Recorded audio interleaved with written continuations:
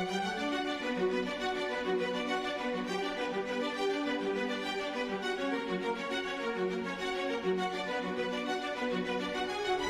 Salè, ma tu ya ni dei proprio ecco Salè, e c'è tutto ma tu come fake you ne show hey me like you know that's why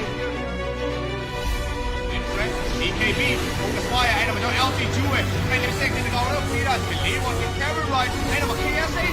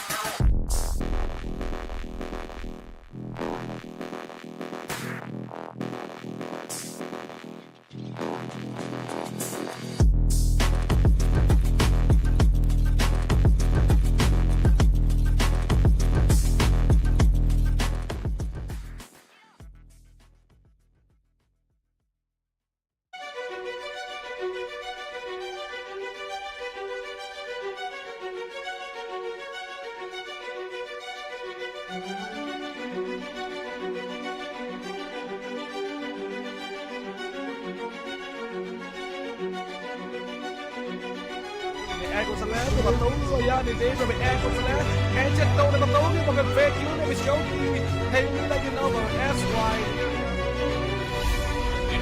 EKB, fokus fire, einer mit der LT Jue, wenn der Sekt in der Gaude, Peter, believe on the camera right, einer mit KSA,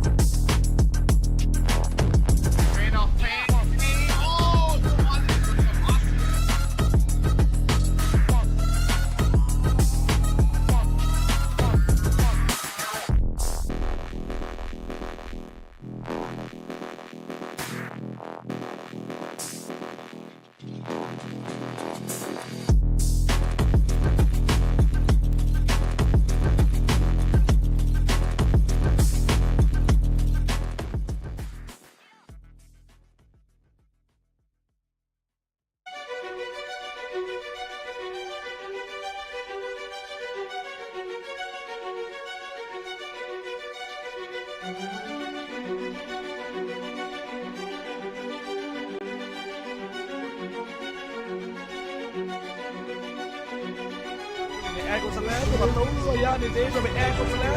Anche stående batteriet, hvor kan fake you, det vil show me. Hey, you like you know, that's right. EKB, unge spøjer, han er med LC20, men det er sikkert, det går ud, Peter, vi lever, vi camera right, han er med KSA.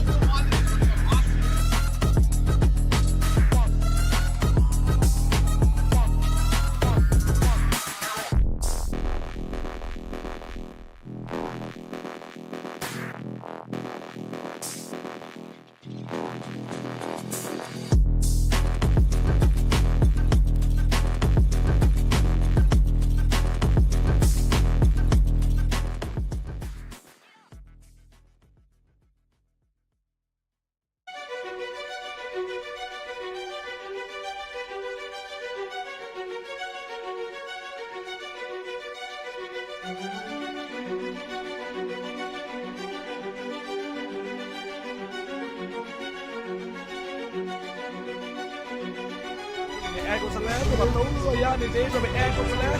Anche stående batteriet, hvor kan fake you, det vil show me. Hey, you like you know, that's right.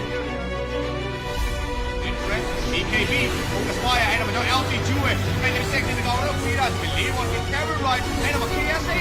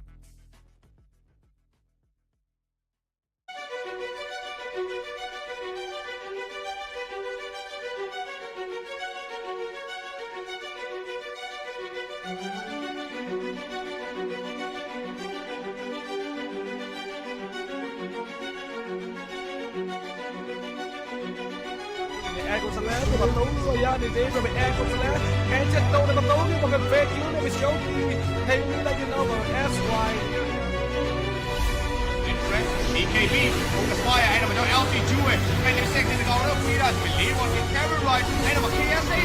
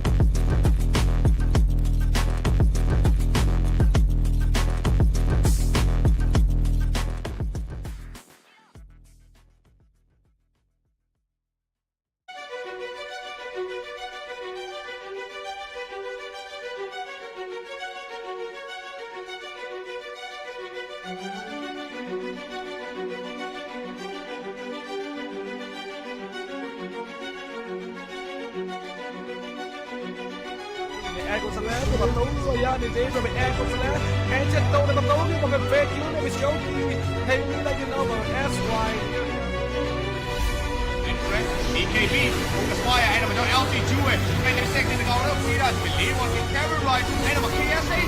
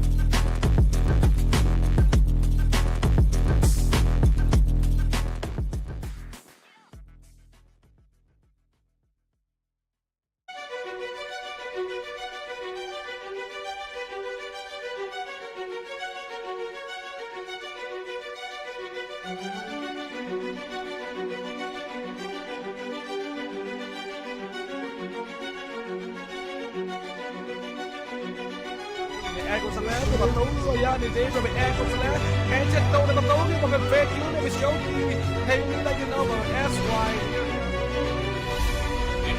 BKB, focus fire, en dan met een LT Jewel. 2 seconden in de goal, ook weer uit. Believe what can camera right. En dan met KSA.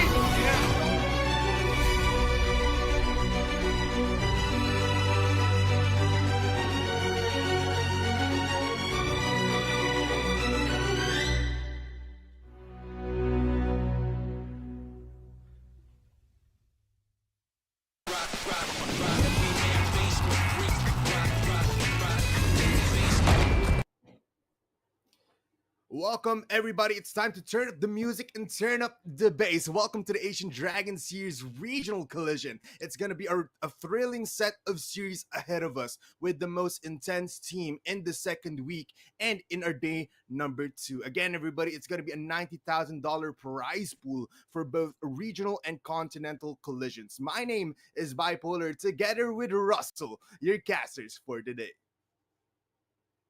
How you doing, Bipolar? I'm good, man. It's been a fun day. It's been a fun set of series. Even yesterday was jam packed of action. The Dota scene here at Asian Dragon Series is just too good. How about you, Russell? Yeah, right. Yeah, I'm really looking forward to the 3 series that we're gonna be casting today. First series for today will be Manta Esports up against Essence, I believe, right? They should be up Yeah, against yeah. Essence right now, and on paper, Essence should have this game, no problems whatsoever. But from the performance from Manta yesterday, they took one game from Xepher. If they can replicate that, I think we're really in the good series for today bipolar. I mean, I didn't have any good sleep at all because I watched I watched a couple of episodes of the Arcane series, but nah, they're not gonna Oh, convince me okay. to play that garbage game. But yeah, you know what I Yes, mean. sir. But anyway, Yes, sir. I guess we're just waiting for the players to be in the draft now. Looking at the ahead to the series, it's Young God up against Jikroy. Jikroy really plays lot of hero pool for this player, and one specific hero for Jikroy is the Morphling. I think Manta Esports maybe they can first face the Morphling, no questions asked. They took out the Dragon Knight for themselves, so no Dragon Knight for Young God. Yes, but basically, I think what's gonna happen for Manta here is that they're gonna be playing around the Morphling if they do give it to the side of Essence, because again, it's gonna be Jake Roy on that Morphling if they ever do get the hands of that. But right now, we're gonna be moving to our first set of bans. It's gonna be Bristleback and Naga Siren for the side of Essence, and for Manta Esports, again, just like what you've said, they're gonna be opening up with a lot of big hero impacts here. They're gonna go for the Dragon Knight Invoker, and then just like what you've said, we're gonna be respecting the Morphling here. Yeah, right. Because Essence is just first facing this Morphling. They don't care whatsoever if they Yeah. just lay out their cards right off the bat. So good thing for Manta, they identified that, and they took out the Mamang Daya Invoker as well. Really pesky hero. We've got ourselves a patch coming into this game. Not so major changes, but I think the Earth Spirit was changed a lot. So maybe we won't be seeing any Earth Spirit because maybe they're still understanding on how the hero works as of now, but I think it's still a hero that dishes a lot of damage and really good in the early game as well. Just set up the pace if you want to play fast. So that's in there in the options for both of these teams as well. They're just prioritizing Mamang Daya's heroes right now. The Puck out of the options, the Invoker, and coming to the first phase. Yep. Well, still we're waiting for the players or teams to pick their hero, ban their heroes. I just want to take this opportunity to, of course, thank our sponsor, 1xBet. And if you guys missed it, we have ourselves an Ava exclusive merch giveaway. So make sure to watch out for the QR code. We're gonna be showing that on your screens for you to join for our Ava exclusive merch giveaway. Yes, very much so. It's gonna be a great while we're being sponsored by 1xBet, of course, organized by Epic Echo. Right now, we're gonna be seeing a Doom ban on the last side of Essence. We're gonna be also seeing a Shadow Demon pick here. The reason why I think they're gonna be choosing this, and of course, we're gonna be seeing a lot of support roles that are very much open because they did target some of the big heroes here. How about you, Russell? What do you think about this? The Shadow Demon, the demonic the demonic purge is just really so strong in this hero. That's one way to counter a hero that likes to build a backing bar, and Yeah. the purge is there. So that Essence really like to play this hero as well. For Manta though, they have a Tusk up available for them. I've been seeing a lot of Tusk players who've been prioritizing the tag team right now, in contrast to the drinking buddies. I Drinking guess the buddies. drinking buddies can give you the saving option, but the tag team can just dominate lanes. If this Tusk hero will be paired up with a good red click hero towards the laning phase, they're really up in a good start. So Manta Esports, that's one of their arsenals right now. Essence, how will they respond to this Tusk pick? I think we can definitely might be able to see an ogre here, possibly enchantress, possibly as well Marcy on the side of Manta Esports, or even on Essence, because they can combo it with that shadow demon. But right now we're looking at the second phase of banning here. They're banning out the Dawnbreaker for the side of Essence. They're gonna be banning out Sand King here. Most of these heroes are AoE based. You have the Epicenter, you have the Solar Guardian, but right now a good ban here is gonna be that Dawnbreaker, since she's upcoming in the meta, and you can just see she stomps everyone in the lane and even up to the late game.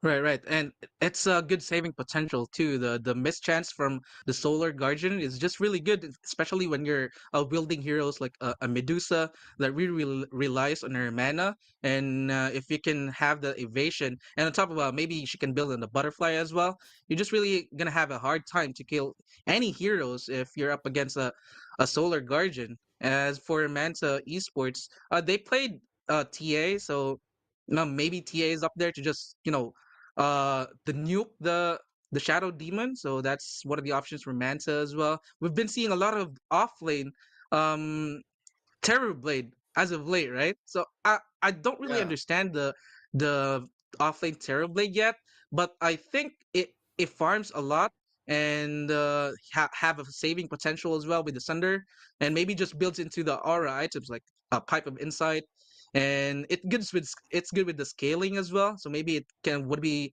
one of the core heroes in the late game. Maybe we're gonna be Yeah, seeing that in this game by Puller.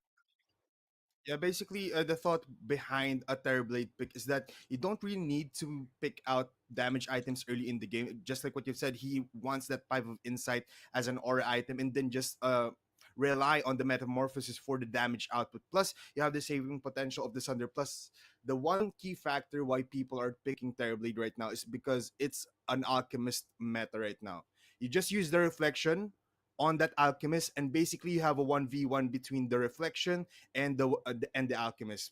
It's gonna be a bad time for the Alchemist, especially with that Terrorblade. That's why we're seeing an offlane meta with that Terrorblade right now. It's gonna be Mars for the side of Essence here, quick pickup, and of course Madara here or Manta Esports. They're gonna be picking up the Phoenix here because they did ban out the Marcy. So they have the support duo right now, the Tusk and the Phoenix, and just shaping up to be a good draft for Manta Esports. Really, focusing on their support duo first initially, then they will read the draft on what Essence want to do here. Of course, we see the Snapfire pick to deal with that egg coming in for Manta. And as of right now, like you said earlier, the Terror Blade, it's still up and available for Essence, and I think the one of the key um why they're playing offlane Terrorblade right now is the shard with his Terrorblade, right? Just spams out Yeah. illusions, can just shove out lanes. It's really good, especially when you're behind. You just shove lanes and you cannot high ground. For Mansa, you have the Storm Spirit. You can deal with. You have a lot of problems if you're Essence right now. You have a Storm that can jump into the backlines. They will target this Shadow Demon because if this Shadow Demon is untouched during the team fight, it's gonna be hard for you. A lot of saving potential. The demonic purge, like we mentioned earlier, if the Shadow Demon cannot cast a spell in the team fight, Essence, they're in a bad spot. Yeah, very much so. I like the pick of the Phoenix here, but I think they didn't think about a Snapfire pick working for Essence here, because it's gonna be counteracting that egg when she ever does use it. But again, we're gonna be seeing Storm Spirit here, and as well as the Pangolier for Manta Esports. That's their possibly offlane hero for their side. Essence now trying to pick out their last uh second phase of picks here. They're gonna be looking towards another support, possibly securing another carry role so they can snag up their own carry because Manta Esports right now also lacking a position on carry. Mm-hmm. So Manta Esports, they're looking for the last hero, which is their position one. So Essence maybe anticipating that, maybe remove a couple of heroes. The Luna is still a very good hero despite of the changes as of lately. So they removed the 15 talent, the plus 80 damage in the Lucent Beam, but they replaced the 20 talent, which is an additional 110 damage in the Lucent Beam, but without the additional moonglaives. So I think Mhm. with those changes, I don't think the Luna will mind much. It's still a very good hero. The Kanda build can just nuke people, especially in long team fights when the Luna can just cast a couple of lucent beams. Very good way to start fights as well. Just poking and prodding. We see ourselves Queen of Pain for Essence. Uh, the facet change, additional magical damage reflection. So it's gonna be a tanky Queen of Pain, I should say. Yeah, very much so. That's why we see Queen of Pain now picking up, Shiva's Guard, BKB, and just one Orchid of Malevolence. Because back then you always want to prioritize a Witchblade on this hero and then just basically use those right clicks to finish off heroes. Right now, she's going to be using that tankier role to stay in the fights to continuously dish out damage. I was about to say as well, Essence right now are lacking the possibilities of killing a Medusa if Manta does pick them up. But right now, they did ban it as well. Good pickup from them. And they're gonna be banning out Alchemist for the side of Manta Esports. Right now, they're just gonna be banning out these crucial position one carries. Possibly we'll be seeing a Luna ban here as well. Just like what you said. It's still viable, it still works. And we're running out of position one heroes right now. I guess you still have a gyrocopters laying out there. Either teams can. It's a good pick for either teams. And for Meta Esports, we talked about the Essence capability to destroy the egg, right? You have the fire to Mm. deal with that. I guess it's just really out. It just plays out with the positioning of the Snapfire. It's a squishy hero as well. When you're up against a Storm Spirit, you have the Rolling Thunder from the Pangolier. So I don't think they mind much for if you're Manta Esports. And like we said earlier, the Luna, it's still a good pick right here. The Luna has a very good scaling. It can practically 1v5 towards the late game. So let's see. Gyrocopter, like we said, what heroes do you think are going to be picked up here by Puller? Hmm. I think there's still a possibility for a Weaver here, but they're gonna be banning out A Blood Bloodseeker. Seeker?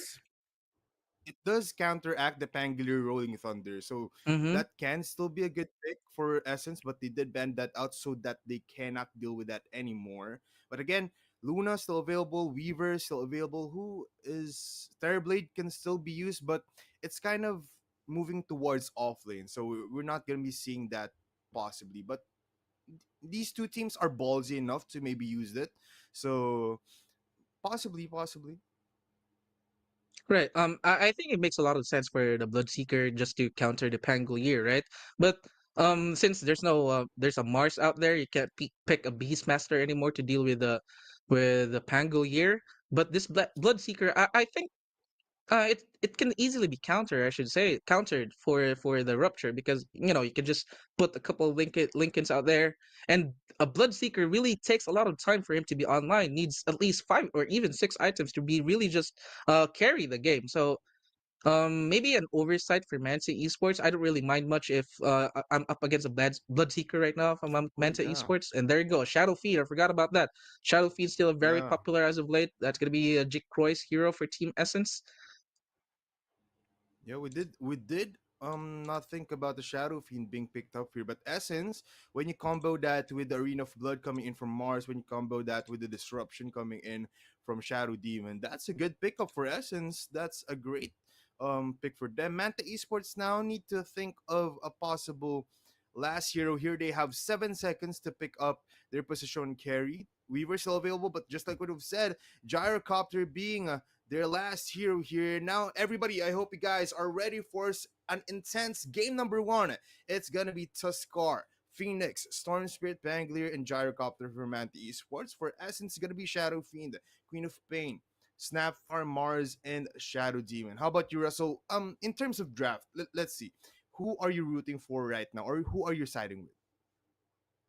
Well, in terms of just picking up someone, I'm gonna go with Manta. So maybe they're playing fast in this game. For Essence, they have really good scaling. You have the Queen of Pain, the Shadow Fiend. I'm not saying that Manta Esports doesn't have good scaling, but their timing when all of their heroes are so strong is somewhere around 20 to 25 minute mark, right?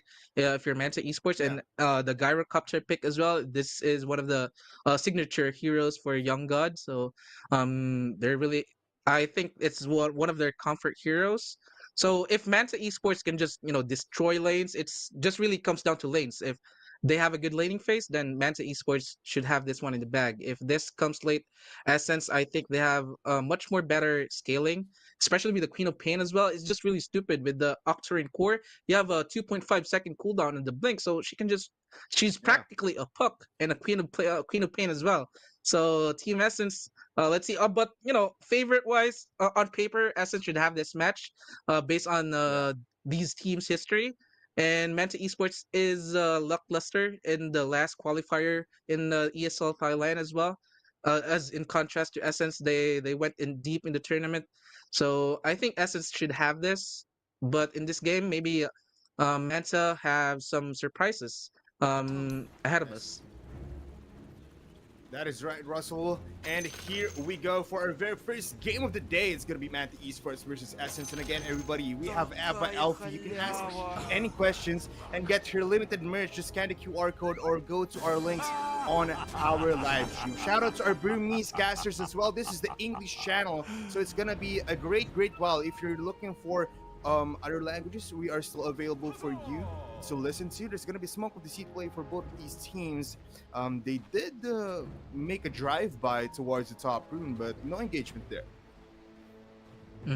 Martian Snapfire is deep on the bottom side boundary rune spawn as well. So if Essence will make a misstep, so I think it's just gonna be a 2 for 2 runes here. No fights, no shenanigans whatsoever. And we see this match up a lot: the Storm Spirit and the Queen of Pain. I think in the early stages of the game, before the level 6, there should be no kill potential unless the support will rotate in the first power runes in the 6 minute mark.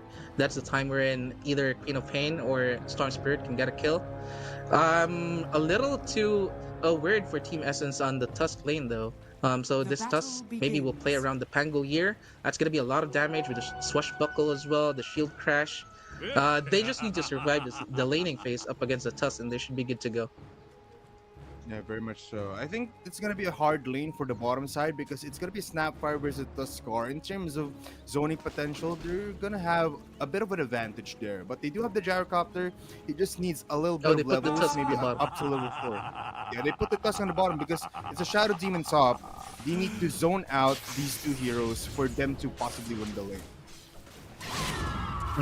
And yeah, the Phoenix is a good laning hero as well, so they should be good. Gyrocopter, the Rocket Barrage and the Flak Cannon as well can be a really good harassing spells in terms of laning phase for Manta Esports. You pair that with a tag team as well. So Manta Esports, let's see if they can just roll towards this early game, and they should be in a good position. Yeah, they'll definitely be looking Jikroy's towards SF that. though. Let's talk about Jikroy right now. What are your thoughts about Jikroy SF? Jikroy is just a really good player, I should say. Mechanical wise, plays heroes like morphing, heroes that carries the game. We've seen a lot of games from Essence wherein just Jikroy pops off, and practically Jikroy wins the game for Essence. So Shadow Fiend has a lot of right click damage. We've seen in the draft that they're lacking right click heroes. Uh, Going towards the last pick, so all of a sudden you have that in form of the Shadow Fiend, Team Essence. So if they give Jikroy enough space for the Shadow Fiend to farm his items, I guess Essence, when he gets the kills as well, the maximum stacks for the souls just packs a lot of punch if you're the Shadow Fiend. Yes, very much so. I want to see Jikroy pop off here because with the Shadow Fiend, he has a lot of movement towards this first part of the map. Lucify is there with the spirits to slow his farm down, but I think he has pretty much a free lane here as long as Madara doesn't get these shield crashes onto him and doesn't get zoned out a little bit too much. There's gonna be a lot of last hits in the middle lane. I think in terms of levels as well, might be Queen of Pain might be under leveled until level 5. I think it's gonna be fair fight. In the bottom lane, there's just gonna be a lot of aggression for both of these two teams. Like, like we predicted, it's gonna be very chaotic in to this laning phase down bot. Gyrocopter and Tusk up against the Mars and the Snapfire duo for Team Essence. I guess if they can change their stunts, there's a kill potential for Team Essence. You have the Spear, you have the Cookie as well. Scatter Blast can be a lot of damage for Team Essence in the mid lane. Both of these plays. Oh no! Up top. Oh no, lane. Jikroy. It's gonna be first blood in going to the hands of Lucify, but a lot of Shadow Poison coming in from Lloyd with one more pop. Might get them the kill, but no, it's not gonna be so. It's gonna be Shadow Fiend falling down for first blood. We've been talking about this. Jikroy is one of the crucial heroes for Essence, and right now with his first blood, it's gonna be detrimental for their side. I didn't see who got the kill as well, so the first blood bounty Manta Esports is gonna be very happy. Yep. That's okay. They get the experience as well. But look at Jikroy. Identifying that they're low HP, so he's just bossing them around right now. Right clicking towards this Phoenix.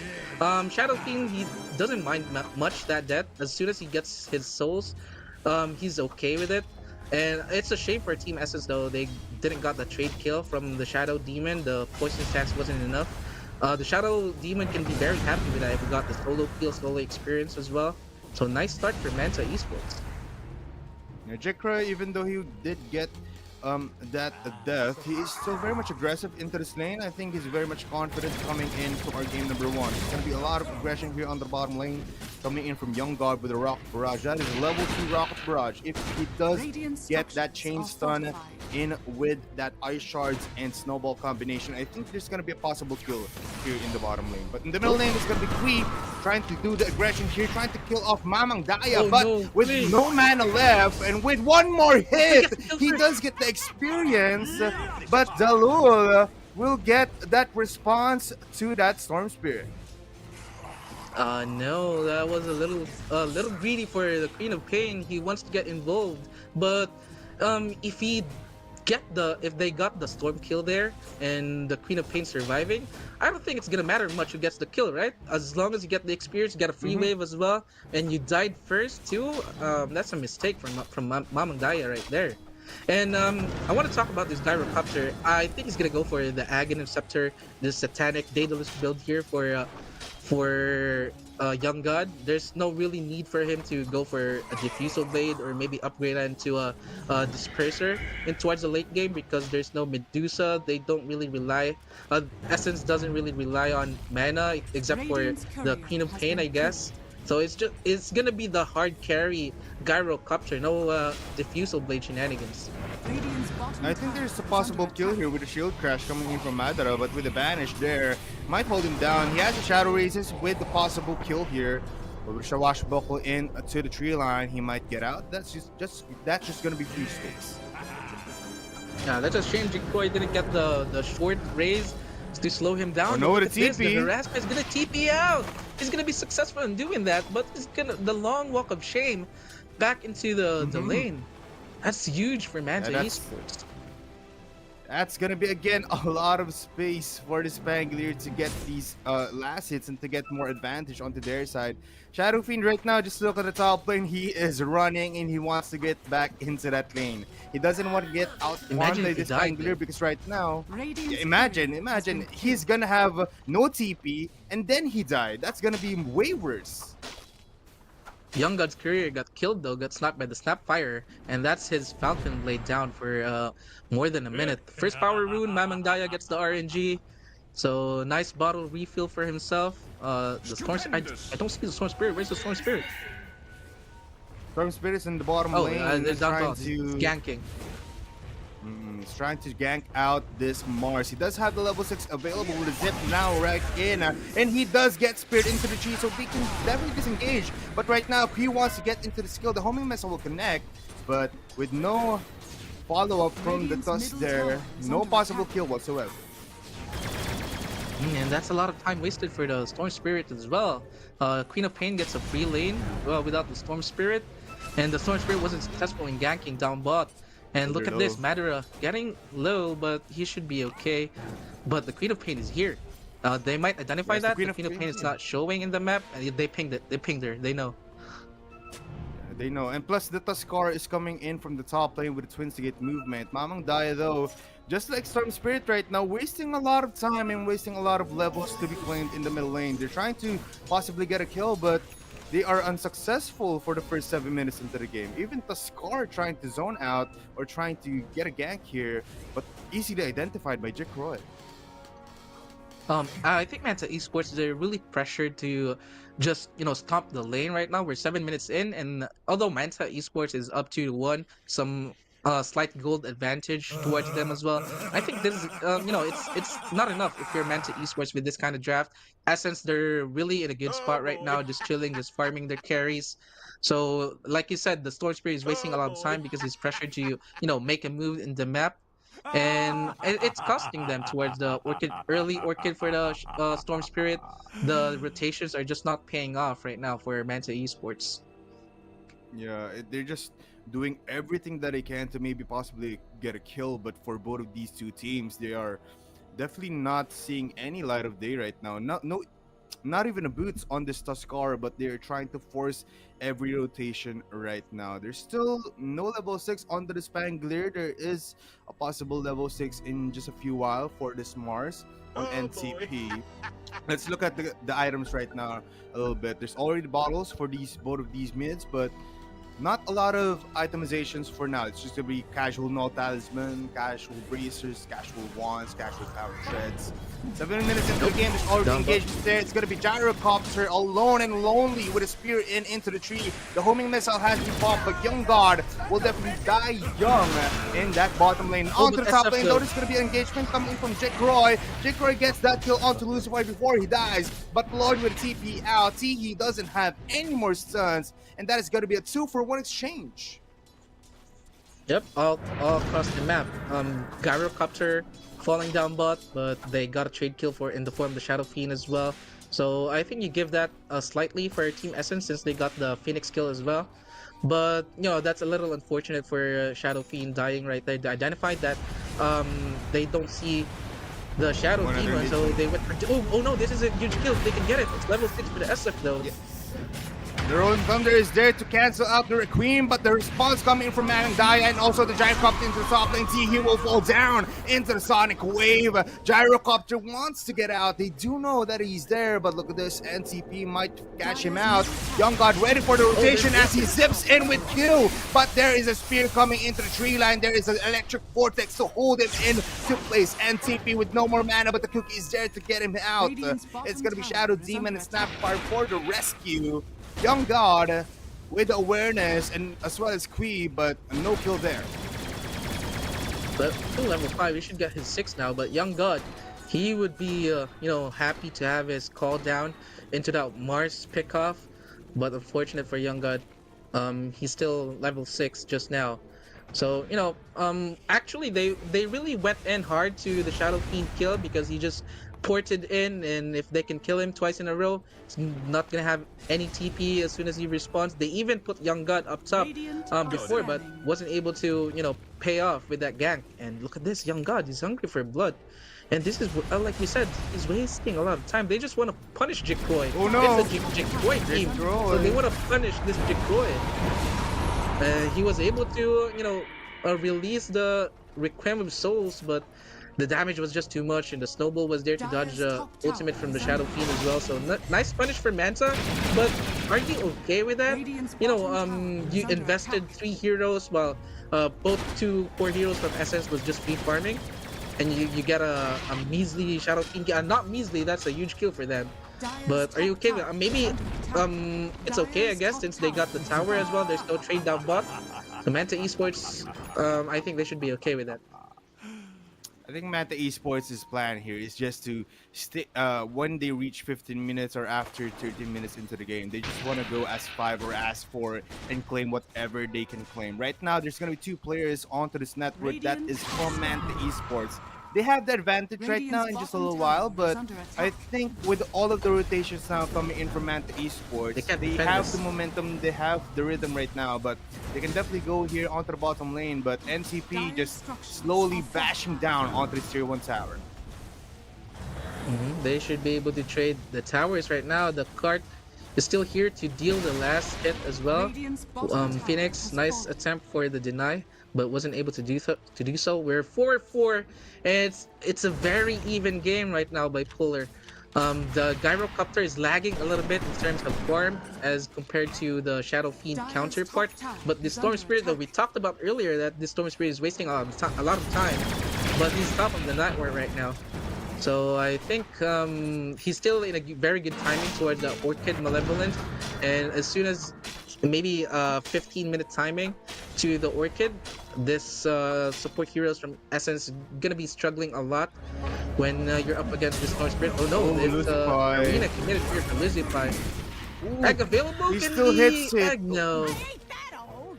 But I think they should be able to deal with the egg anyway. He doesn't want to invest that egg, maybe wait for the next team fight.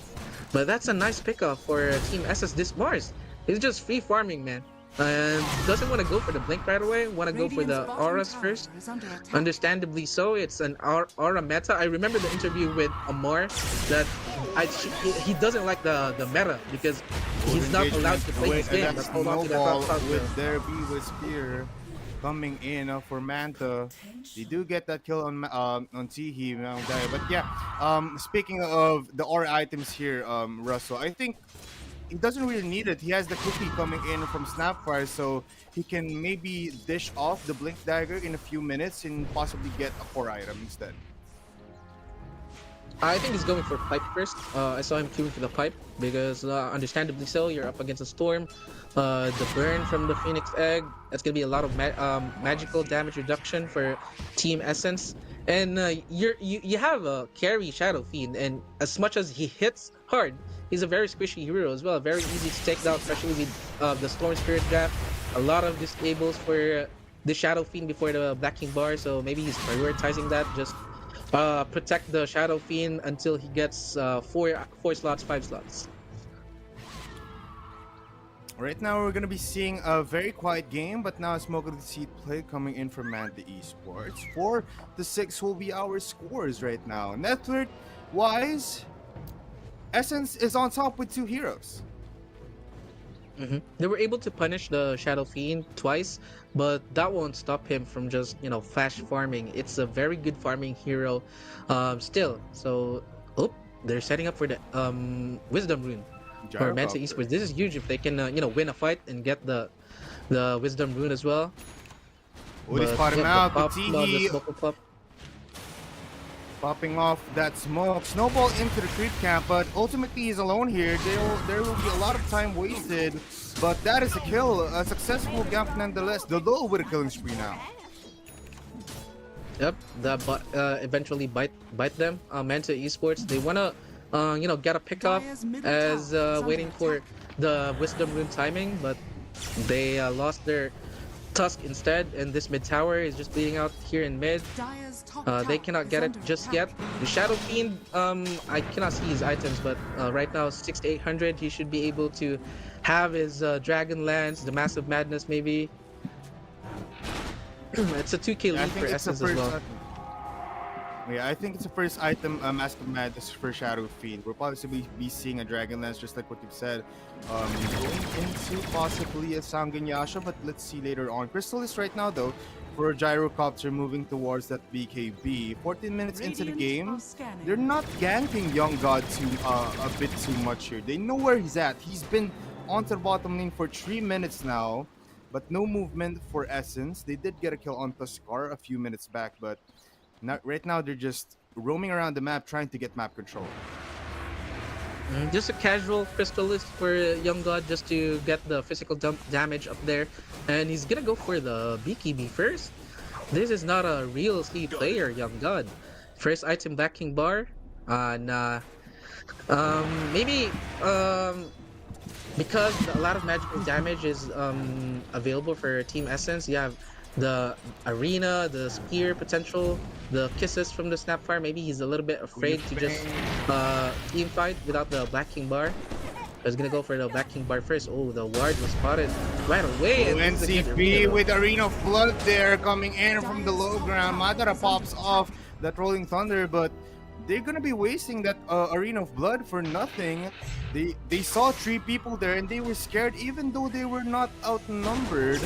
They do see someone here that zips in coming in from Queen, but there is the cookie to save him from below. Now there's homing thunder, the Rolling Thunder will connect, and with a fall down also going into the hands of Jack Roy. Jack Roy just owning from that second tier 2 tower. It's gonna be the egg to hold him down, but look at the lol. He's trying to get the kill, and he gets that kill onto the egg, but Mamang Dai now with a killing spree, and he does get that kill in the end. It's gonna be 2-for-1 exchange. Young God, a very ballsy play coming in from Manta Esports, but it works out. Jacroy really playing a dangerous game. He TP'd aggressively, even knowing that they don't have the arena anymore. I say it was a good arena because it caught 2, right? And the Snapfire is right next to it. He could have committed the kisses right there, but as soon as they see the pipe popped off for Manta Esports, they just canceled. They don't want to deal with that. And Jacroy lucky to be alive. And Manta Esports still got the team fight. It's a 2-for-1 trade. They only lose the Phoenix. It was a very close call as well. Phoenix was almost successfully committed the egg, but you know, a little bit too close for comfort for Team Manta. It's gonna be so much better if they got the egg off, but they're gonna be happy with that. They're gonna take whatever they can get at this point of the game since this Young God Gyrocopter is not online yet. They spot Young God though. Oh no. Will they punish him? Oh, the Scatter Blast missed.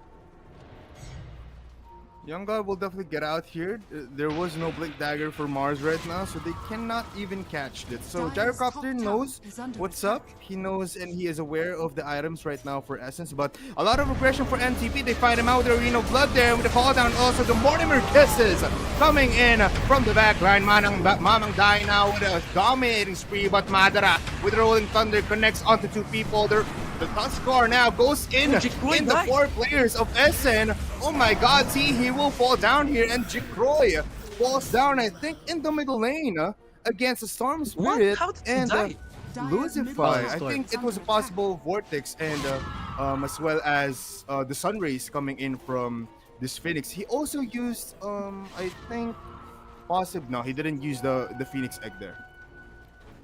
Still, I think I'm gonna give it to Essence. You know, obviously it's a 2-for-1 trade all across the map. Gyrocopter, as soon as you know the arena was up again, they just throw the kisses right there. There's no Pangle here to bail him out with a Pipe of Insight. So very nice gank coming in for Team Essence. They finally punished the Gyrocopter. Was overstaying his welcome there down bot. So Essence back into a 2k lead now, and Jikroy Shadow Fiend is building towards the Black King bar. You know, 1 component in the way, just the recipe, 1,000 gold more, 20-minute mark, they should get this backing bar. It's a good timing for Essence. Maybe they should smoke around as soon as the SF gets his backing bar, and I think Red will get his big dagger just in time for the Jikroy BKB as well. So 2 timings for Team Essence. Actually, as a matter of fact, they will smoke now. They want to fight.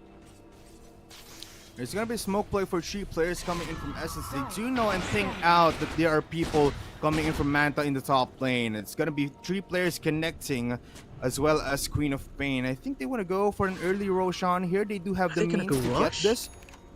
But let's see if Essence is aware of this. They're going for the Roshan pit, but now with the smoke of DC of their own, they're going to the Twins Gate. It's gonna be the Lul into the line with the Yuki, and with the snowball set coming in from the background from T. They kill off the Lul here. It's definitely gonna die here. It's gonna be Quee with this Phoenix Egg alone and lonely, but there is the Pangolier now connecting into the fray. He still has Rolling Thunder, so he can use it right now. And there we go with the Requiem. But Quee in the background doesn't have any mana anymore. Jikroy now holds with the Electric Vortex. Manta Esports coming on top. No more mana now for NTP. All he can do is just kill this Lucify, and he gets that kill instead. Madara, no more HP, no more mana, and no more teammates beside him with the spear targeting into the tree line. There is He now connecting, and they disengage. That was a 3v3 fight, a 3v3 connection. Right. Russell, they got 3 kills and 3 kills as well for Essence. Right. Well, we saw earlier that they were attempting Roshan, and I think they identified that it's going to be a very slow Rosh, so that's why they're positioning themselves towards the portal, so they will finish off Rosh down bot. But even with the initial godlike cookie from the Snapfire catches too, it was a 2-for-1 trade initially in favor of Essence. Manta Esports, the damage from the Storm Spirit right now is just too much. Maybe a little bit fortunate for them, even like I said, with the cookie the from the Snapfire, and that was a very good arena as well. They still came out 3-for-3, but 2 core heroes was out for Team Essence with that trade, as in compared to Manta Esports losing 2 supports and 1 core hero. So as we can see right now, the gold lead swings a little bit. That was a 3k gold swing, I should say, for Manta Esports. Really good fight for them, even initially not favorable for them. They still came out on top. The long team fights, I should say, Manta Esports have the upper hand. Plus, right now, if you look at the network, everybody, almost 3 players coming in from Manta Esports have claimed the top 4 spots right now. But now, I think we're going to be possibly seeing an engagement here onto the bottom lane with Smoke of the Seat play coming in from Manta Esports. It's going to be 5 versus 5. Who will win here? There is an Arena of Blood, but this Mars has half HP, and as well as Jekroy. They need to possibly be careful and be disciplined. They're going to be seeing each other here. It's going to be a disaster play. Lucify spots him out, but with the rebuke not hitting him, and from behind, there's going to be a big KB for Jekroy to maybe hit the map, but Queen out with a kill onto the surrender. Oh no, there's the disruption. Jekroy doesn't use the Requiem here, and they do kill off Mars. Queen with a dominating spree, loaded with a healing bomb coming in from the Lotus platform. It's going to be loaded with a killing spree now. The Sonic with connect more Emergencies is just too much. They are hitting everybody. They can be pop for Young Gotti is trying to kill them off, but the Sun Ray or the sun is being used here. No more damage coming in from the side of Manta Esports. They are all low, and they are almost gonna get team wiped. I don't know how that fight was in favor of Team Essence. The arena was off the mark initially. They broke the smoke from Team Essence almost instantaneously. Nice positioning from the Phoenix, and I think they wasn't expecting that it's gonna be a dagger timing and a black bar timing for Jekroy.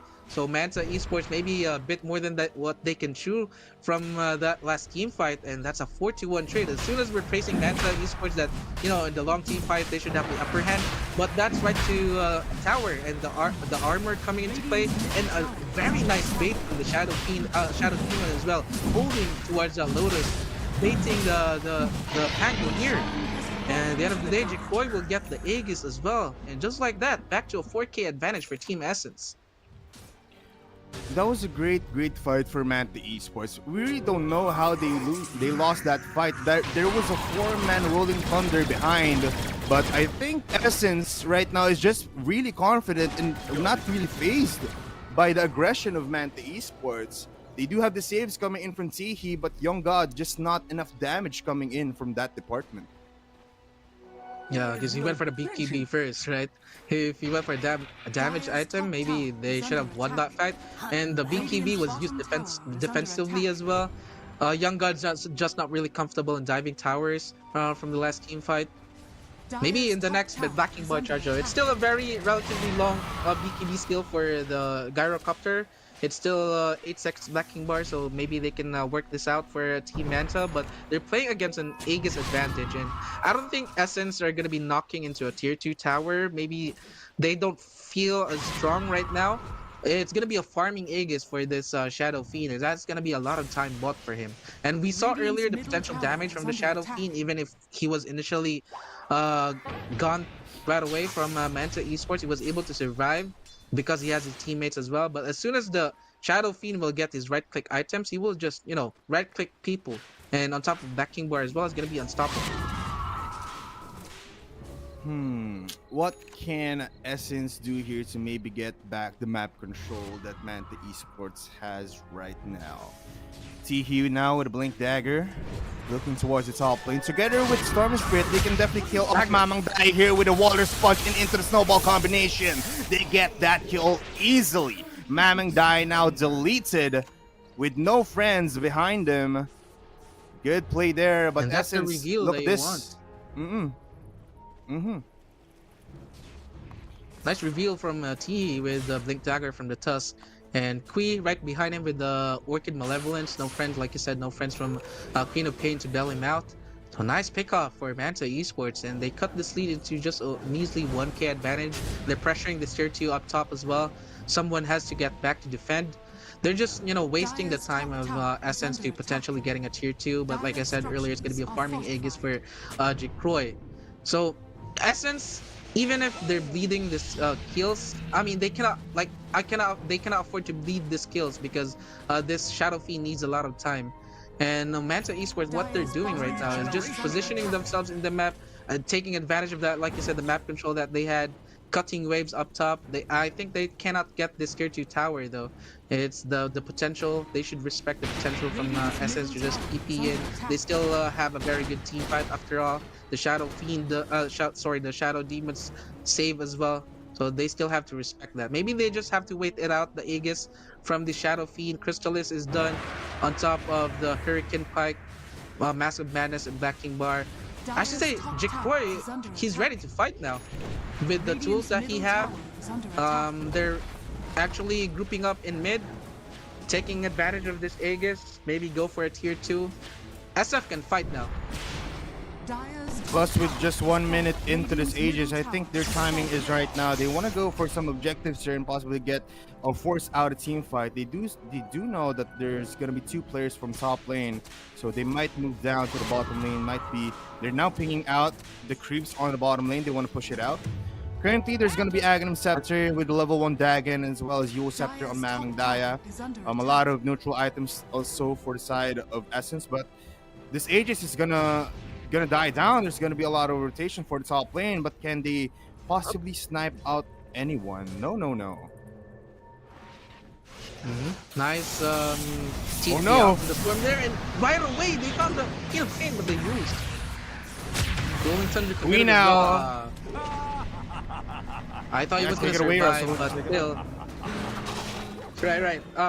I want to say that Queen of Pain, the Aghanim Scepter, a lot of DPS for this Queen of Pain, but he was caught off guard. No friends whatsoever. It was four heroes right next to him. The Yules was there to dispel the Orchid Malevolence, but the Rolling Thunder was committed as well. That was a mistake from the Queen of Pain. Maybe overstaying his welcome. No vision in that Manta Esports jungle.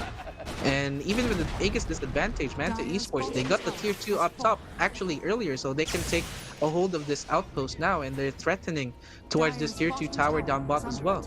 It's a roller coaster, I should say, bipolar. Very even game. It's Essence will lead, and then Manta Esports gets back the lead right away.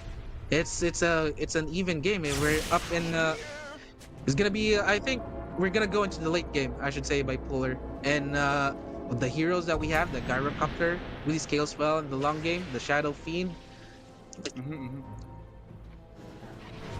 I think you're right about that, Russell. We might be possibly seeing a possible 50-minute game here because these 2 teams are just neck and neck right now. 13 kills for the side of Manta Esports, 17 kills for the side of Essence, and there's no gold lead to be seen. But right now, Jikroy spots out Madrao, but there is Red with missing of that spear. But ultimately, they can dish out the damage to get this kill onto Pangolin, and right now they just want more. They're sniffing out the enemies, and look at this Mamang Dai with the aggressive blink in.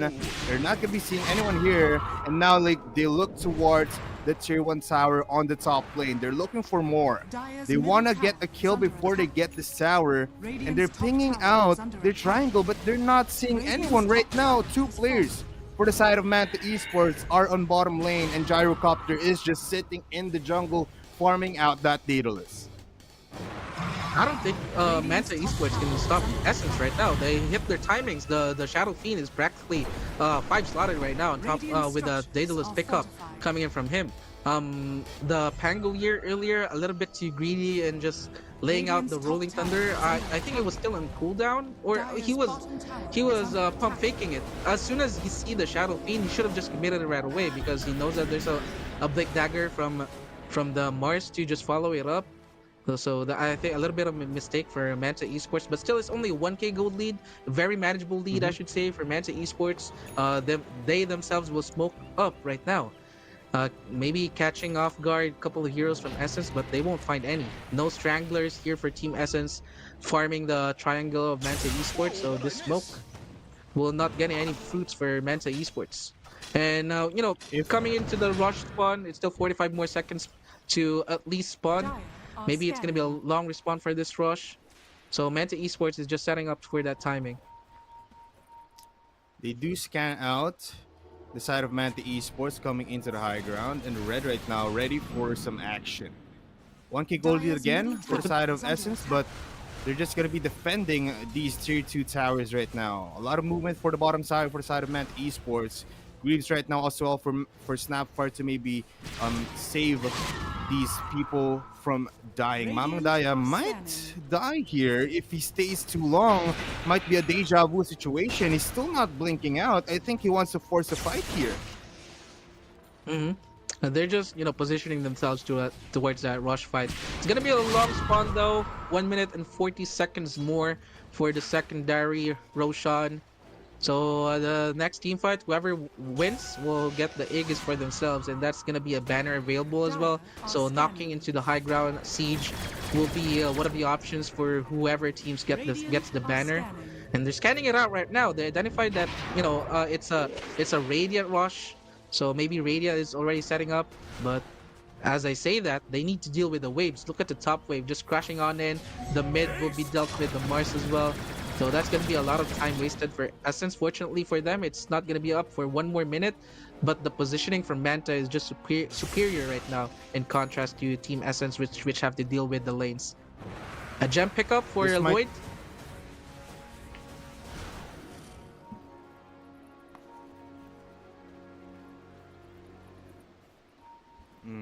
30 minutes And here into we the go, game, ladies and gentlemen. everybody. 30 minutes into the game, everybody. Russell and Bipolar casters here. We're going to be seeing a possible fight here. They do know that there's no Roshan right now. 30 seconds is the timing. Another fight might be installed as we see a Smoke of Deceit play coming in from Essence. Gyrocopter in the tree line, ready to pop the smoke with the observer wards as well. Young God shows himself in the fray, but now red with initiation, but from the backline goes in Quay into the backline. It's gonna be a great team fight for the side of Essence, but with the Sun Guard coming in from the bottom side, Rick Grimm holds out 3 players. It's gonna be 2 players down for the side of Manta Esports. And look at this, they are just dying 1 for 1, and Jake Roy is just hitting them without any repercussions. With a Yule Scepter now onto the Storm Spirit, he will definitely fall down. But with Zip out, it's not gonna be enough. Exactly, no more mana there. The lone survivor is gonna be Pangolier. And what we thought was Manta Esports is free Roshan. Essence take it away. Yeah, that looked good for Manta initially with a save from the Gyrocopter from Blink in from Tusk Snowball, but Young God, he just melts from the physical damage even to the back of the bar. And just like that, it was a 4-0 trade in favor of Essence. The lead balloons to 8k. Aegis advantage as well for Jick Croy. And a banner on top of that, they can high ground now, Team Essence. A lot of damage potential was not... we didn't saw the damage potential from the Gyrocopter because he was running most of the time from the last team fight because he's not very comfortable with his positioning. He's in the middle of the team fight. He cannot right click anybody. And even with the Daedalus Aghanim Scepter from the Gyrocopter, the damage was just not there. Oh no, this is bad for Manta Esports. Backs against the wall right now. Finally, we're seeing a 9k gold lead for the side of Essence, and I think they are just ready to end this game right now. They have the means to do it. Satanic, Daedalus, BKB, and Hurricane Pike onto Croy. A lot of survivability and a lot of damage as well. Mamang Dai now with the pings there going into the Tuskar. They want to spot him out. They ping up the top lane. Nice But observer though. they do spot them out with that Rod of Athos coming in from the low. he TP blocked now will himself. possibly just fall down, but he did dodge it with that snowball. He blocked himself, but with the blink out, almost forcing out 5 heroes for one singular kill. Denying them the push right now for Essence, and I think that was good for Manta Esports, even though they got a kill. Yep. They delayed the push for Manta Esports, and I thought for a second that Teehee was gonna survive. He was breaking ankles right there with the snowball blink dagger out, but Mamang Mamang Daya has his Kyrie shoes on. But so they deal with the shot with the Tuskar cutting waves. So still there's a wave coming in the mid lane as well, and the top. So they should have at least a tier 3 at the least for Essence, unless Manta Esports has something to say about that. A disconnect though for the Mars. Hopefully it's just gonna be a quick technical pause for Team Essence as we are gearing up into this high ground attempt for Essence. The high ground is still a little bit you know scary for Team Essence, even if they're leading 10k right now. You have a Storm that can just zip in and just vortex somebody, lock him out. The egg risk as well. You have the Tusk too, Gyrocopter ultimate. So Essence, they still gonna be very cautious approaching this high ground siege. They have the banner to utilize as well. Maybe just chip the tower and be back again as soon as the next wave will come crashing in for Team Essence. Phoenix is queuing a Hex so that they can deal with the Shadow Fiend. But he's still miles away from this Hex though, and there's not a lot of space for him to farm. They're practically quarantined in their base right now. The only heroes who can take the risks are mobile heroes like the Storm Spirit, the Pangolier. Phoenix has his Icarus dive, but he's very vulnerable. Very much so. He is just a Shiva guard carrier right now for the side of Phoenix, and all he needs to do is just use this egg in these team fights and not die to the snapfire. Right now they use the fortification onto the top lane, but with the Roshan banner holding down these 2 siege creeps or these 2 catapults, it's going to be a rough time for Manta Esports. Icarus dives in to maybe slow them down with the Shiva's guard, but ultimately it's going to be Jacroli with the Aegis of Immortal 3 minutes into that, and he is just going to hit these barracks slowly and surely, flaming down the top lane of barracks. And I think Essence is just slowly killing off Manta Young God is Esports, down while bot. Manta Esports, yeah, Young God is down bot. They just gave up instead of Rax with no attempt to defend it. Manta Esports, I don't think that was the right call. They have the damage to deal with Essence, even with Aegis disadvantage. They should at least guide. Here we go. Rolling Thunder initially looking for Manta Esports, but look at the zip from 3 gets 2 heroes. No buy for the Snapfire, a buyback build for the Mars, but he's miles away. They don't have the control. The outpost will TP in. A buyback committed for the Shadow Demon, but I don't think they're gonna be surviving this. Jikroy got a dead Shadow Fiend as well. And Mamang Daya running for his life, and they will spot him as well. That's the double kill for Storm Spirit. What a godly zip in for Kui. A lot of damage, and like I said, like I mentioned earlier, they have the damage to deal with the Essence high ground. They were just too afraid. They gave up the first set of racks up top. It wasn't necessary for them to give that up since they have the damage and the high ground surprise zip from the Storm Spirit. But I think it's all good since they got 4 heroes dead for Team Essence and they're knocking into the tier 2 tower right now. But the cooldowns are just too short for Team Essence, so they should be able to defend this. But that was a 9k gold swing, I should say, by Fuller in favor of Manta Esports.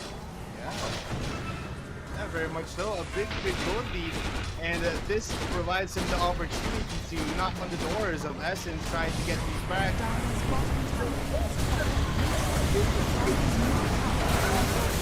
Oh no!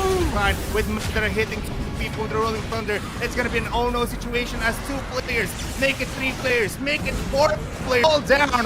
What a quick upset for the side of Essence as they fall down slowly. Another team wipe for the side of Manta Esports, and I think this is just the beauty of Dota, everybody. Even though you are falling down, you can get back up and you can own down your opponents 21 to 20 in 38 minutes of the game. I thought Manta Esports was in trouble because the Tiki wasn't able to fix the gyrocopter in the middle of the snowball. I think it could have gone better for Manta Esports if they saved the gyrocopter, but all is good. That's a dieback for the Shadow Demon as well. So they're still very comfortable knocking on into this mid tier 3 tower. Manta Esports. Okay. This jump Wait, what is it? And with the sun ray holding them down, it's gonna be a dead for Jake Roy as he falls down after respawning. Young God, even though he is dead, he is just having the time of his life. Tipping off T. He said that let's go guys, let's kill them off. There's gonna be Scream of Pain connecting on two, but ultimately the damage is already done. Another death on to the Screen of Pain. It's gonna be Snapfire alone to defend the base. It's gonna be now Mars being able to respawn, but they are now out. They said, let's get out of here. Manta Esports with almost 2 set of racks into their hands. Oh, Essence was so fortunate the Manta Esports heroes are low, so they have to reset. Because Jikroy died just for like that. Very aggressive TP, disrespecting the Storm Zip and the big dagger from the Scar. But Manta Esports, man, they're on a roll right now. 7k advantage in favor of them, and they're looking for more. They found the Shadow Demon. Oh my god, he has the Gem of True Sight here, so he is very much there to get this kill. But with the BKB and now he goes in with a Walrus Punch. Kui trying to get this kill, but with the disruption holding them down, Lloyd gets out safely. Red with the reveal onto the Storm Spirit. There's gonna be Madara with the Rolling Thunder onto Red, getting that revenge kill.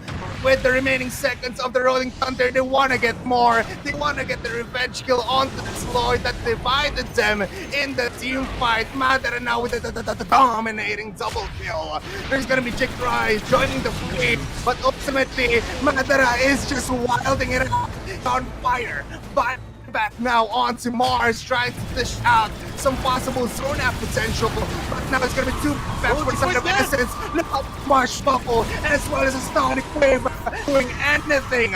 Young God now, no BKB, no Satanic, but he is still alive. It's gonna be a buyback for Storm Spirit, and he joins now in the bottom lane.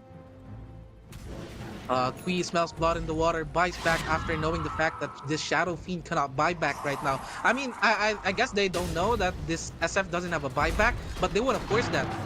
Coming in from the buyback from Kui, it should be at least a mega creeps for Manta Esports if they want to play it safe. But if I'm being completely honest, they can end this right now. 16 more seconds without Jikroy, that's most of their damage coming in for Essence. Young God, must be careful, no BKB. He will back off a little bit, but and no creeps right now for the side of Manta Esports. Look at the top lane with Sonic Wave now connecting onto Young God, but that is no damage with the Sun Ray, as well as even the egg being used right now. Red not connecting with the Queen of Blood. There's a miscommunication because the call down is there to hold down 3 players. Queen now goes in with the BKB and the Sip, and the Remnant is not going to be connecting onto anyone. Red will fall down. Mother now, it's unstoppable. Refresher being used as well, or being bought as well. But the ultimate kisses now, my kill of Madara with the cookie connecting onto the ground. There's not going to be enough for this Queen of Pain to get out, but Kui is very much disciplined, zips out before dying. Team Essence got their base wiped away. Manta Esports mega creeps advantage now, and Jikroy spawns again, but he have no base to get back to. I mean, maybe he got the damage items, but I think the gold lead and the disadvantage from the structures is just too significant for Essence to even defend this game. But like you said earlier, the beauty of this game that we all love, Dota 2, there's a lot of possibilities for Team Essence to, maybe possibly slight possibility for Essence to come back into this game, but Manta Esports should have this one in the bag if there's no shenanigans for that they will commit here. If they will play it safe, play it clean, Manta Esports should have this one.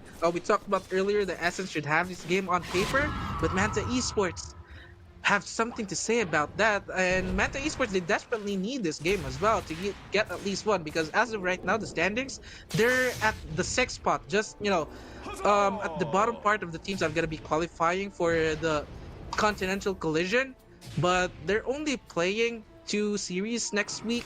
And then the team that is right next to them is Ascent, is going to be playing four series. So they need every single game that they can win right now, Manta Esports, if they want to stay ahead of their oppositions on the lower part of the standings. You know, I think as long as Manta Esports holds the choke down for the side of Essence, and as long as they don't let these players get out of the dire base, they have this in the bag, even though they get killed once or twice. As long as it's not going to be a team wipe, Manta Esports can definitely get this advantage and get them their win. Right now, it's going to be 13k gold lead in favor of Manta Esports. 7 seconds for our next Roshan here. It's going to be very much a good Roshan. But let's see, Mamang Daya. We've seen the Sonic Waves do a lot of damage. We've seen a lot of saves with the Yule Scepter, and as well as Lloyd providing a lot of delay with the disruption, as well as his Glimmer Cape. A quick Roshan now for Young God, and with a Refresher Shard onto this Phoenix. 2 eggs is possible. Two hexes as well is possible as well. I guess for Team Essence, if they can blow up one hero with the shipstick from the Queen of Pain, it's possible for them. But the buyback situation, yeah, we have the Gyrocopter buyback, yeah, the Phoenix buyback, two buybacks for Team Essence and one buyback for Manta. But I think though they don't really mind, since they have the Aegis advantage and a refresher shard on one of these heroes. But this is what I'm trying to talk about earlier. If they can blow up the hero. Reno blood separating the team. Ultimately, the BKB and Young God with all of the damage of the flag cannon is going to be too much to handle for Essence. And look at Manta driving them by. No buybacks for 3 players, and buyback now for Shadow Demon to maybe scare them out. But it's going to be Lloyd against Jacroy. Jacroy, no more BKB. The damage is there, but he says, "Are you looking for me?" It's going to be a GG for Essence in game number 1. A showdown for Madara and Kui, and ultimately 1-0. Everybody, look at the statistics. Take it away, Russell. Wow. What a victory for Team Manta Esports. Even if, most of the early game to mid game they were lagging behind, they kept their composure to just, wait it out for the timings and the execution from the team fights as well. Kui, I should say, I would give it to Kui, the MVP. A close fight for Kui and Madara, because Madara, it just put up a performance of a lifetime with the Pangolier right there. The damage, the positioning from the Rolling Thunder was on point for Team Manta Esports, and what an upset from them. And Manta Esports, they're back against the wall right now. I guess they're not really worried much in terms of standings, because they're sitting at fourth right now and miles away from the next team right next behind them. But a lot of money is going to be, is on play in this tournament. If they lose one spot, that's going to be a significant amount of money. I should say, I'll say that without jinxing them, they should be qualifying for the Continental Collision. But oh man, what a game from Manta Esports. Hopefully they don't choke like what they did yesterday. It was a dominating game 1 up against Xepher, but lackluster performance, I should say, towards the game 2. So if Manta Esports will keep this ball rolling and this momentum coming into the game 2, they should have a chance sweeping Essence here. And that's a very I can't believe I'm even saying this. Manta Esports sweeping Essence that doesn't happen very often. Well, definitely. So it's a new day. So it's a new day for Manta as well. It looks like we're seeing a different kind of Manta today. Manta coming out with 32 kills and Essence with 29. Everybody, these are your stats, and as you can see, we have a game up our hands, and we did reach, I think, 50 minutes into our first game of the day. So it's not just gonna be an eventful day; it's gonna be a long one. Everybody, it's a great day again. Just like what we've said in the beginning, a thrilling set of series ahead of us with the most intense battles. I think we're going to be going for a little break here. But again, my name is Bipolar, together with Russell, your casters of the day. Our matchup for our first day of the day is going to be Manta versus Essence. We'll be right back, everybody.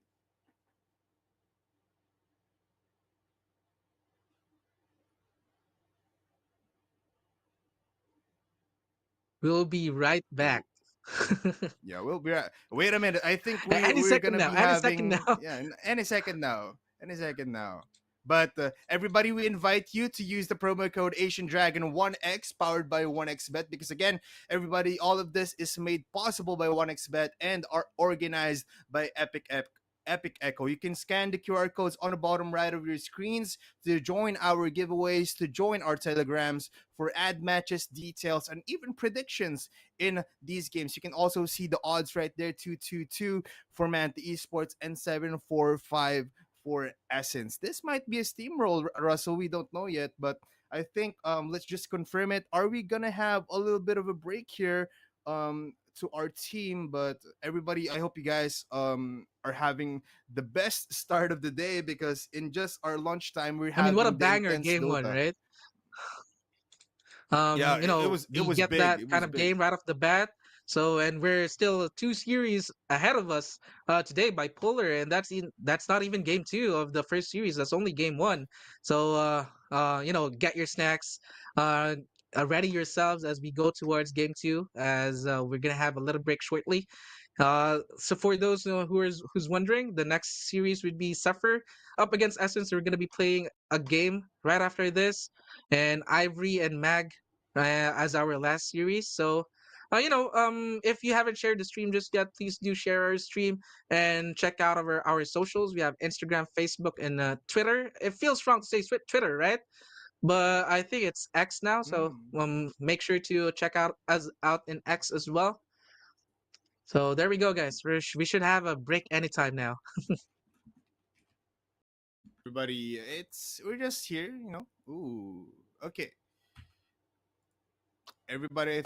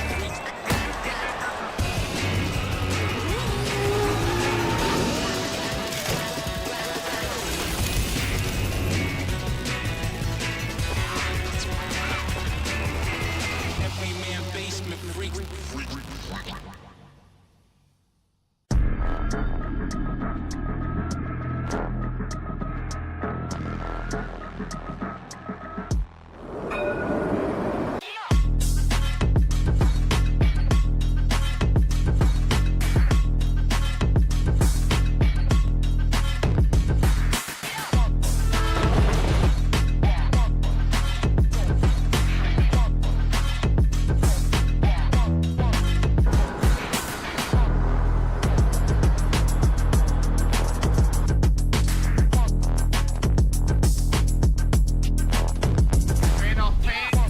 Oh, the one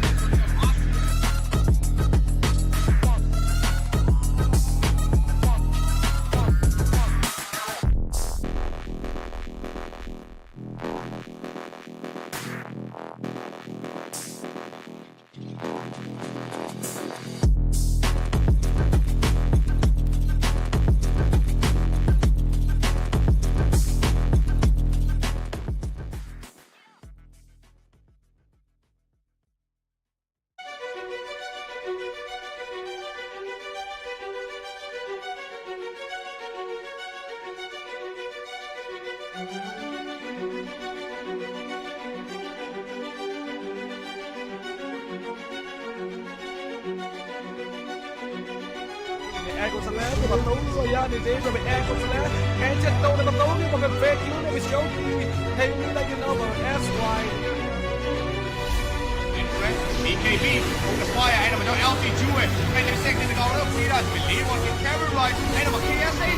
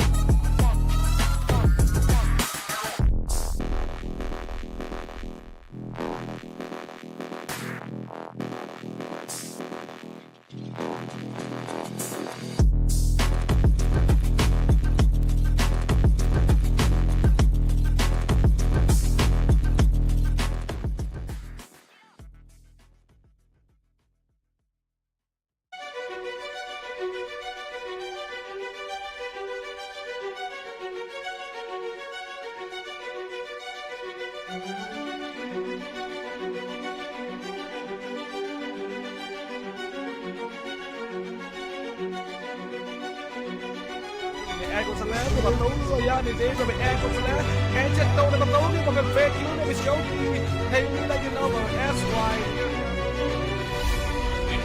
BKB, focus fire, en dan met een LT Jue. En de sek in de gouden op, zie je dat? Believe on get camera right. En dan met KSA.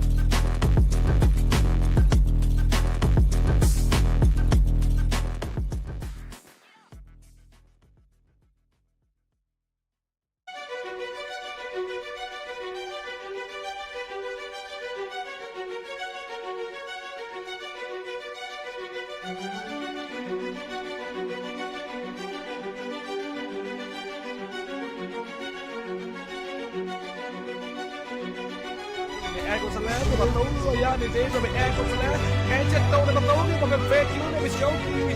Hey, nila yun na mga SY. BKB, focus fire, en dan met een LT Jue. En de sek in de gouden op, zie je dat? Everybody, welcome to the Asian Dragon Series Regional Collision. Again, my name is Bipolar. Together with Russell, we have Manta Esports versus Essence here on our game number 2 with 1 point already for Manta Esports. For who everyone is just tuning in, that's not a typo. That's 1-0 in favor of Manta up against Team Essence. They put up a really good fight. I should say convincing, right? Because at the latter part of the game, that was their timings. Even if they were lagging behind, and maybe first half of the game, they were able to just seal the deal as it went to the late game, even up against a Shadow Fiend. Towards that game one, I should say Jacroy wasn't really able to put his potential, right? Because there's a lot of holds from Manta Esports. You have Pangolier, there we have the Storm Spirit that will jump right in. Even under the cover of the Black King Bar, you have the side gunner Gyrocopter as well coming in from Manta Esports. So they were able to punish Jacroy very hard into that game one. If they can do that again to this game two, there's a chance, a slight chance that they can sweep Team Essence here by Polar. Plus, if they move on to this match with a 2-0 lead, I think Essence might have a problem in our second matchup because they will be playing again after Manta Esports. But right now, let's focus on our game number 2 with Manta Esports on the Dire side and Essence on the Radiant. Quick bans and picks. It's going to be Shadow Demon, Naga Siren, Bristleback, Doom. And for the side of Manta, they'll go for, I think, Timbersaw, Oh, a younger Morphling, and DK. Batcry this year. And they're gonna go for the DK here, possibly an Ogre as well, to maybe complement this Dragonite since they did ban out the Timbersaw. Mm-hmm. And the protocols for Manta is just to ban out the Morphling, right? Not give Jacroy any chance to shine into this game. Maybe Jacroy plays a little bit of Bristleback as well. We mentioned earlier that Luna is still a very viable hero, right? But with the changes from the Kanda as well, they nerf the Kanda. The changes from the Luna maybe not as early. The lucent beam damage from the Luna will not come as quick as before because of the changes from the talents. So yep, maybe they don't want to play that hero as of right now.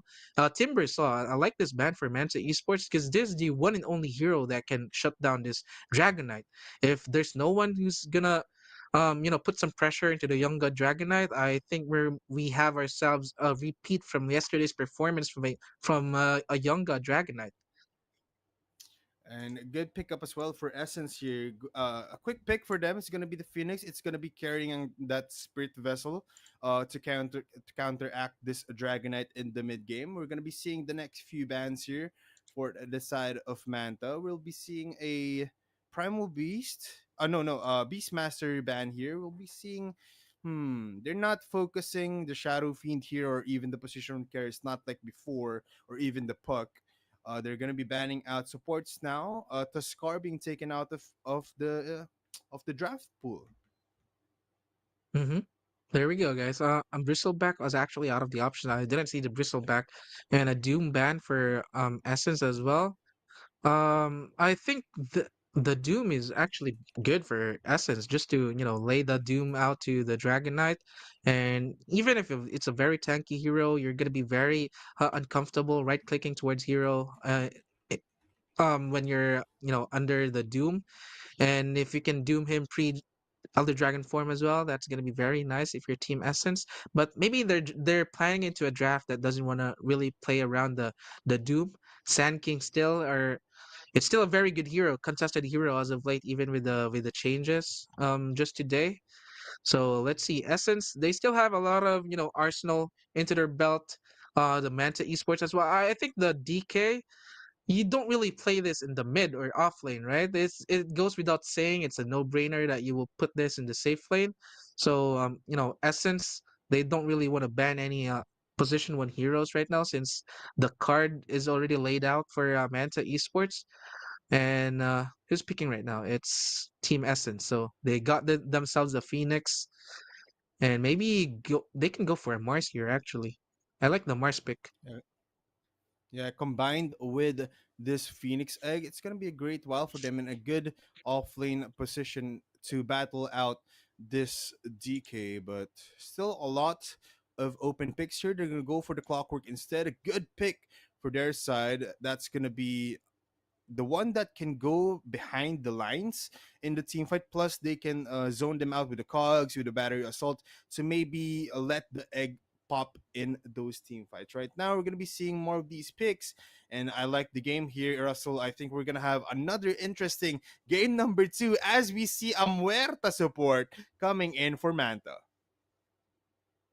It's a good hero. The calling can just silence heroes out, and especially when you're up against heroes like good initiators like I'm sorry, the Clockwork. Um, I think the idea for Essence to picking the Clockwork here, yes, you have the initiation like you said, and also he can stop people from hitting the egg as well because even if you're under the cover, the Black King bar, it's a BKB piercing spell, the hook shot for the Clockwork. So that's a very good utility for Essence that they can utilize later. For Manta Esports, they are playing around this DK for Manta, so maybe a magical hero mid, right? For Manta Esports, they can go for a Storm Spirit still. Maybe not so Puck. much since the Clockwork is still a threat for the Storm Spirit. A puck though, I like the puck pick for Kui or Manta Esports. They can pick up a puck right now, but maybe not as early as this because a Ooh. lot of heroes can be still picked for Team Essence to counter that out. And you have an Omni Knight, so practically Young God cannot be killed right now. You have the Repel, the the Guardian Angel, the heals coming in from this Omni Knight. So it's practically a one defend or how I forgot the word. It's a one protect four. I'm sorry, four protect one draft kind of draft for Manta Esports. It's still very early in this draft though. We can still see very interesting picks for Team Essence. Mm. Team Essence, yeah, they're kind of thinking a lot here since what can Manta pick as well to complement this this DK. But Essence though, they can definitely pick out some of the comfortable picks here. They can go for the SF again, possibly. They can go for the puck. We can definitely see some other picks here as well. Doom is out though. They did ban that out. Alchemist, they can pick that out for their position one carry, but they do need to ban the Terrorblade if they do so. Hmm. Alchemist, I was gonna say it's a good pick for Team Essence. I guess it's the Phoenix is gonna build the Shivas for Essence, right? To counter out this Dragon Knight. It's a it's their position four, and most likely it's gonna be the clock where it's gonna be playing five. And we've Mm-hmm. seen heroes from Jacroy. Not a lot of SFs. Like they played the SF last game, and it didn't pan out well for them. And actually, it's gonna be Essence gonna be playing the puck right now. So okay, a lot of magical damage for Team Essence, but you have a lot of tools to deal with that as well. The repel you can build into a Black King bar, unless it's gonna be a stomping puck for Team Essence. Though I don't think they will have any problems up against a puck. You have the Blink Dragon Knight, Dragon Tail from the Dragon Knight as well. Gonna build into the dagger build. So this puck is not very safe. Ooh. So they lack control in the middle of the team fight that can just repeatedly hold people. So all of a sudden you have that in form of the pit. So Team Essence picks up the Underlord. Underlord now providing them the much needed sustain and possible aura carrier for their side. Plus, with a bit of malice and of course, as a Fiend's Gate, they can use it to get into the backlands. But Manta Esports not phased by these picks. They are just picking quickly here. Now they pick up their mid laners. Gonna be the Void Spirit against this puck. It's a good pick. It's gonna be, I think, a 50-50 now against this puck, but the one thing that Manta is lacking here is the immediate stun. I guess there's the Dragon Tail, but they do need to catch out the puck first before that. But they do have the lockdown after that. The calling definitely can Mm-hmm. disrupt this puck once it hits her. It's just gonna be silence all day, all throughout. They're gonna be banning now. It's gonna be Nature's Prophet ban for the side of Manta Esports. What Yep, can they ban understandably here? so. They banned the Nature's Prophet because, as you can see right now, Essence they are wielding a draft that plays very fast. They can get their timings relatively early. In contrast to Manta, you have a DK that needs a couple more items and to really, just gangster people out. So they banned the Nature's Prophet as it is a lot of pressure in the lanes if you have this pesky Nature's Prophet. So Manta Esports are lacking their position three. So Essence they removed the Pangolier, which gave them a lot of headache from that game one. So Manta Esports, what ideal offlane would you think that they can go for here? Bipolar, maybe a Terror Blade, I should say. You haven't seen a Terror Blade in game one. Yeah, Terrorblade is still possible here, even since Alchemist is not being banned. If Manta does give it out, they possibly go for the comfort pick of Terrorblade here.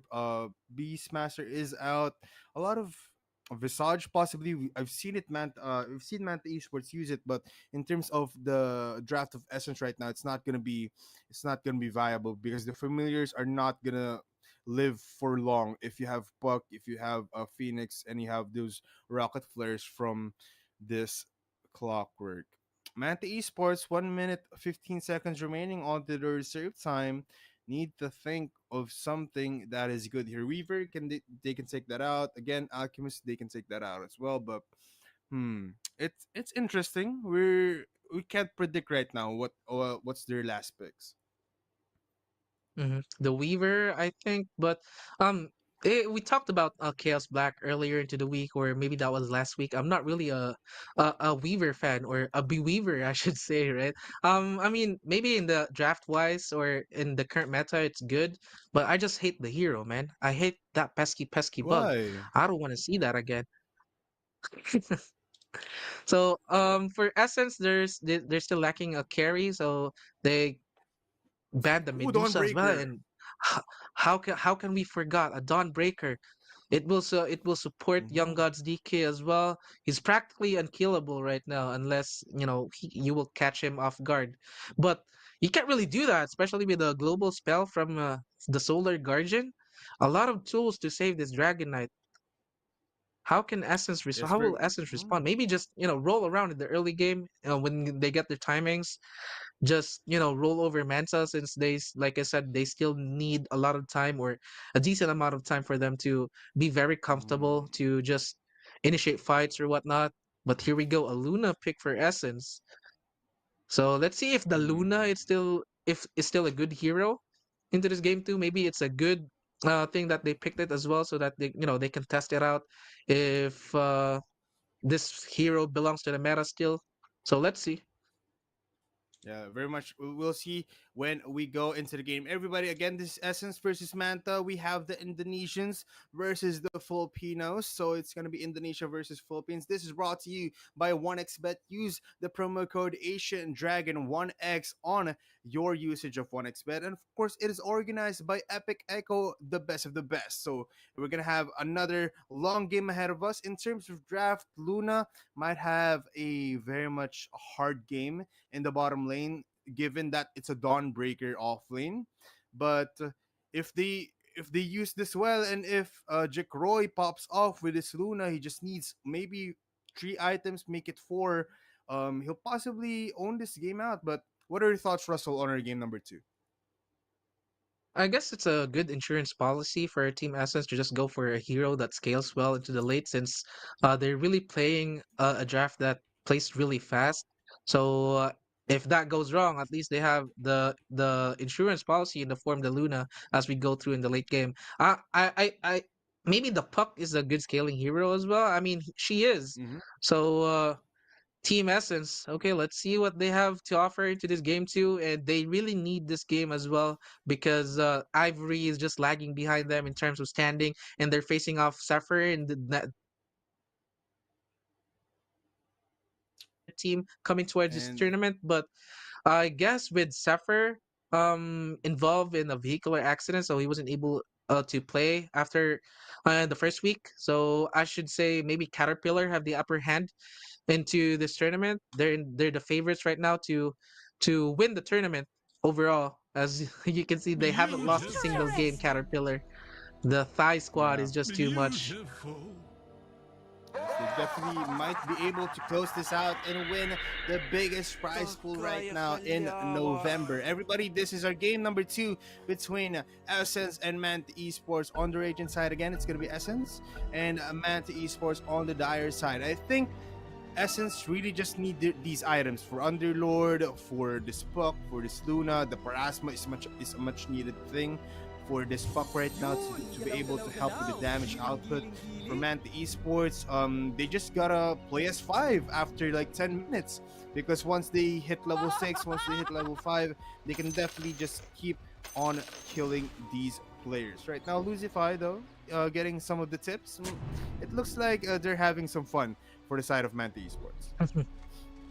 They know each other. I mean, they're in the immortal draft, so Young they God. see each other. They play each other every single day. So friendly tips coming on in. You mentioned 30 the seconds Parasma to build for the battle. Puck. It's very good as well. Maybe a brooch should be a good item for the Puck here, because if they see the Muerta first, the Muerta can just pierce the veil, and it's an expensive item, I should say, for the Puck, but it pays a lot of dividends if they can just take this Muerta out of the equation right away. So the brooch can be a very good item for the Puck to counter out the pierce the veil. hmm We The might possibly battle see a first blood begins. here as well for one of these players if they do so want it. It's gonna be a 2-for-2 exchange in terms of banner runes, but right now Tihi just showing his dominance. He knows what's up. He's an Omni-Knight with that hammer, and of course a lot of damage there. It's pure damage, so once that stack up, another thing that I noticed is once we go into the late game, if the game goes on for long, Manta Esports have 5 possible carries because Muerta and this Omni Knight can possibly Right, right. become pseudo carries in the late game. Yep. So the scaling is really good for Manta. So Essence, they are practically in a take a small window towards the mid to late game for them to finish the game. Because if this goes ultra late, it just goes without saying that the Manta Esports should have the upper hand up against the draft of Essence. But look at this, they're bullying the Lul right now, and the Dragon Tail on top of that too. But the first blood will be taken by Jekroy first down bot. So it's a 1-for-1 trade all across the map, but the first blood from Jekroy, the bounty as well. So I should give that to Essence. A good kill for the side of Essence right now. There's gonna be trade-off, but again, it's gonna be good place for Jekroy right now. Madara eating up all the damage and just trying to zone this Luna out so they can get the advantage early on the game. This is brought to you by 1xBet and Epic Echo, everybody. So you do have to keep on watching because we have a lot more in store for you. Right now onto the top lane, it's gonna be the LOL and Red versus Young God and Tihi. It's just gonna be a slow-paced game right now for the top lane because both of these melee heroes, not a lot of lockdown, not a lot of burst damage. It's gonna be continuous damage all around. But Tihi now trying to dish out some spells as well. Young God wanna go for moves the Lulu towards again. this Phoenix. They want to go for this kill. The stun is there, but ultimately the Young God doesn't have what it takes to dish out the damage. The Breath of Fire is there, but it's just a level 1. It's just 100 damage. And right now the LOL is happy with that exchange. They're just really setting up this Young God Dragonite right now because the last performance where Young God popped off, it was from start to finish. He had the dominating lane, and towards the mid game into the late game, he just demolished people. So nice attempt, I should say, for Manta to just punish the Lul. He just TP'd in, so he's gonna invest for another 100 gold as well. And you don't want that if you're a support.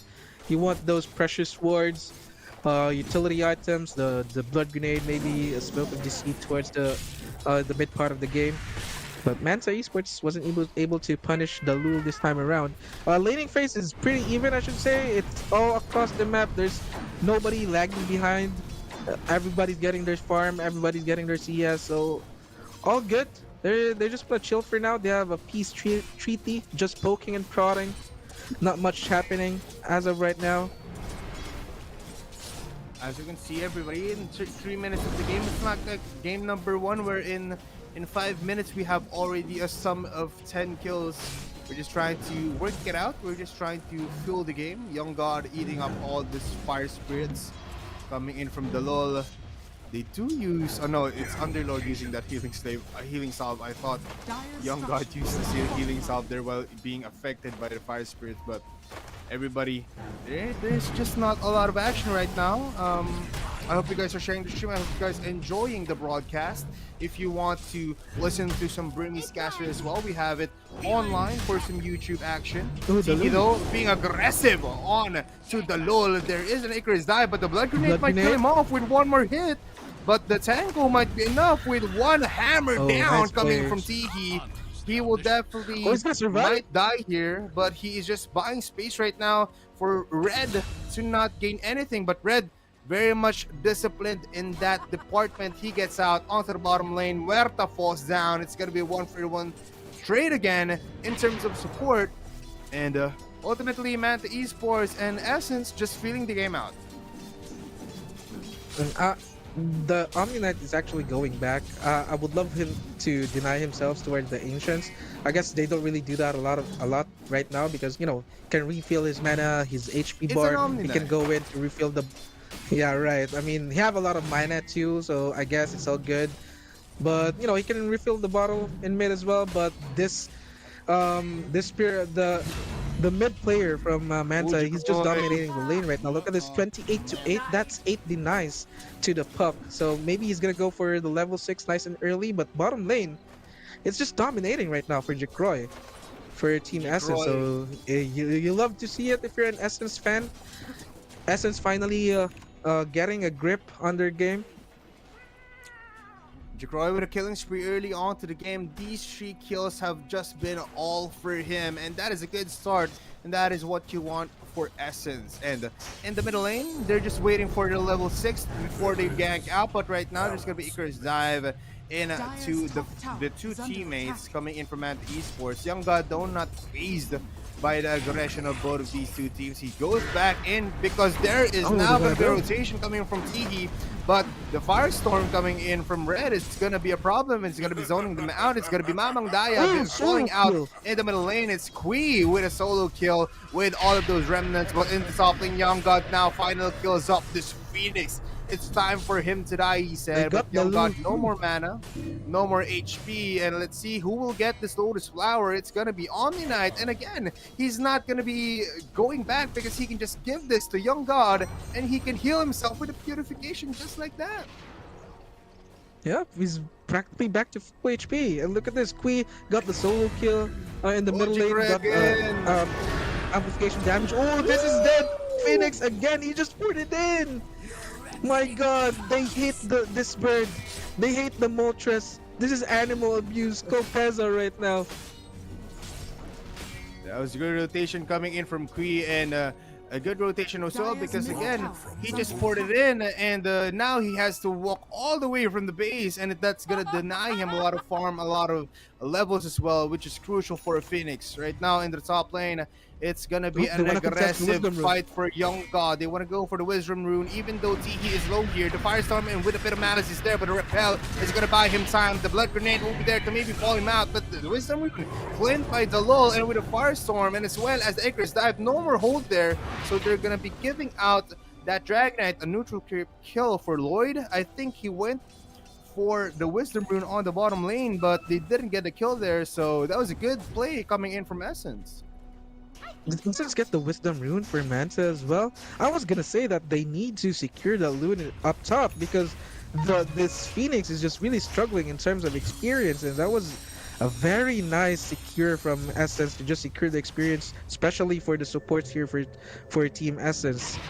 So it's a 1k gold actually lead for Team Essence, and Mamang Daya will get his bottle refilled. Nice, very nice for this puck. Down bottom though, this Luna lane, he's having the time of his life right now. Top of the network, 4,200 gold.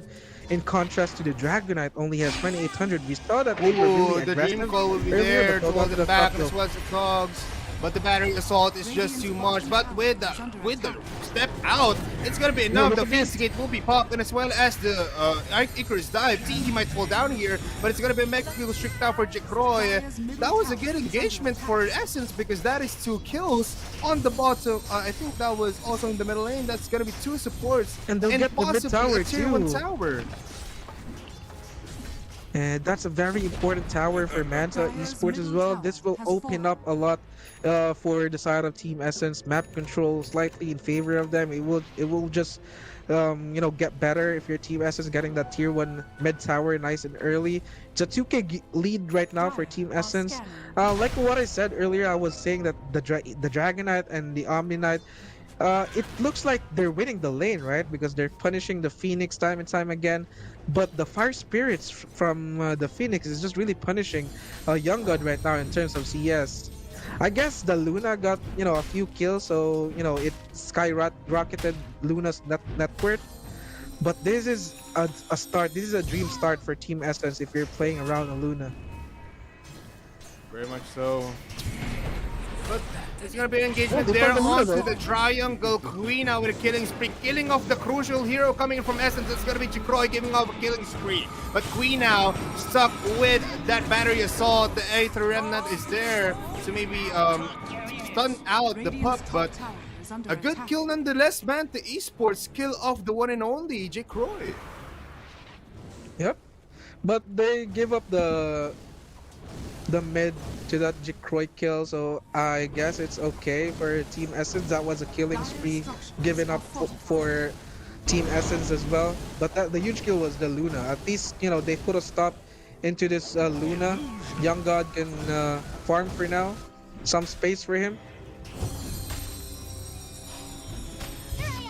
Let's see.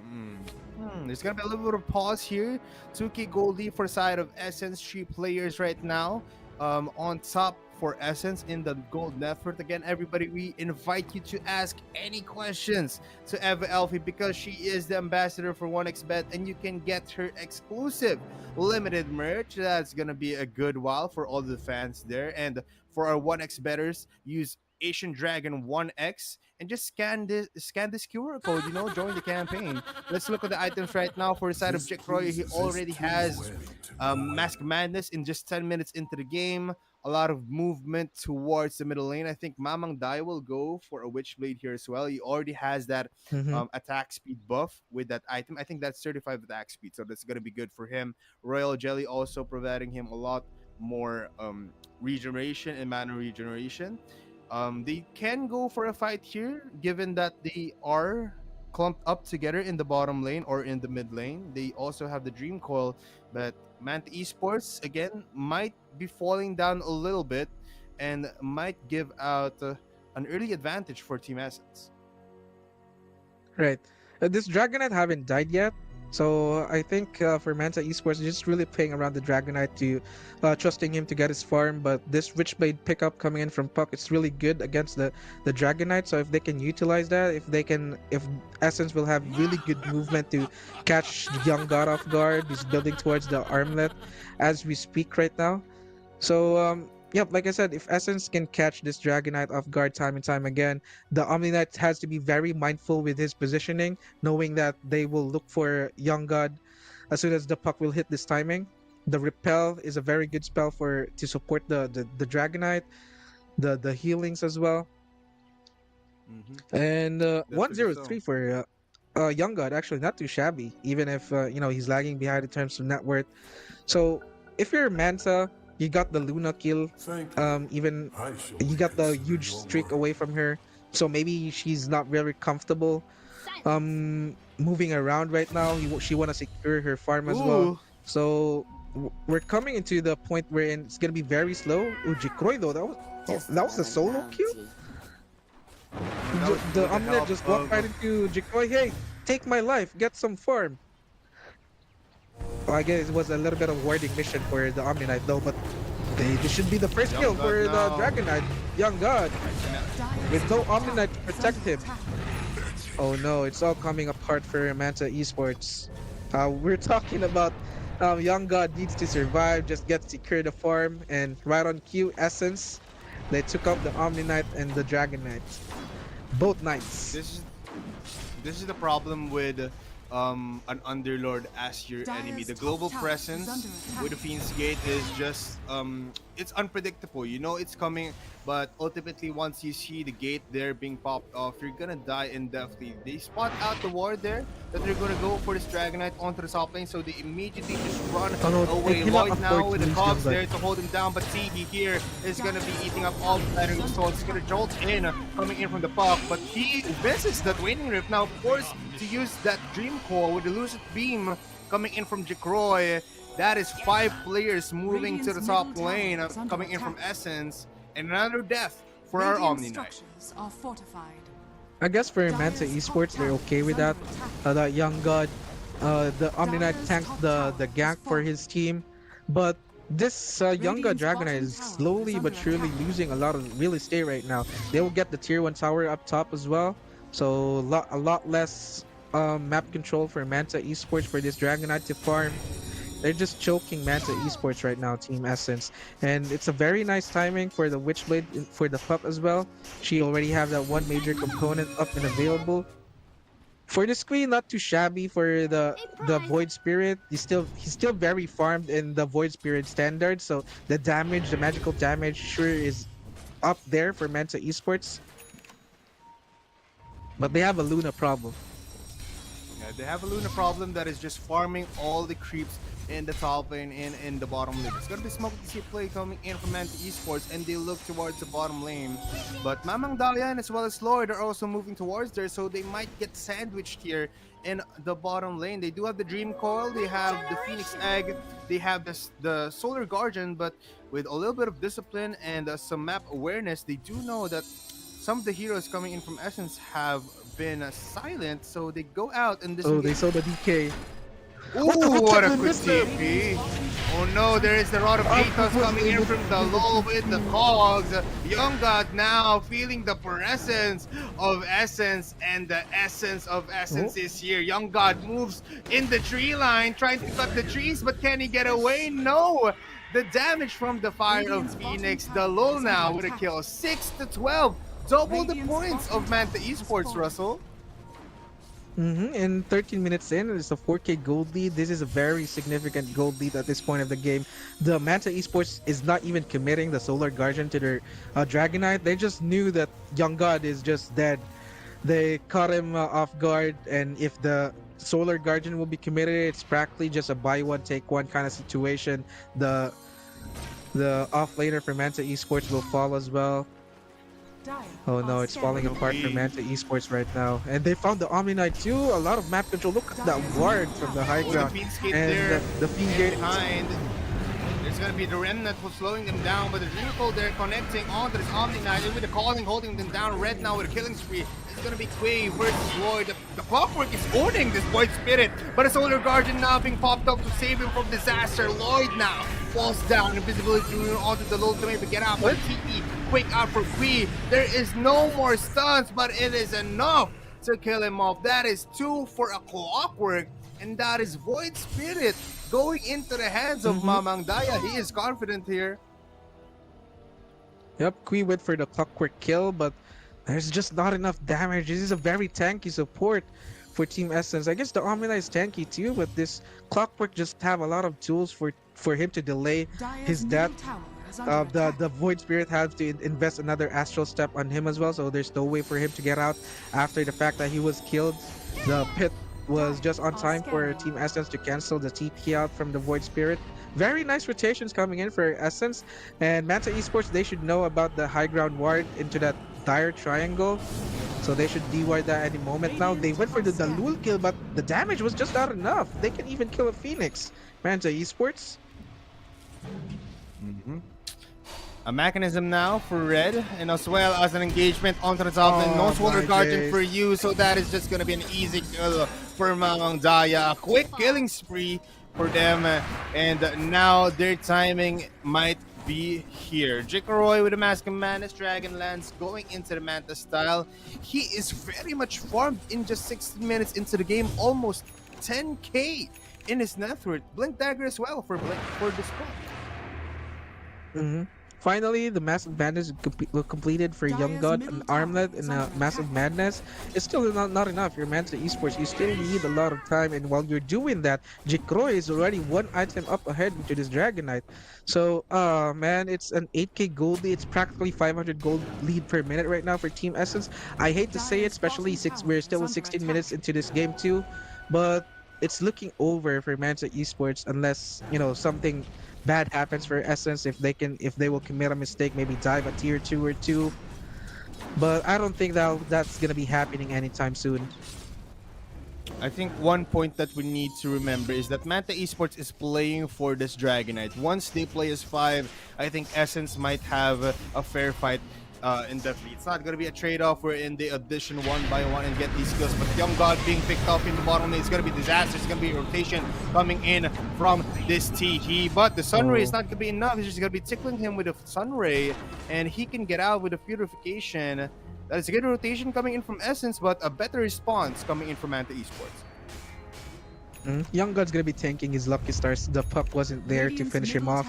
Nice TP from Teehee as well to save his Dragonite. But they know that Young God's gonna be greedy. He's gonna go for the Ancient Camp, and he's there you go. This is a bad Dragonite.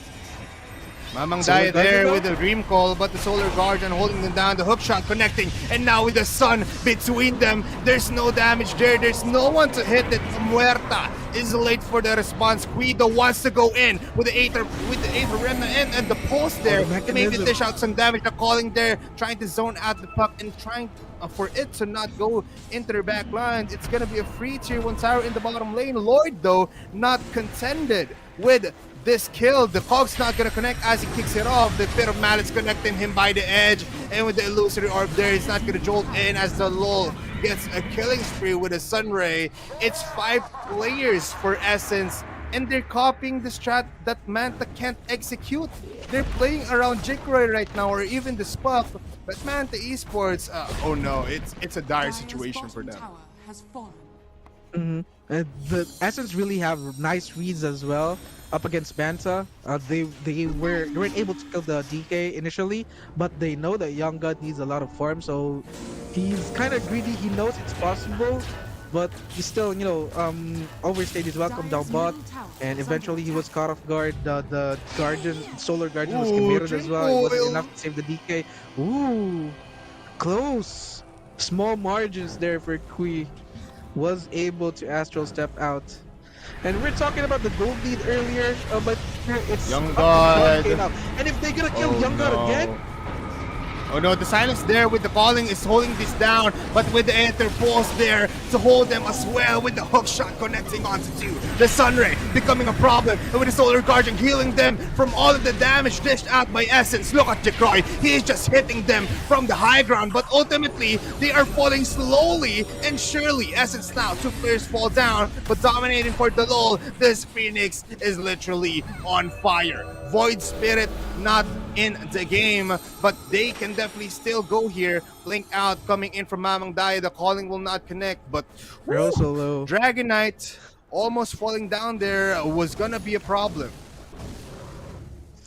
But the potential is there, right? Bipolar. Essence dived in. That's one of the mistakes that they committed a little bit too greedy. But high risk, high reward. If they got Young God there, it's gonna be a disaster for Manta Esports. But Young God was able to survive. They got 2 kills on top of that as well. So Manta Esports catching a break, at least for now. And the Young God is closing into his BKB as well. So I guess that's one of the timing Manta is waiting for. He's not far off. He's only, I think, 1 component as well. It's gonna be a double backing bar timing as well for Manta Esports. So the magical damage that they've been dealing a lot lately, that's gonna be dealt with Manta Esports. But let's see if Team Essence will still go very aggressively here. I think they should, especially with the draft that they have and the lead that they have right now. They're not rushing. They know that the priority is just map control, just choke Manta Esports, limit the farm of this Dragon Knight. And they're gonna maybe go for a tier 2 and go for rush. That's the plan for Team Essence. I love how Jikroy is just very much aggressive and confident that he has some saves behind his back. He has the Dream Coil, he has the Sun, he has the Phoenix Egg, he has the Clockwork to maybe zone out the enemies. But right now, Manta Esports not being able to defend anything here because they go for the Tormentor, and they do give out the Muerta's shard here, so that's going to be a great advantage for them. Right now, 18-9 with 21 minutes into the game. It looks like it's not going to be a long game, Russell, because in the first game, we saw them go head for head. It's always tie game. Right now, it looks like Essence has the rhythm, and it has and it looks like they have the momentum. And they're doing it with intent as well. Jikroy is mad, man. He wasn't able to perform in game 1, so he's putting it all into this game 2, putting all the chips into the table. This Luna is just really huge right now. That's what she said. 16k compared to the DK is only got 10k. That's a couple of items up ahead to the carry opposition. 21 minutes into this game, and you're just gonna outfarm Manta Esports. Even if Manta Esports want to drag this game a little bit, but Team Essence still has a lot of room to improve with the scaling of this Luna. So they don't really mind as long as they get more farm compared to Manta Esports. The blacking bar completed now for the offlaner of Manta Esports. I think the Young Gods BKB is not far off. Oh, there we go. A double backing bar timing. They should smoke around this and maybe try to go for a fight. A smoke play for Manta Esports. But with the amplified damage rune now for Pug, that's gonna be enabling them more damage if they go for if they go for team fight. This Omni Knight just has these skills right now. No Glimmer Cape, no Force Staff, no Greaves, no anything. Not even a Vladimir's offering to maybe help out with the life steal for Young God. So they're still gonna go for the smoke of the seed plague because it is their timing right now, and they can force out a fight. They don't want to give the Roshan advantage anymore, and they want to move some action. Mask Command is BKB Armlet of Mordigan can definitely be enough to get out 3 players, while Luna is in the top lane, moving on to the bottom lane though. Young God leading the fray and leading the pack with the illusory They got orb might be spotted out. This observer ward is just too insane. Luna now with a TP in. This might be disastrous for Essence, and as they go in Queen with Astral Step and with the hook shot connecting onto this Dragonite, he uses the BKB and with the Solar Guardian deleting this puck, but the spaceship is there. What a beautiful save with the egg in the middle of the fight. They need to focus this, but it looks like it's Jake Roy's time, and it's Mamang Daya with a dominating because he is still alive. Give him the mega kill streak, give him the double, and give the killing spree to Jake Roy. What a beautiful save by him. Beautiful timing with that face shift. Oh man, the damage wasn't enough for the puck. Maybe the Dragon Tail was a little bit off timing. The range wasn't there for Young God The to hook shot connect was the there. Dragon It Tail. disrupted the team fight. Yep, the hook shot too. If they got the puck right and then, I guess maybe he has a buyback and has an outpost to TP. But still, if they got the puck right away, it's a very favorable fight for Manta. All things considered, that was the correct play for Manta Esports. You have the double blacking bar timing, and you're playing around Roshan, identifying the fact that Essence might, interested in the idea of going Roshan, and the scan connected as well. So Manta Esports, they have all the information that they need, and they end up losing that fight still. Mm-hmm. But it was Ay, close. ay, ay. It was a close fight for Manta Esports. They definitely still have a chance into this game, but they cannot afford that to happen again. They need to kill somebody right off the bat with the Dragon Tail initiation. So maybe the Blink Dagger is the another item that Manta Esports is waiting for Young God to pick up. Because if he got the Blink Dagger right there, the puck should be dead. No questions asked. Yeah, the follow-up, just the layering of skills was a problem there for Manta Esports. Good initiation from Kui, but right now we're gonna be moving on to that fight, and we're gonna be focusing on the next objective of Essence here. 21-11 is our score in just 24 minutes into the game, and with the Aghanim Scepter on Luna, it's gonna be providing them more magic damage, and it's gonna be a disruptive fight. A little bit of a pause here to just fix some lags and some jitters 200 ping. coming in from the side of Essence. That is going to be a problem, so we're just going to be fixing that out. Let's look at the items here for Red. Once he joins the team fight, it's going to be a long fight for Manta Esports to endure, because with his Crimson Guard, with his mechanism, with all of the damage that he ensures, it's going to be good for the LoL.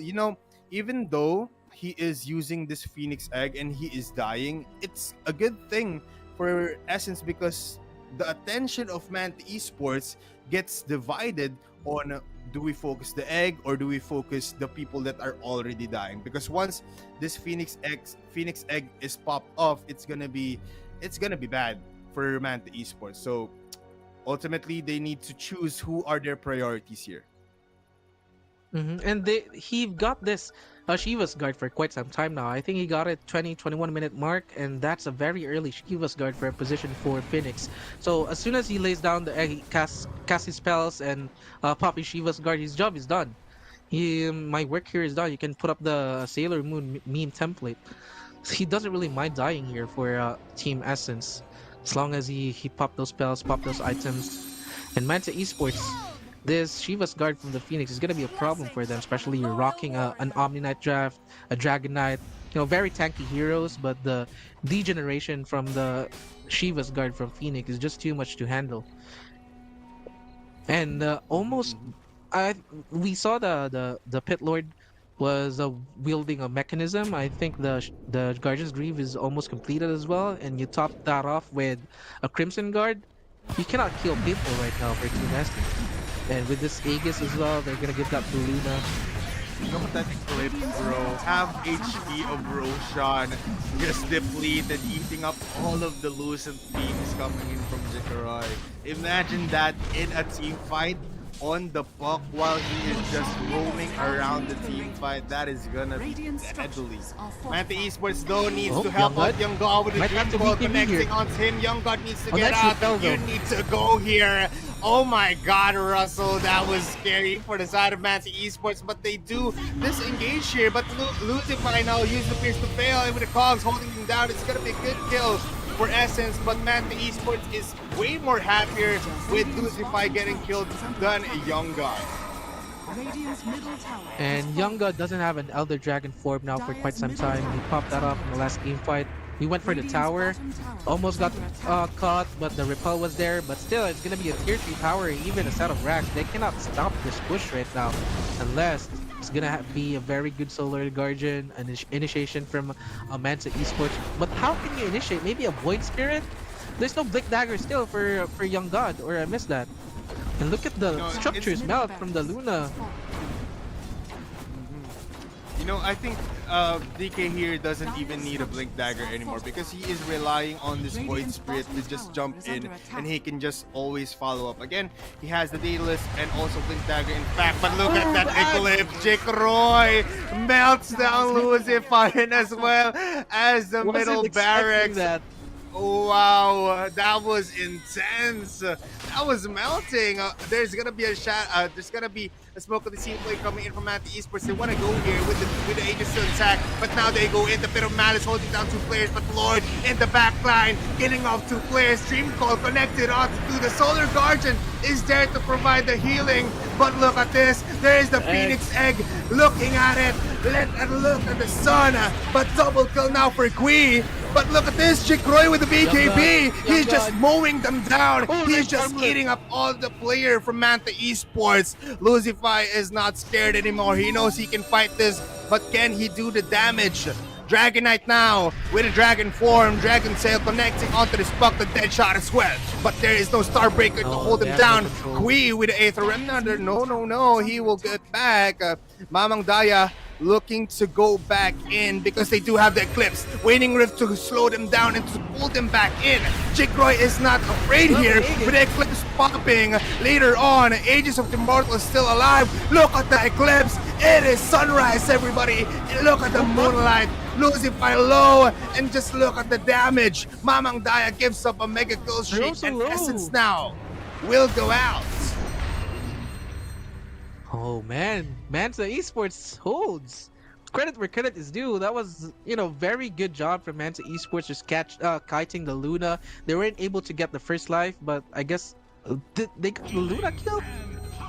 I don't see the they got the first life from the Luna, or the Aegis just expired. Manta Esports, at least they held their top set of racks. They lose the mid set of racks though, but the potential is there for Manta Esports. The damage was there. They got the puck too, so at least something going on for Manta Esports. Some confidence going on for the Manta Esports players as well, and some damage for this DK as well. I see that he got the Crystallis.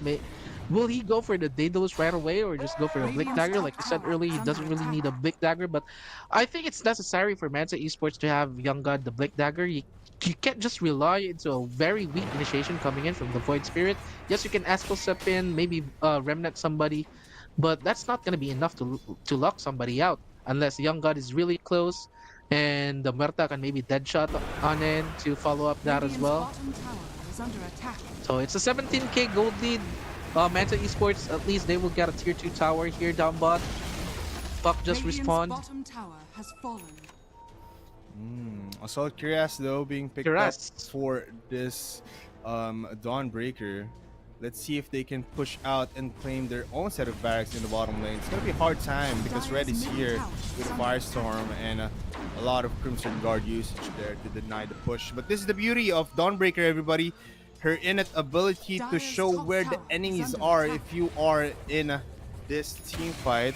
It looks like they want to go for Jikroy here. No Aegis anymore, but with a blink in and with the Eclipse forcing them out with Dream Call connecting onto 2 and lashing it and stunning out Lucify. That is 2 crucial ultis for the side of Essence, so I think they might disengage here because they don't have the means to push out anymore. But let's see, there's an Aghanim Scepter now onto this Underlord. Lloyd trying to spot out these enemies. Young God still just farming it all out. No buyback on him. He now has a Daedalus, but look at this. Immediate TP in. Coming in from the Underlord. BKB popped in. Lloyd holding them down, but it's not. It is not going to be enough anymore. That is going to be a BKB usage to get out. And Essence might feel like they can push now because no more BKB. No dragon form for 10 more seconds. And let's see. Russell, take it away. They will go for their Incrementer. The lucky guy is going to be Teehee. So Young God finally has some damage going on. He have his Daedalus up and they're ready in his inventory. Manta Esports, can they defend again? I think the Aghanim Scepter from the Luna. Oh no, it's support this, gonna be a they're mega kill making streak it for quick, though. Jikroy. It's gonna be unstoppable The as buyback well. too. It's gonna be a GG push for Essence. They are crumbling down into pieces. Madara is just walking to their throne. Triple kill for Jikroy, and it's gonna be GG. Manta Esports fall down into the hands of Essence, and that's gonna be our game number 2. We're gonna go for a game number 3, everybody. Oh no, it's only a BO2, so we're gonna Oh, moving it's on to the next BOT, series. yeah, It's gonna BOT, be yeah, yeah. Essence playing up against Xepher stack. Although Xepher is not gonna be playing, but Essence, what a performance coming in from them. Jikroy was mad with game 1 performance. He just took over the game. Look at that KDA, 12-1-7. He only died once in their own jungle triangle, but all good. No harm, no foul for Team Essence. Jikroy is still the player to beat here in this tournament. I was wondering, I mean, if it's the correct call to go for an Aghanim Scepter, just burst somebody out. I guess if it worked out in the end, but if that game wasn't finished, right on that situation, the Dragonite is getting some traction, and the Madara Dawnbreaker as well, the Crimson Guard, the Blade Mail, but I think it was a little bit too late for them. The lead was just too significant for Manta Esports to handle. Team Essence tied the series up 1-1. And going into the next series, it's gonna be Essence up against the Zephyr stack team. I think Essence still have the upper hand, although the 1xBet says otherwise. It's 2.7 for Team Zephyr to win 2-0 and 5.45 for Team Essence to win 2-0. You know what? I love this game, Russell. As you can see, everybody, in those statistics, it was like double the amount of net worth of Dragonite coming in from Jikroy. Jikroy had 27k, while Dragonite Young God had like 15 or 14k. That was an intense matchup, and to just see someone go in with the puck and then just call their Luna to use that Eclipse to maybe dish out or kill one quickly. That was fun to watch. Everybody, we invite you again to use the Asian Dragon 1X when you use 1xBet, because that is our main sponsor of this tournament, organized by Epic Echo, the one and only, and it is the best. To correct myself, that was just going to be a best of 2, so that's going to be 1-1 for both of them. That is a good game, well played for both of those teams. We're going to be moving on to our next best of 2. That is going to be Xepher+4 versus Essence. Who are you rooting for? Comment on the comment section on YouTube, on Facebook, or in anywhere else. Everybody, my name is Bipolar, together with Russell. We're going to be having a little bit of a break, and we'll be right back.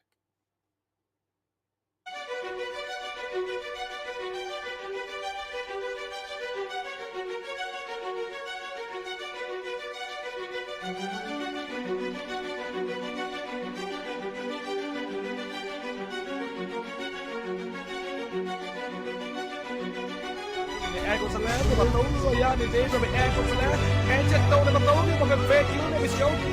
Hey, we let you know about SY. BKB, focus fire, en dan met LT Jewel. En de second in de goal, ook hier uit. Believe what we camera right. En dan met KSA.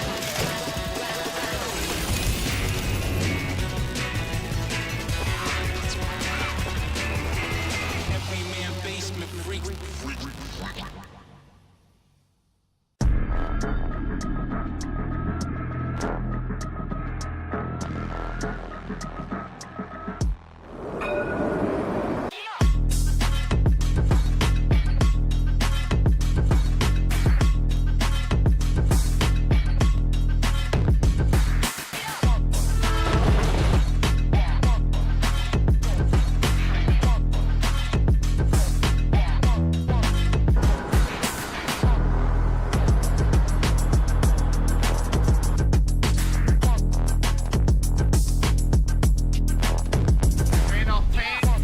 Oh,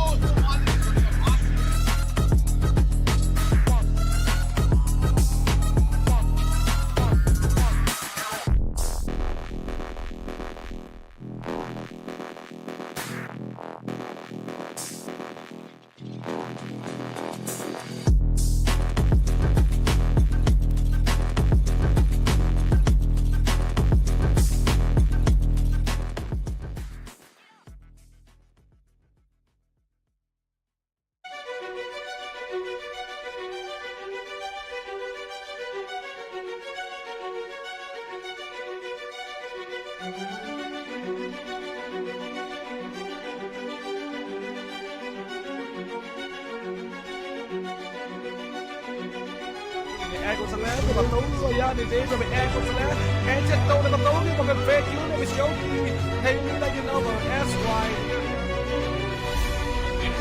EKB, focus fire, en dan met LC Jewett. En de second in de goal, zie je dat? Believe what get camera right. En dan met KSA.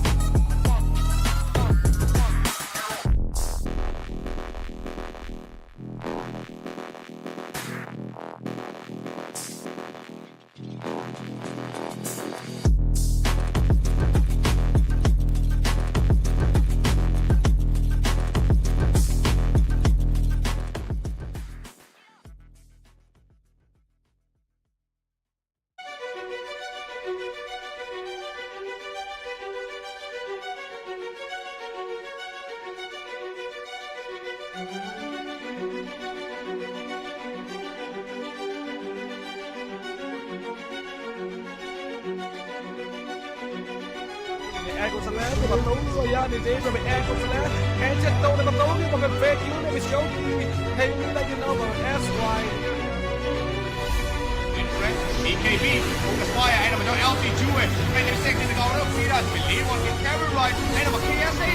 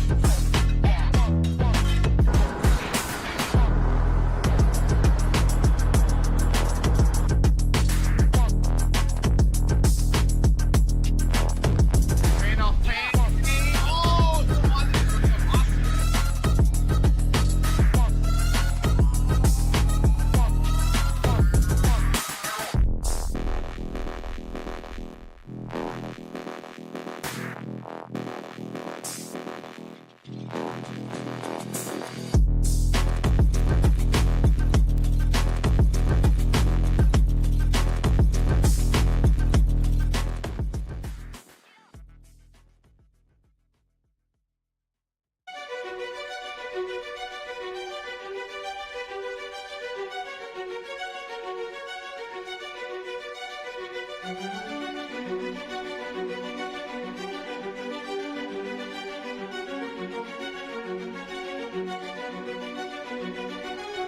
กดซะแล้วในประตูยานี่เจ๊จะไปแอร์กดซะแล้วแอร์เจ็ดโตในประตูนี่มันเป็นเฟกยูเนี่ยไม่เชียวดีให้มีอะไรกันเอาแบบแอสไว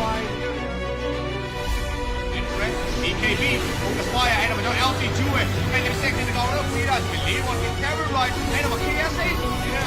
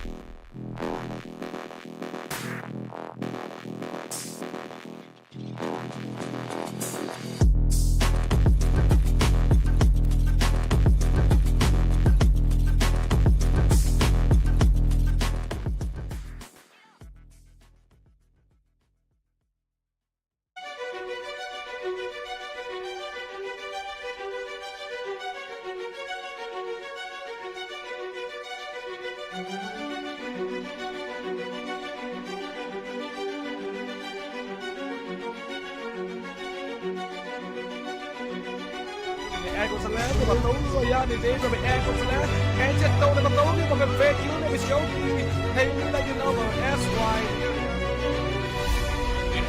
BKB, ongeveer spaaien, en dan met LC Jue. En de second in de goal, ook weer uit. Believe what can camera right. En dan KSA. Ja.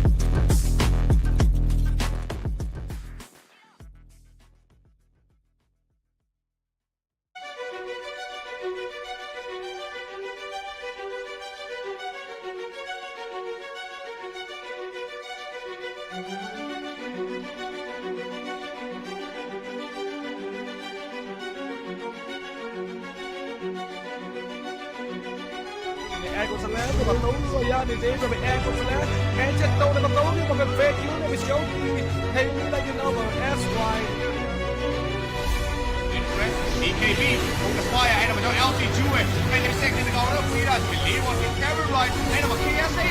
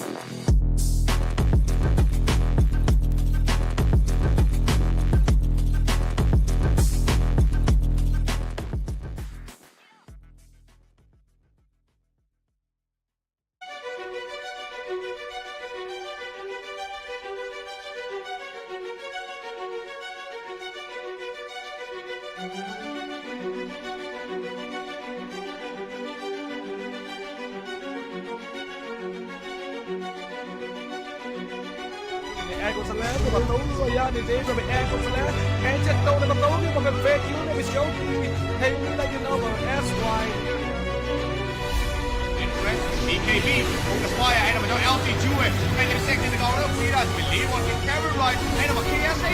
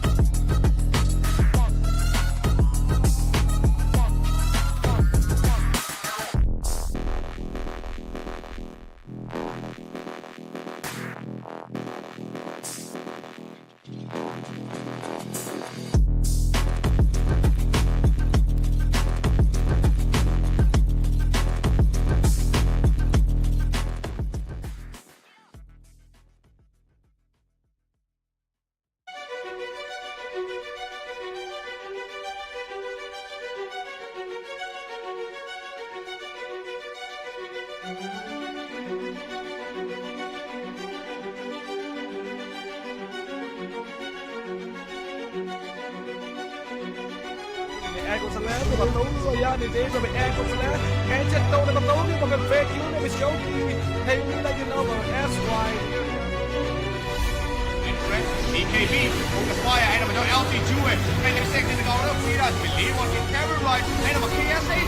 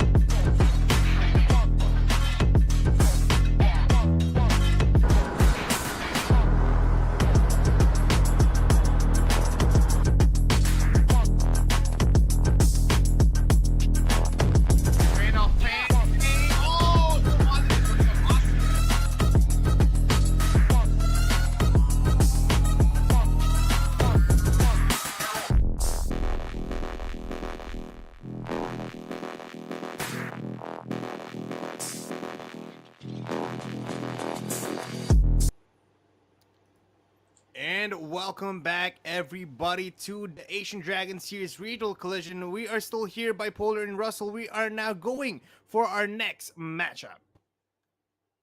It's gonna be Team Essence still up against Xepher+4 coming up into this series.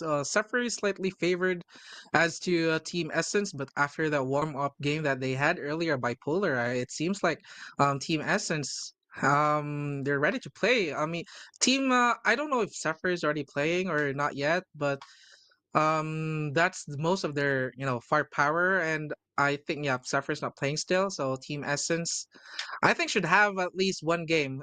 Zephyr tied their series up against Manta yesterday, so theoretically, Essence should take at least one game away from Team Zephyr into this game, and they should be in a good spot if they do that. Into our standing right now in the tournament. Team Essence still up strong in the fourth place, and Team Zephyr is right behind them. I think. I know actually Zephyr is second, right next to Caterpillar is the tournament favorites into this tournament. So Zephyr will ban the Phoenix and the Shadow Demon, and for Team Essence as well, it's going to be the Sand King taken out. What are your thoughts Yeah, by Bipolar? If Zephyr don't ban the Morphling, should the Essence just pick it right away? Xepher+4 is just a household name already in the Indonesian countries. Xepher+4 has been an organization for I think an already a long time now, so they have what it takes to maybe own down Essence, even though they don't want to pick out the Morphling here. But again, Morphling is a force to be reckoned with, especially if it falls into the hands of the any team. But I think Xepher+4 is very much confident in taking away these two games away from Essence. And Essence, I think, are the underdogs right now for both of these teams. Mm-hmm. Yep, right. And yesterday, Zephyr+4 they played the Morphling too, and a Sniper Luna actually for Zephyr. So maybe they wanna play again that game. They lost to the Young God Dragonite yesterday, so yep, right on cue. If they don't ban the Morphling, Essence will just pick it up for Jacroy. Ooh. So, what are your counters here for Zephyr? You don't have the Bat Rider anymore. Maybe go for heroes that builds into the, natural carrier of the Spirit Vessel. Maybe an Earth Spirit mid. But like what we discussed earlier, the first series of this day, there's a lot of changes to the Earth Spirit. So, I don't think they will test the waters to the earth spirit just because essence have the morphling. They still have a lot of ways to deal with the Morphling. Maybe an Orchid Malevolence hero, just build a Shiva's Guard just to And that stop the brood Morphling mother is from just, there. shifting attributes. Yeah, if you're talking about Orchid of Malevolence, the Brood Mother is there to counteract that Morphling. But I think, I guess they really do want to play against the Morphling here because they ban out the supports that can carry out or can complement this Morphling. Essence can go for a Mars here or even a possible Ogre Magi to complement the Morphling. But I like the bold pick of a Brood Mother here for Xepher+4. We don't usually see it, but if they execute it well, if it goes, I think in the off lane role, they can definitely just shut this down and just go for an early push with the Vladimir's offering, possibly with the help of a support on their side. But 7+4 and Essence is our game today with the next set of bans here. They're gonna go for the Skywrath Mage. They're thinking of someone that can easily silence this Morphling and possibly disrupt their team fight. But let's see. There's still a lot more open picks here, and I think we have some interesting picks up ahead. And it's a first phase pick.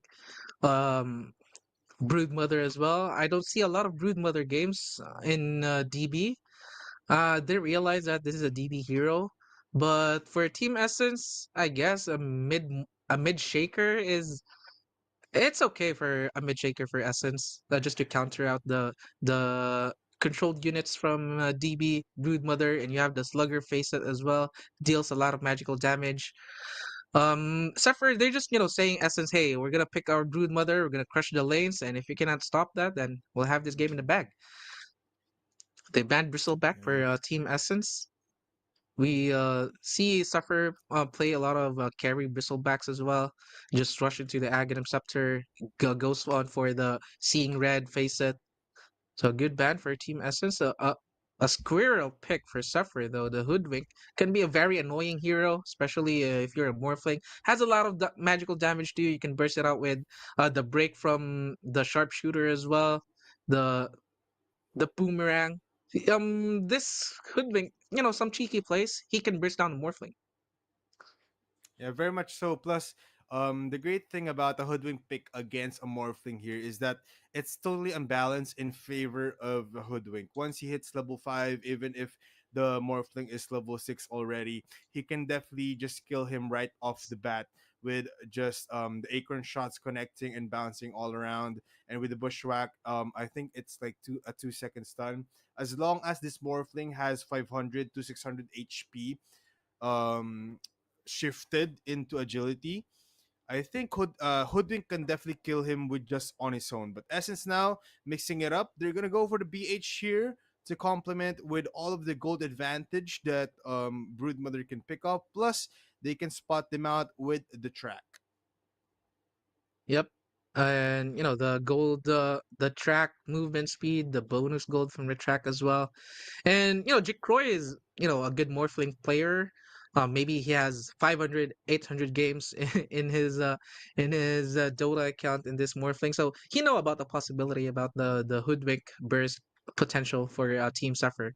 So he's probably one step ahead of that. So let's see if it's gonna happen in this first game. So Essence does not have a lot of rest after the first game, right? Just 15 minutes and they're back at it again. They're still hot from their previous match up against Manta Esports, and they won the last game too. So they're riding the momentum right now for Team Essence, and they got a signature hero from Jick Croy as well. I'm calling it, man. This Morphling Jick Croy is I think they lost to Caterpillar, but other than that, it's practically flawless for the Jick Croy Morphling. Let's see. If you're siding with that, I can't blame you. But I don't know. It's a morphling against a hoodwink and a brood mother. There, I'll just let the team speak for himself, but we're gonna be focusing on the picks here. Let's see, Warlock now being picked up for side of Essences. That's a good counter for all of the the spiderlings that Broodmother can give. But Zephyr with a quick picks now, going for the Crystal Maiden in to the Alchemist here. Essence can go for a Terrorblade pick here, or possibly even a Primal Beast if they do want. But that's a good pick for them. Already securing their position one carry and their offlane and the supports. All they need here is a possible position two, possibly a Puck, Void Spirit, or even a Storm Spirit as well. Essence, though, with one more pick before we go to our third and final phase of banning. What can they pick here? They go for the Earth Spirit here, which is gonna be their safe lane, which is gonna be their mid laner. Now it's gonna be the battle of the last picks and the last bans. What are your thoughts here, Russell?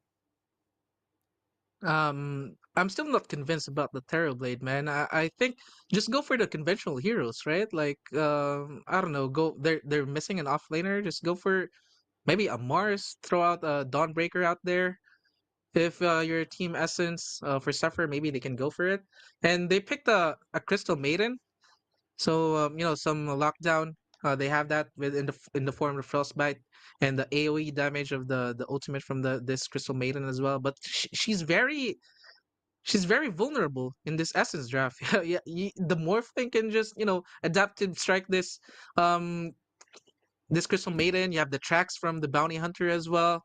One huge spell from Essence too in the form of that Warlock to lock down some heroes of Team Suffer. I guess it's a good AoE damage for the Broodlings as well. So let's see here. Suffer, yeah, they have their carry, their offlaner, looking for a mid lane here for Potato. I was gonna read it. My Filipino ass will read it potato. It's actually potato. Okay. For Essence, you have Lloyd. So carry, Morphling, and then the mid, they're lacking for an offlaner now. Um, what's a good pick here by Puller Mm, as an offlane hero for Essence? mm. You know, I'm still banking on this Terrorblade, but I think it might be an offlane. Zephyr+4 is thinking that this is an offlane possible bounty hunter because their last two bans here is gonna be the Lion and Ancient Apparition. They're gonna be banning out the The Star Bounty Spirit Hunter Invoker for the offlane? side of Essence. Mm, I mean, yeah, it's I'm possible, right? Maybe I played a lot of offline bounty hunters before, but right now it's just you're gonna have a hard time. You're Ooh, gonna they're gonna rush go for the Night Vanguard. There we go. Stalker. A Night Stalker. Okay, Mm, that's a good. a Night That's a good Stalker. pick against this alchemist. Yeah, with the silence and as well as the with the first skill that can burst out the alchemist without the chemical rage being used. That's a good pick. But Zephyr+4, looking at their team lineup right now, they do they can't pick a puck here anymore because there's too many silence onto the side of Essence. Plus they need someone that can complement this brood mother. Hmm. Possibly Queen of Pain is also available here, but let's see. They still have a minute A left, Monkey but it's King. gonna go for a Monkey King mid. That's a good matchup against an Earth Spirit. I think they have the edge here in the middle lane, but in terms of other lanes, I don't think so. But that is our draft. Everybody, Sever+4 versus Essence here. We have Broodmother, Hoodwink, Alchemist, Crystal Maiden, and Monkey King for the side of Essence. We have Night Stalker, Earth Spirit, Warlock, Bounty Hunter, and the infamous Morphling. What are your thoughts on the on our draft right now, Russell? It's a Jikroy 1v5, man. I don't see them winning a Morphling in the late game. If maybe if the Alchemist could just pop off and just give Aghanims to everybody, I think that's one win condition for Zephyr. But if they cannot punish this Morphling to the early game, we've been seeing a lot of games too in this tournament itself that Jikroy doesn't have a good early game in the Morphling, but he still pop.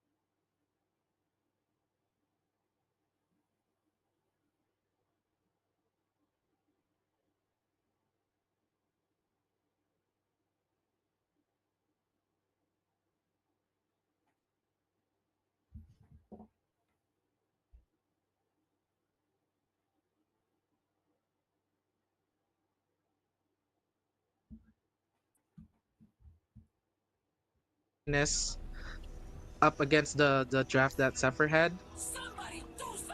Takaya Stop haлява. What can you do? Stop it. What can you do?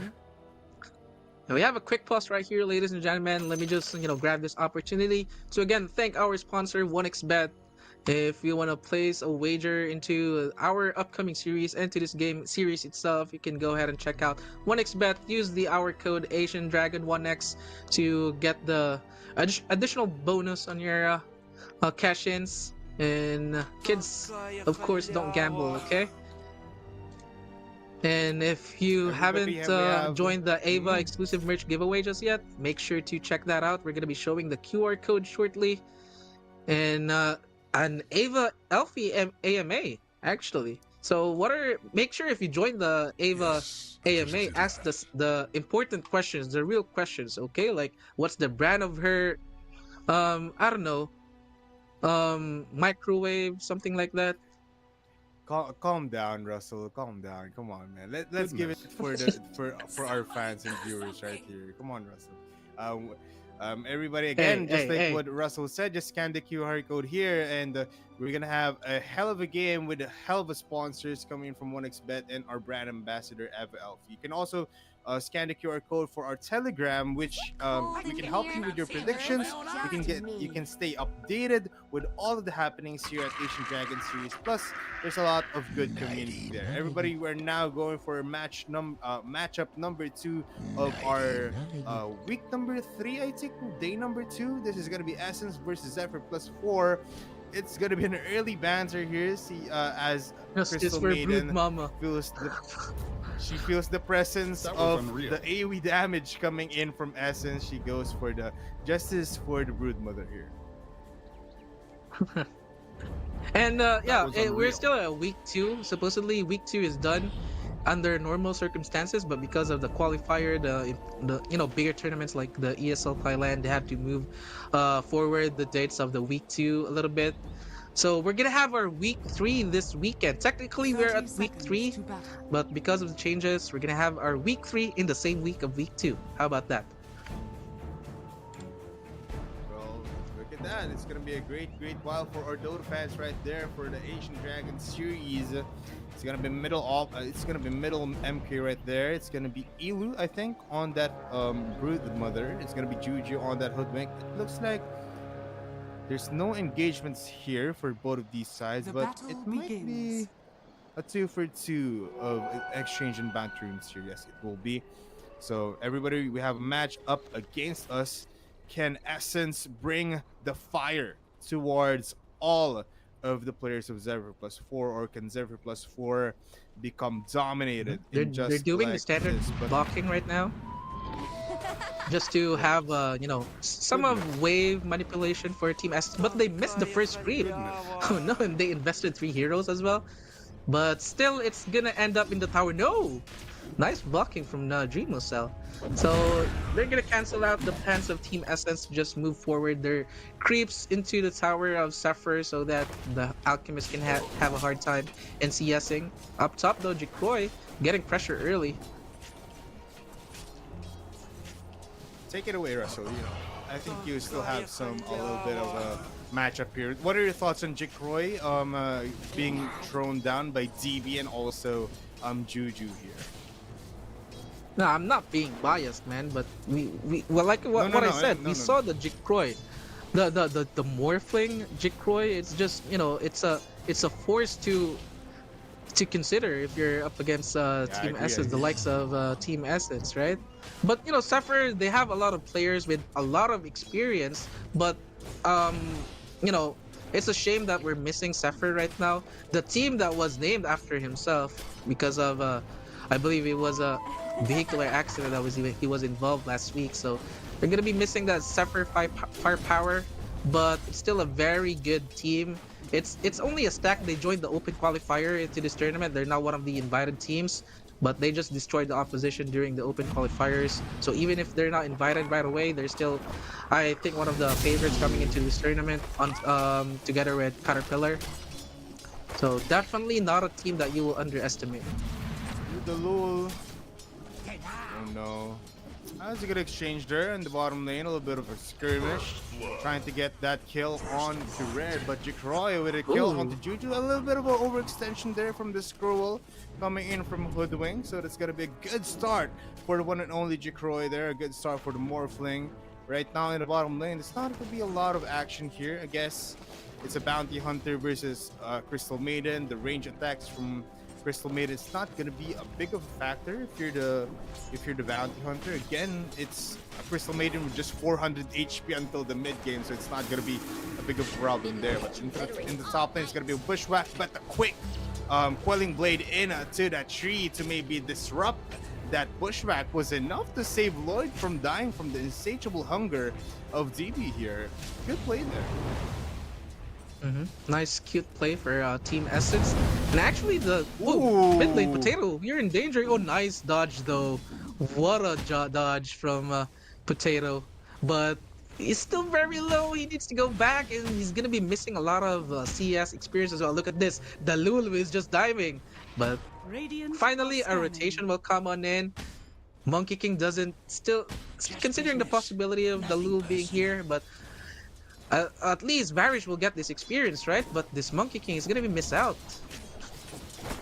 You know, that's really hard to execute, you know, that this guy's coming in from this Monkey King. I think it's just like a 0.2 timing for you to dodge something, and ultimately that was a great play coming in from them. You know, these two teams are the top of the top, but it's gonna be a 3v2 situation near the top lane. Insatiable Hunger coming from DB, but Jikroy now with a waveform in. DB just trying to hold him down and just trying to hit him to maybe get off that lifesteal, but wow, Lloyd and the rotation coming in from Bounty Hunter complementing the aggression of Jikroy right now. That's very good rotation.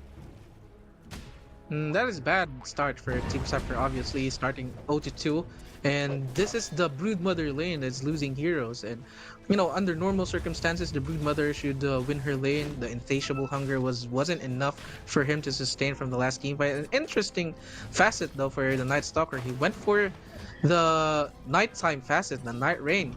So the game will start in nighttime for the first 5 minutes and 15 seconds instead of the Blinding Void. I think the value of the Blinding Void defeats the first nighttime. Maybe he just want to have secure the CS in the first 5 minutes of the game so that he can secure the experience as well.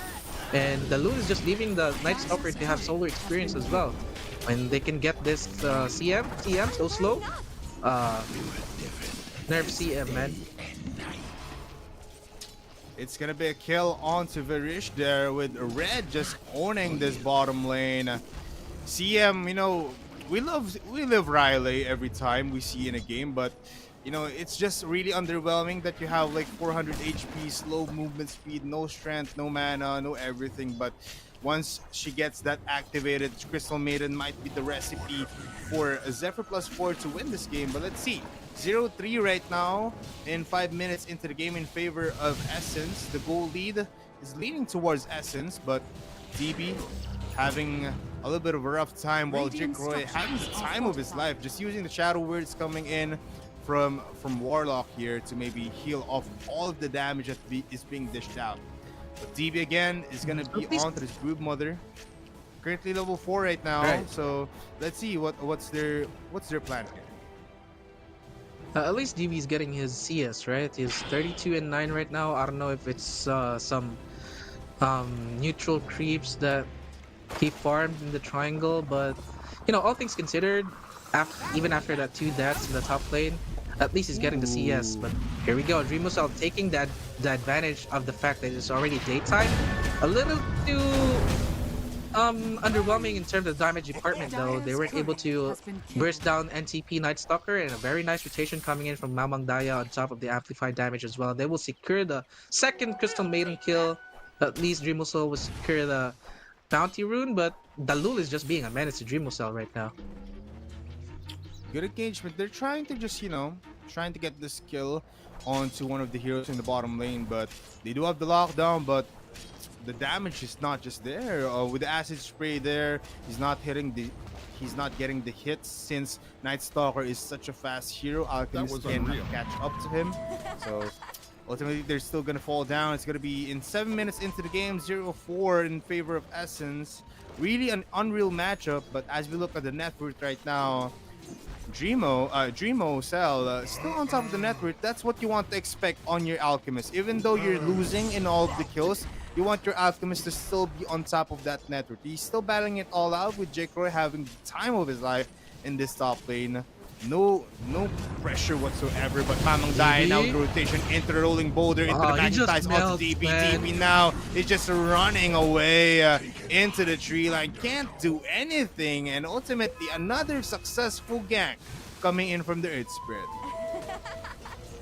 That's why Crystal Maiden was, he said hashtag justice for Mama as we go into this game, because the target is the mother, obviously. Although they have the vision to this bounty hunter though, maybe overstepping a little bit. So at least they get that kill. Something finally, Xepher is on the board, ladies and gentlemen. 8 minutes into this game.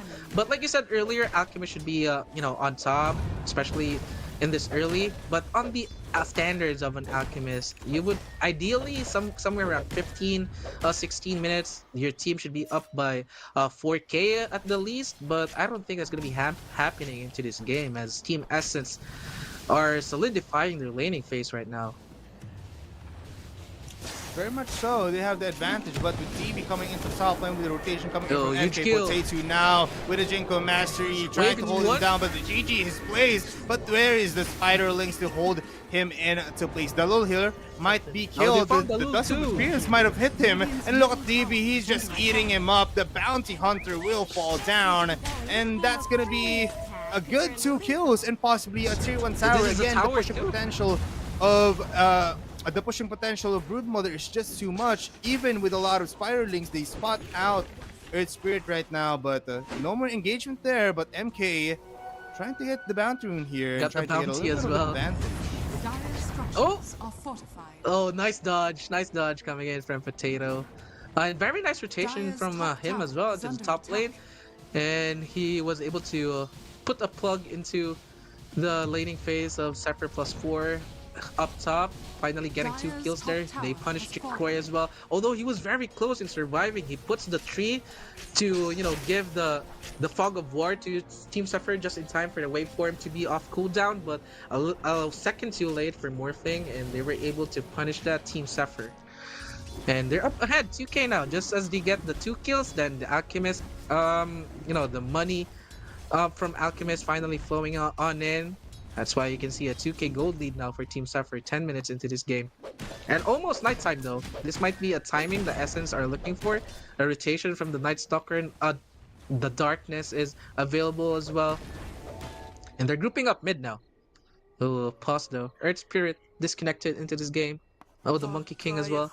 Hopefully it's just gonna be a quick pause. What can you do? And I think that was this week bipolar, where Ivory defaulted one of their games because of the typhoon, something of a typhoon, right? Are you guys affected up there as well? I don't know. Where are you from, Russell? I mean, I don't know where you are, but we're not really affected by it. Ivory also a good placement in our tournament right now, but no, not really affected. But that's a sad thing to see, that you have to default in terms of weather conditions. But right now, let's see. It's a different ball game. It's gonna be Essence and Xepher+4, so just waiting for them to get ready. We're just, just waiting for them to check into the game. Monkey King has reconnected 4v5. into the game. A little bit of a banter then there, as you can see, for both of these two teams. That is what you want to see. I actually want to check if these two teams are coming from the same country. Essence is all the they're way both from Indonesians. Indo, and Xepher and Indo, yeah, all the way from Indonesia. So this is what I love about teams that have the same country to represent. It's fun to see them banter, it's fun to see them play it all out, and sometimes they know each other, so they know their play styles. Right now we are back to the game. Mamang Daya showing off himself in the middle lane, as well as Potato, but 2 supports behind them might be a little problem. No engagement there though. Alchemists have to be very careful though. Doesn't have a support with him, but nice identification coming in from him. The Night Stalker was missing in the map, and he will safely put his hero in the cover of the tier 1 tower. With the 2k gold lead still for Team Xepher, 3-5 into this game. And this Morphling is still just farming. He's chilling for now. He's right next behind to the. He's right next to the Alchemist, and he got the. I think he's gonna go for the Vlad's build here, and then Manta style. Doesn't really need for a Lincoln, maybe. Although the unstable concoction is there, also the single target coming in from the CM as well. But I don't think Lincoln is necessary for the Morphling, so he can just go in to the items that really matter, like a backing bar, a Daedalus maybe. And this is the rotation gonna for the be Night Stalker. goodness. Didn't get them any fruit though. Goodness. He's back into the lane right now. It's gonna be a rotation. Oh, I say that. Essence with the smoke of the sheep. They will go and hit out with a There's a bushwhack flank. connecting onto Mamang Daya, but there is the nighttime coming in from red, and he silences them all with a crippling fear. Now Mamang Daya uses the magnetize into 3 players, but the freezing field stopped by the Warlock ulti, and now the Wukong's command holding down Potato and letting him be alive. He gets a kill before he gets killed. That's the lol. But Lloyd though, finishing him off. That was a good exchange if you ask me, but still no engagement coming in from Essence as Jake Roy joins the fray. They Ooh, go the stack, and steal the stack so at the triangle, but Juju doesn't want to give a little bit of it.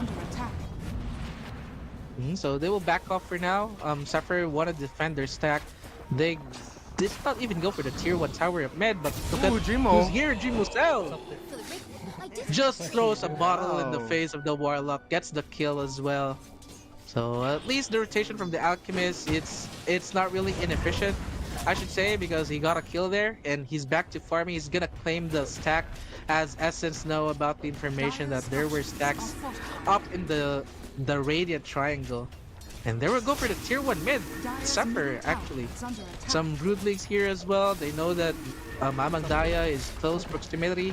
The rotation coming in from Lloyd, but he doesn't have a golem though. So I don't think he can defend this tier 1 tower, my guy. He's gonna go for the deny, but Mamang Daya or Potato will secure that tier 1 tower mid. Radiant's bottom tower is under attack. A lot of towers and They got objectives the now MK going. kill after the Night Stalker rotation, but I think it wasn't enough with the investment that they had. They put in 4 or 5 heroes in the middle lane and they only got a Monkey King while the Alchemist was free farming.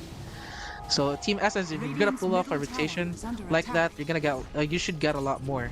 And the radiant, a 13-minute radiance for Dreamo Cell, so the gold will just start coming in for Team Xepher right now.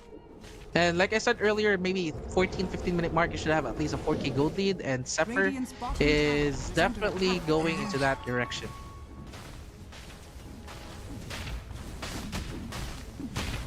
40 minutes into the game, everybody. It's gonna be 6-5 in favor of Essence. And again, just like what Russell said, it's gonna be a tough time right now for the side of Xepher+4. The nighttime is still available for them to maybe rotate out.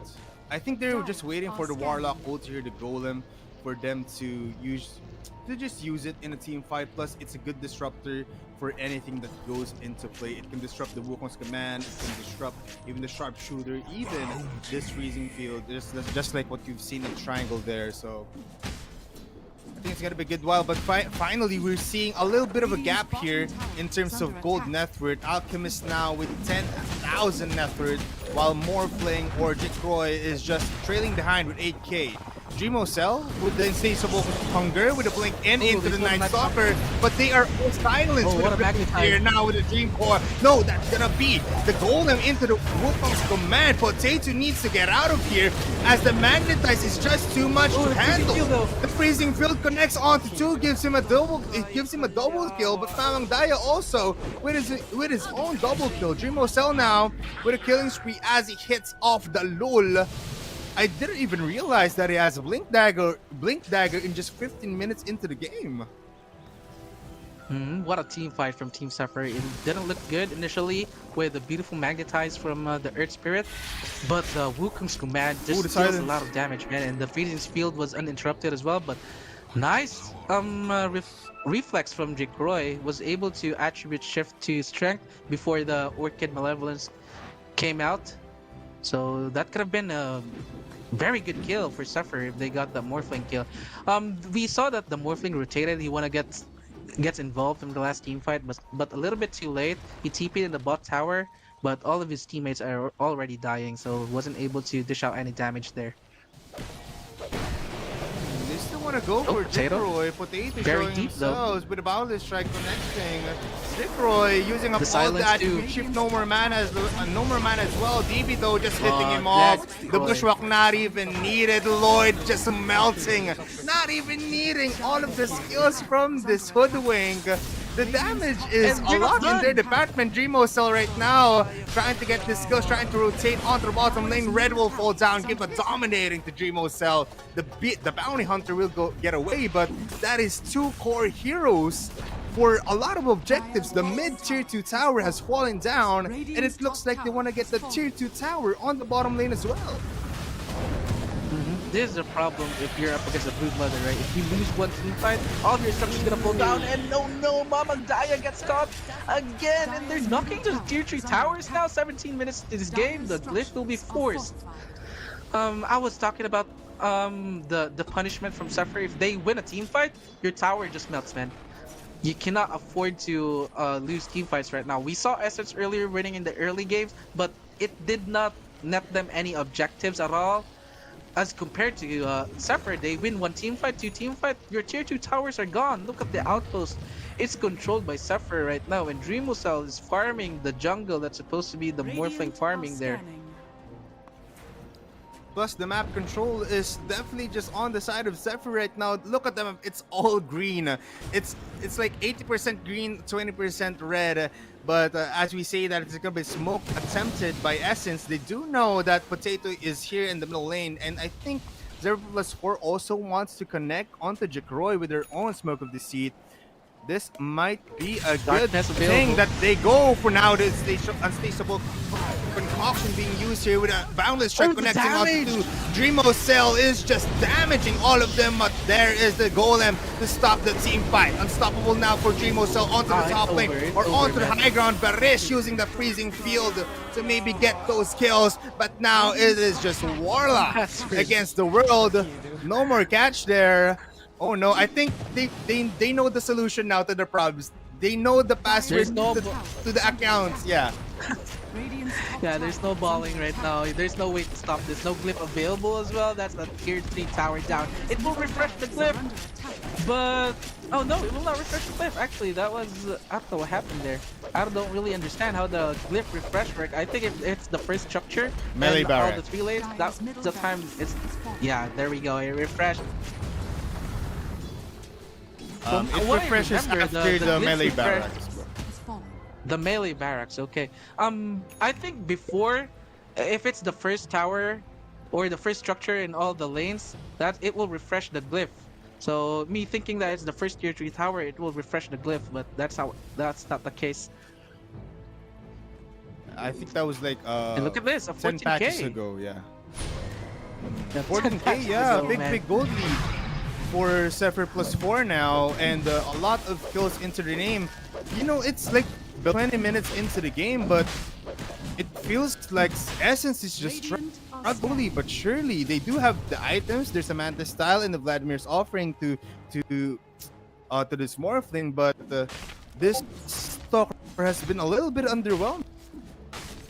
Yeah, right. I was about to say that. That's what I thought. This Night Stalker pick is not giving them any favors right now, Team Essence. And this Morphling still needs a lot of time. And your job as an off-laner, you have to make space for your safe lane. And this Night Stalker was, like you said, a little bit underwhelming.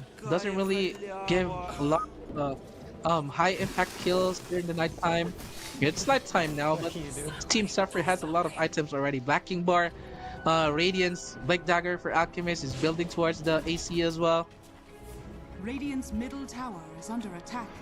What do you think is the winning potential here for Essence? Because right now Essence is definitely their winning probability is maybe like 30%, and Xepher+4 has the momentum and the rhythm right now. What do you think is the way for Xepher+4 to maybe win and Essence as well? Maybe they can split, but that's not really an option right now. You don't have any heroes that can safely split. You have Dalu, but he doesn't have the utility or the capability to just burst out lanes. So it's not gonna slow down the Team Zephyr push. I guess the high ground is still a threat, knowing that the Team Essence has a golem. So if Zephyr attempts high ground and then Team Essence successfully defended their base and gets kills on top of it as well, I think that's a way back for Team Essence and some time for the Morphling to get his items as well. But this is Team Zephyr. This is the Zephyr stack, man. They are a very technical team. They don't make mistakes quite often. So unless Team Zephyr will commit a couple of mistakes, maybe Team Essence is some way to get back into this game. Good insights there coming in from Russell. Another pause here, everybody. Don't you worry. We're just fixing some jitters and some lags here, everybody. 20 minutes into the game, we have 17 kills and 9. As we look into the items, there's a diffusal blade on to our Monkey King to maybe negate the attribute shift of this Morphling. Plus, they can use this to get to out. This Broodmother has the Sanguine Yash, as well as the Orchid of Malevolence. Right now, this Mamang Daya is pretty much vulnerable if they go for him. They have the Blades, may have an upcoming BKB, but it's not going to be enough. They have the Agents of Immortal on this Alchemist. This might be their window of opportunity to get another set of barracks. Yep, they can definitely go high ground right now. They just need to be very patient when they're sieging high ground. You have the Aegis, no banner available still, but just wait for Team Essence to commit a mistake because they're desperate right now. They maybe they are more likely to make a mistake because on how pressured they are to make a play because the lead right now is so significant. The Morphling is still farming, and Team Zephyr has their eyes on the top lane right now. Alchemist is there as well, and the Monkey King just hits hard, man. It is only 9,500 net worth, but he has the Orb of Destruction. And if you top that out on the Wukong's command, you just melts. Yeah, definitely so. Radiant's bottom tower It's an is interesting under attack. matchup, everybody. Everyone is just Dire's dying top tower instantly is from under the attack. damage of both of these two teams.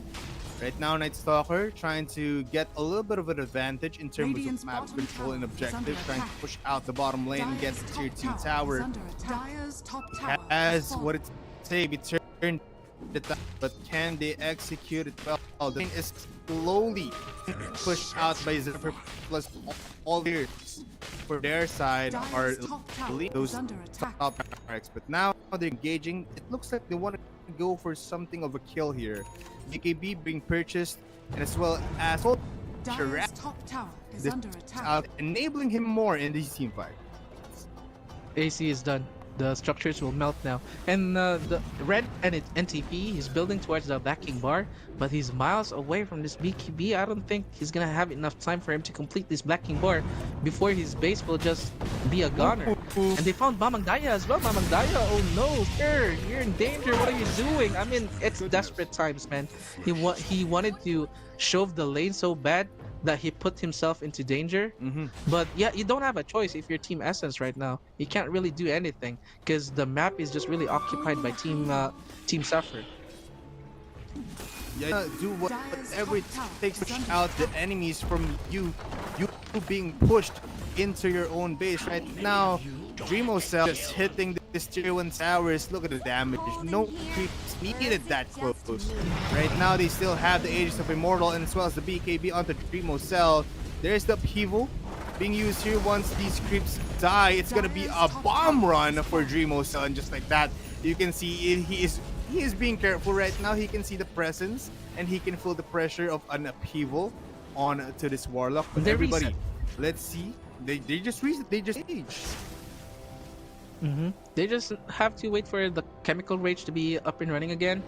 So yep, maybe just a few more seconds and they'll go again to the high ground. But Team Essence identifying this. Look at this, Jikroy. You cannot go there, so that's a no-no zone. And Ooh. Dreamocell knows. He could have In done there Manta with the own dodge there, but there's the freezing field onto two players. Varish with a beautiful setup and the sharpshooter hitting him from the back. So now with a wicked sick Potato or si Potato will tip they're hoodwinked because that was a beautiful shot from them. That's gonna be a kill streak and a double kill for Gmo Cell, and with no buybacks ensured, that is gonna be a quick JG 24 minutes. Russell. Wow. Password with Crystal Maiden are just spamming password, man. The laning phase, it didn't went badly for Team Essence, but once they started rotating, the Monkey King moving around the map, even the Alchemist is just helping towards the team fight. It just started there. It was the beginning of the end for Team Essence. They snowballed 21-9, 24 minutes. I thought we're in for a treat for maybe a Jikoi Morphling performance, but I was wrong. Xepher+4, they're just built different, man. Yeah, they were just unstoppable after like the 10-minute mark. The net worth of a Dreamo Cell is 22K.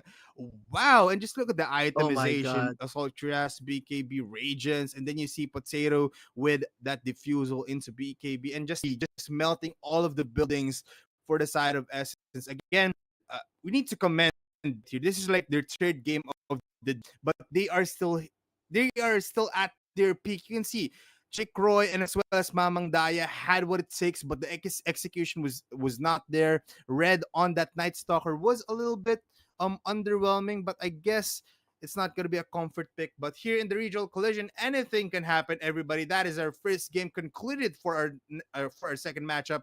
Rob, what are your thoughts on that game?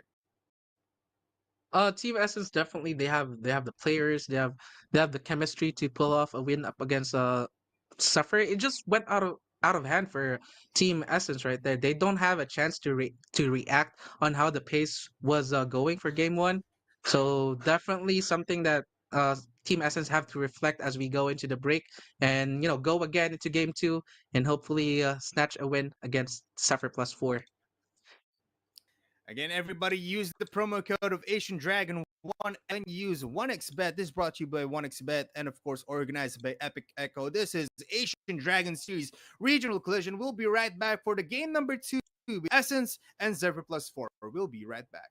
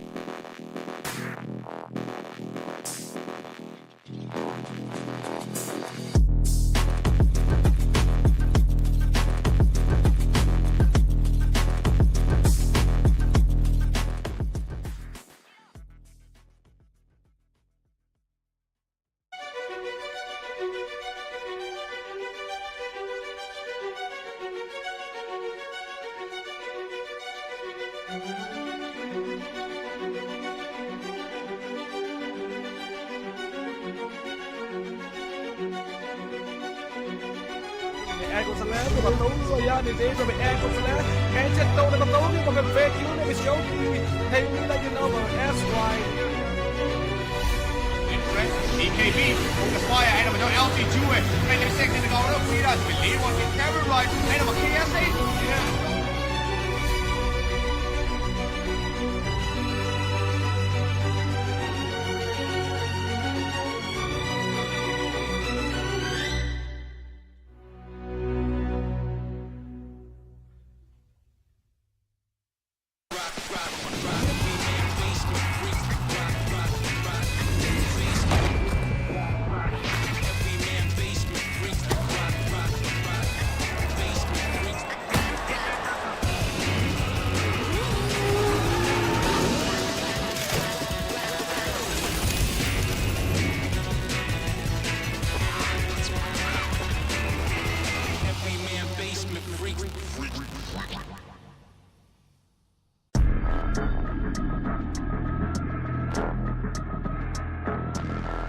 แอ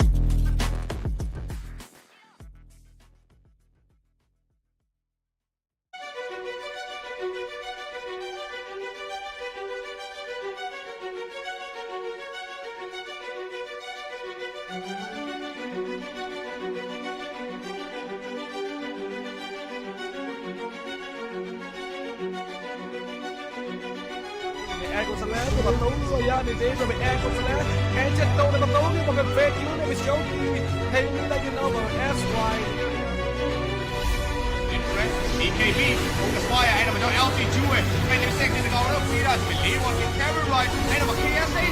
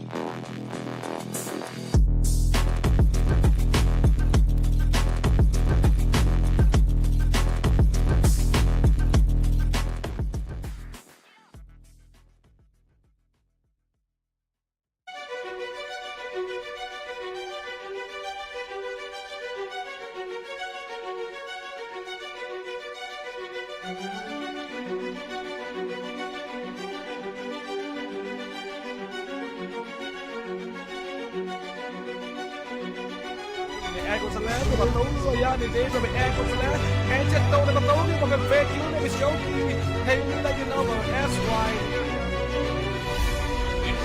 EKB om de spaaien en dan met LC Jue. En de second in de goal op Vira. We leven op de camera right. En dan KSA.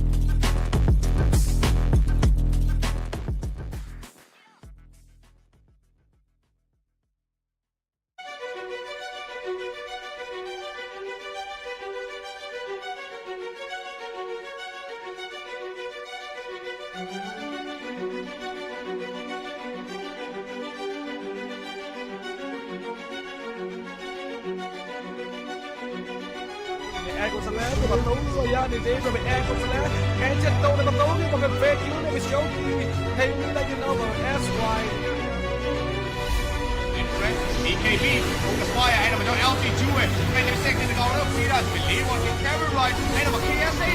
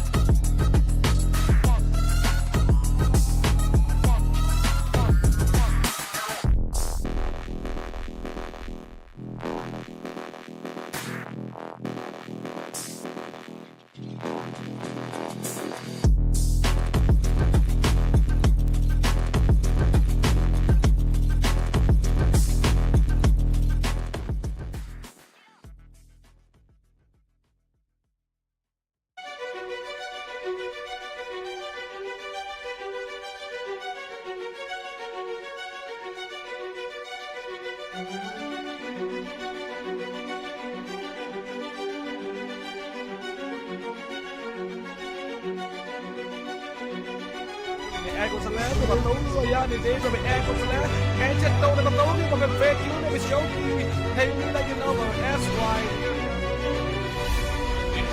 EKB focus fire en dan met LT Jue. En de second in de goal ook weer uit. Believe what can carry right. En dan met KSA.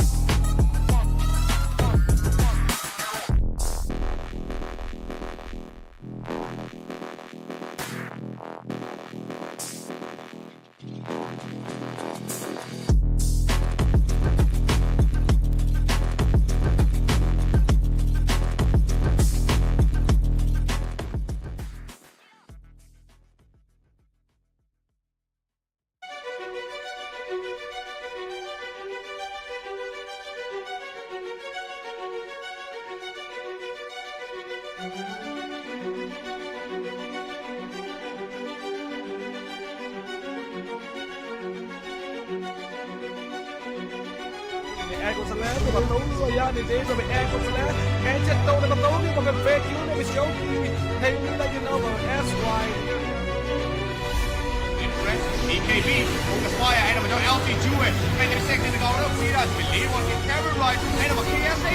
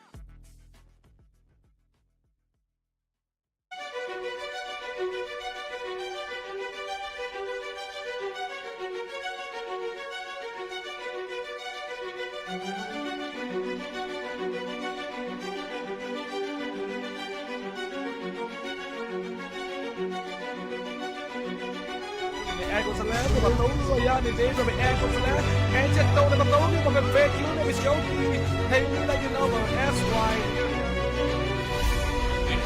EKB focus fire en dan met jouw LT Jewett. En de second in de goal ook niet uit. Believe wordt in camera right. En dan wat KSA.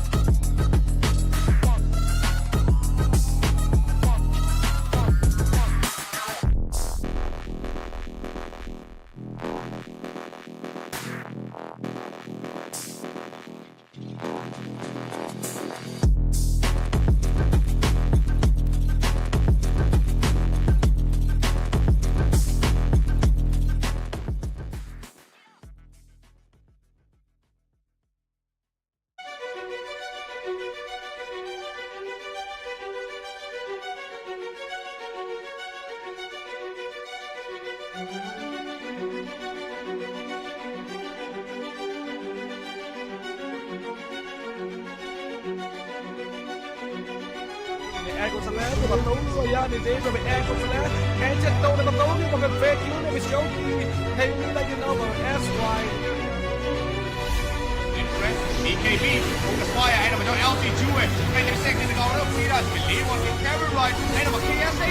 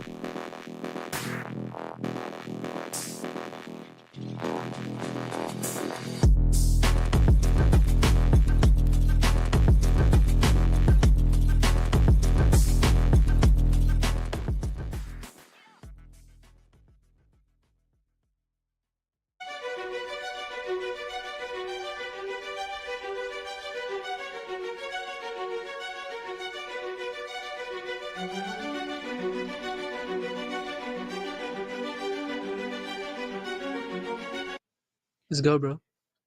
And welcome back, everybody. Again, this is where it is. Asia Dragon Series Retail Collision. It's a whopping $90,000 prize pool up for grabs. But this is going to be our second matchup in our game number 2 between Xepher+4 versus Essence. See won game one up against Essence, and it was a very quick game, I should say, by Polar. It was 23 minute game.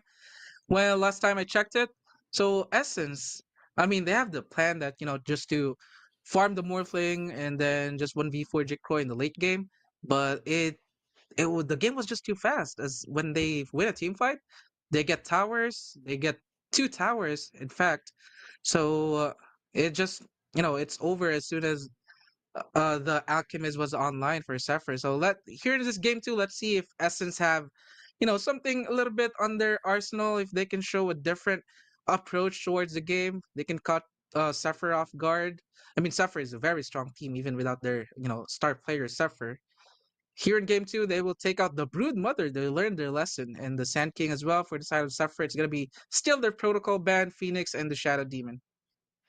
Yes, a respect band there onto the Broodmother that um killed them off entirely in that game number 1. But now Zephyr with their last set of bans in their first phase here, they're gonna be banning out 3 supports.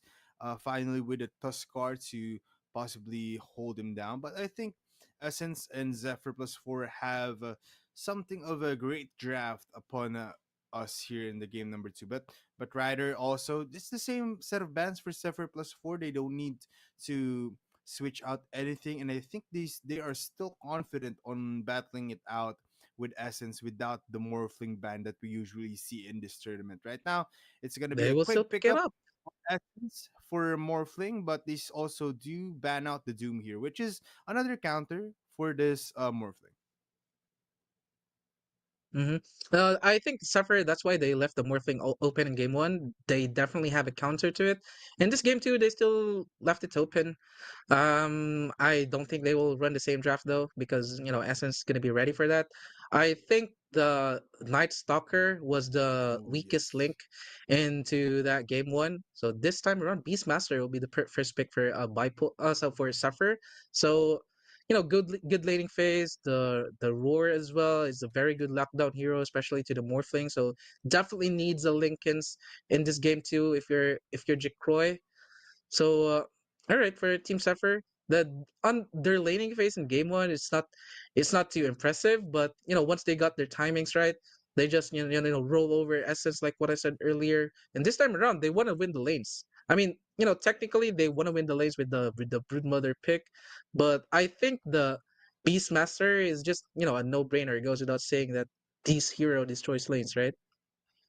Yeah, basically, it just continues to damage all throughout, especially with the summons of the boar and the bird.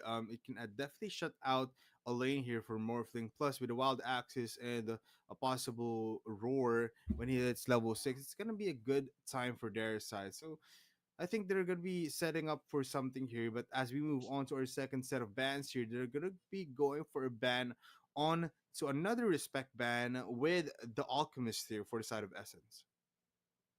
Mm-hmm. It's just really, annoying if you're a Morphling up against a Radiance Alchemist, right? The mischance from the Radiance, you don't really want to build into the MKB. I guess the damage is there, but Morphling really likes to build the Daedalus Manta style. In this game, he needs the Linkens, and we haven't seen the full potential of the Morphling if he want to go for the Kanda still, even after the nerf. So I want to see here if the Kanda is still an item pretty much because the nerf was just so significant that I don't think you're gonna be interested in picking up that item. I think it was 15 from 75% it went down to 60%. So the nuke damage, the burst potential is just not really there. They took out the Shadow Fiend as well, a potential Dreamosal hero, and a Skyrat. This Morphling is not gonna have a good time, man. That's why they're leaving it open. You have the Beastmaster, you top that off with a Skyrat ultimate as well. People will just melt with this combo. Yeah, very much so. That's gonna be the off lane that will be up against this morphling safe lane here for side of Essence. A great pick for their side. The ancient seal plus of course the burst damage potential coming from the mystic flare and other skills of Skyrat here is gonna be great. But a better pick here for the side of Essence is gonna be the enchantress that can definitely help out this morphling in their laning phase, especially if this is a position 4 or I mean position 5 um enchantress, but they go for the clockwork as well on the side of Essence. Now I think Zephyr might prioritize a mid laner here or possibly a position 1 carry as well. Mm-hmm. Enchantress can really, really good counter up against a Beastmaster. You can just enchant the controlled units with a Dominator as well. And, it wins lanes too. So, kind of like a balanced draft for both the teams. The Clockwork, good initiator hero, can lock down people even the cover of the Black King bar. And, oh, I like this. A Dragon Knight pick for Zephyr. And it goes Hmm. toe to toe against a Morphling in the late game. Scales really well as well. And a very tanky hero at that. But this Enchantress, though, it's gonna be very hard to kill, especially with the Untouchable. So someone has to maybe build a Silver Edge or just pick a Hoodwink. Ooh, a Clinks pick Ooh. for Team Zephyr. I think it was the Boom game against Aurora where they picked Clinks. I don't know, I forgot. But this hero, man, just really good push potential, a lot of damage as well. They were lagging behind the whole time of the game. They still managed to win the game. So would you say that it's gonna be a mid hero, right? Since DK is there. A mid Clinks? I don't know about that though. Possibly, I mean, it's a good hero, but in the mid, the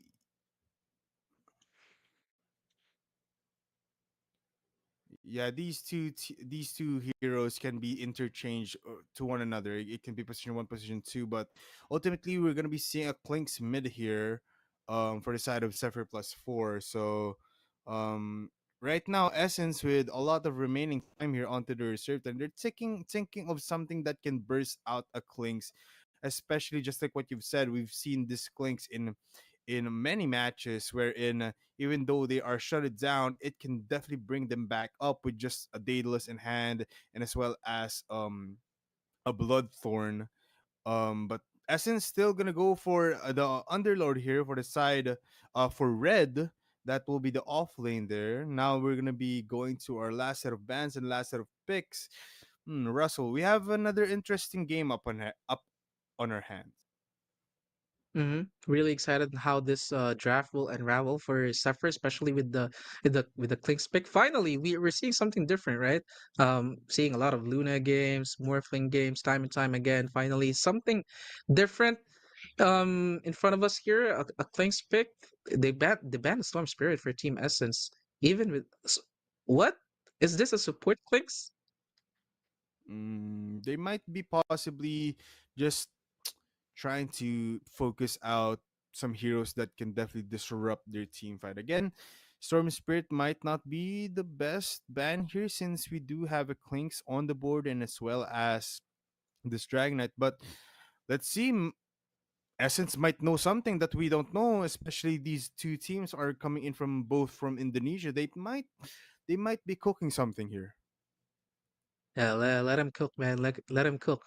And Zephyr, they're banning support heroes now. So Jikroy, Carry, and hmm, interesting bans Hmm. for Suffer+4. They're not convinced that these will be the support duo, Clockwork and the Enchantress. I guess you can put the Morphling in mid, but I don't understand this draft at all, Bipolar. I apologize, Yeah, in but yeah, in the something last really interesting phase of cooking right here. banning. Yeah, I mean, in the last phase of banning, it's really hard to think of why would they ban out an IO. I guess if you want a mid IO, that's possible, but that's really we're looking at really unorthodox bans here right now. Even Seki's is very much unorthodox. It's a good way to counteract Clinks, but not the best kind of hero here. For Essence, we'll be seeing the last 20 seconds for the last ban here. They're using up all of their time right now. I think we'll be seeing a possible support ban here. Possibly Marcy, Hmm. possibly Ogre Magi, but it's gonna be Pangler instead, Or is and this they'll a mid go Skyrat? for a sniper. Possibly they can still go for it, but where does DK and Klinks go if it's a mid Skyra? So you put offlane in the DK. Oh, there's a Beastmaster. I don't know, man. This draft doesn't make sense at all. Or yeah, like you said, they know something that we don't know. Right. Let's see how will Hmm. this draft um pan out for both of these teams. A sniper last pick for Team Essence. But this sniper is very vulnerable unless it's gonna be a support sniper, but that's gonna not gonna be very likely since you see a Clockwork and Enchantress. You have a lot of jumps for Team Zephyr. A Dragonite, an Invisible Clinks, and potentially a Blink Dagger to be built by DB on his Beastmaster. Mm-hmm. So they're taking a lot of Ooh. time now, Team Zephyr. They have 1 minute or 70 seconds to decide their last hero. I have no clue. I have no idea what's the plan here for Xepher+4. It's just all over the place. Xepher+4 now giving us a hard time in identifying and letting Essence think of what can they use here. There's nothing much else to say. They just have 56 seconds remaining. It's gonna be a support Clinks possibly or a support position for Earth Spirit, but we'll definitely be seeing once we go into the game. But Xepher+4, everybody, plus versus Essence in our game number 2. It's gonna be very interesting, everybody. As you can see in our Leave draft, it is Beastmaster. Oh, sorry, wild. they haven't picked red. Yeah, but they're floating so much that they flex their heroes. All their heroes are flexed that they end up in this position wherein they're really having a hard time on where to put their heroes. But definitely it's gonna be an offlane Beastmaster. I don't see any way where they can put in this Beastmaster in terms of the roles. But yeah, it's maybe they're up one game. Maybe they're experimenting as they face off towards the next opposition, cooking something like you said. So, yep, really interesting draft. Let's see if Team Essence can tie up our scoreboard, or will suffer sweep Team Essence. Yes, definitely. So, everybody, I hope you guys are really enjoying this broadcast right now because as us here in the casters deck, we are up for a big one. It's gonna be these two teams, and it's gonna be great.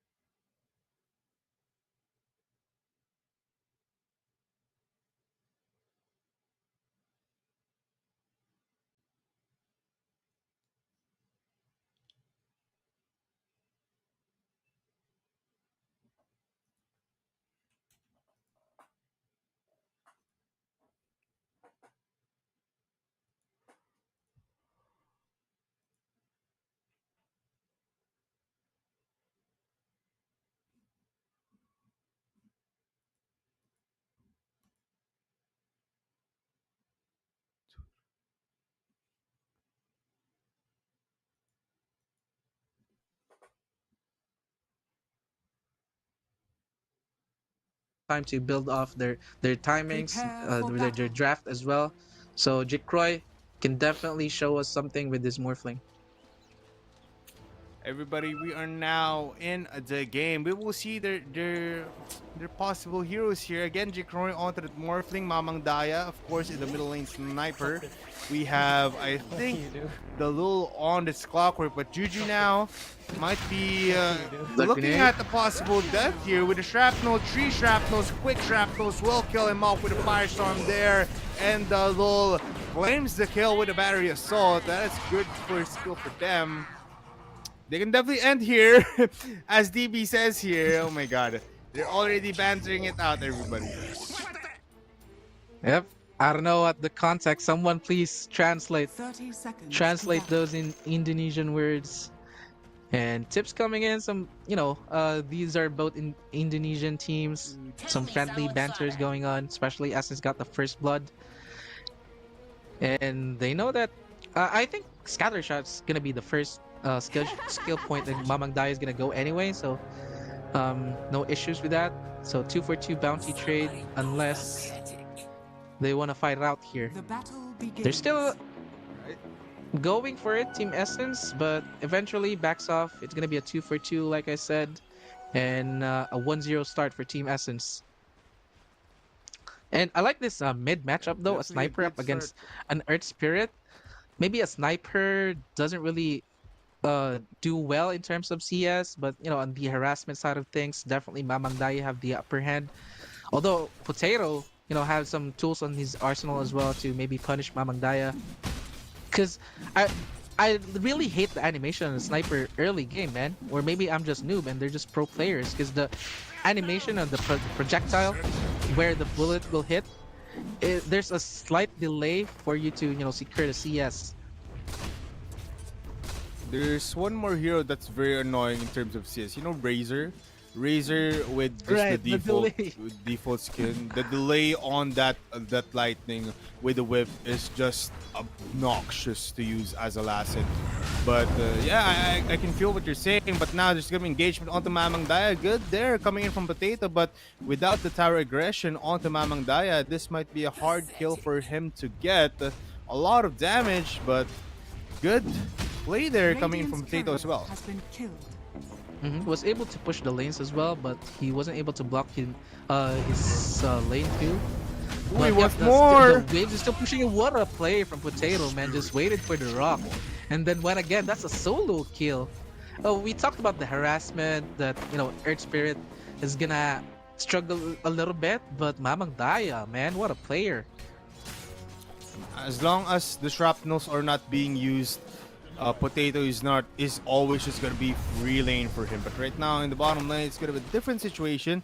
Varish and the Skyrath and Adremo sell onto this Dragonite. We want him to possibly pop off here if they do want to win this game. On to the top lane though, it's gonna be Xepher again in his I guess third or second match wherein he's using this Morphling. They want to go for this Juju, and what are your thoughts on his support Clinks, Russell? They will just harass people out, man. Although, he cannot offer much in terms of, saving his teammates, but the harassment is just the damages. As you can see here, the HP of both heroes from the top lane of Team Essence is constantly at the red. That's what the support clicks have to offer. And I saw the Skyrat Arcana. I'm just so glad that I didn't spend $20 on that, man. It looks absolutely garbage. So that's what it Really? looked like. I mean, It's garbage. Oh, I mean, it's in my own opinion though. But look at that. Maybe the animation on the skills, but it looks the same, man. They're the same picture. Yeah, it's kind of the same, but I guess it all comes down to preference. Varishno, though, might be a wealthy kind of player, everybody. On the top lane, though, it's going to be an engagement on DP with waveform incoming in from Xepher. Lloyd, though, might get killed here coming from This is a Juju double kill. with that oil spill there, getting him the kill, but Juju will definitely get Ooh, out nice juke. with a quick backstab with that death bag. Beautifully outplayed by Juju, but that is a support kill for a Beastmaster in favor of Essence. And maybe DB was, underestimating the damage. Ooh, Juju. oh, it wasn't able to get the Clinks kill up first, but went back as soon as the waveform was off cooldown and tips Juju just for good measure. Some emotional damage coming in. All right, here down bot, nothing much going on. Just cheeky lane manipulation, just pulling the creeps. In contrast to top lane, which is very action-packed.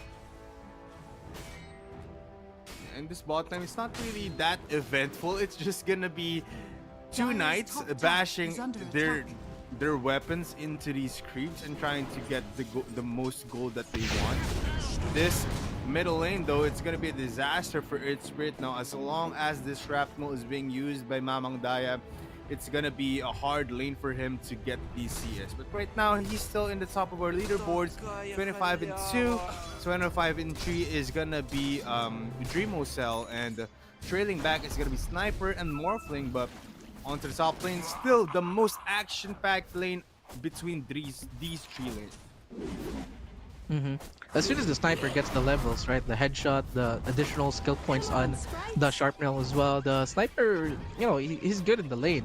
The first kill or first death that he had earlier, it's just some Mamang Daya magic, man. But on paper, sniper should be winning the CS in the lanes as well. But I think Mamang Daya will get 6 first, so that's Ooh, the maybe block. something that we need to look for. The magnetized damage.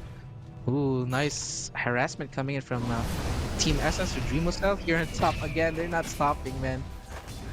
Yeah, They onto the invested top another lane. hero here as well, Dire's structures but Yeah, would not they get wanna the kill these though. skills. And they want to get these skills, but ultimately they didn't get it. Skyrath tipping in with the Twins Gate, but no luck there. Xepher is just shifting all of these attributes. Plus, they don't have the lockdown that we are looking for, Russell. It's a Beastmaster with a level 6. It's a Clinks with all the right clicks, but it's just gonna be a Skyrath with a slow. Now into the middle lane, it looks like Mamang Daya wants to force this out, but a quick There's pause. pause too. Because there's a little bit Ooh, of DK's low too.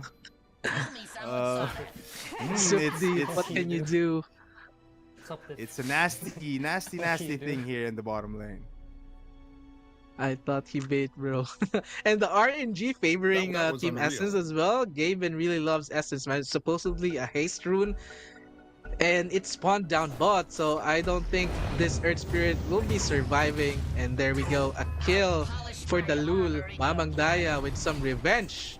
And he gets a haste rune as well. Radiant's Not middle that it will tower matter, is it under doesn't attack. have a bottle, but denying that into the Earth Spirit, it's huge for Team Essence, and they got the kill as well. Look at this. Lloyd And Dreamocell is low. He's low. Ooh, there's a Mud Golem there to maybe give her a stun. Dreamocell will fall down into the hands of Red. No Pit of Malice being used there. Very confident in just one stun coming in from Mud Golem.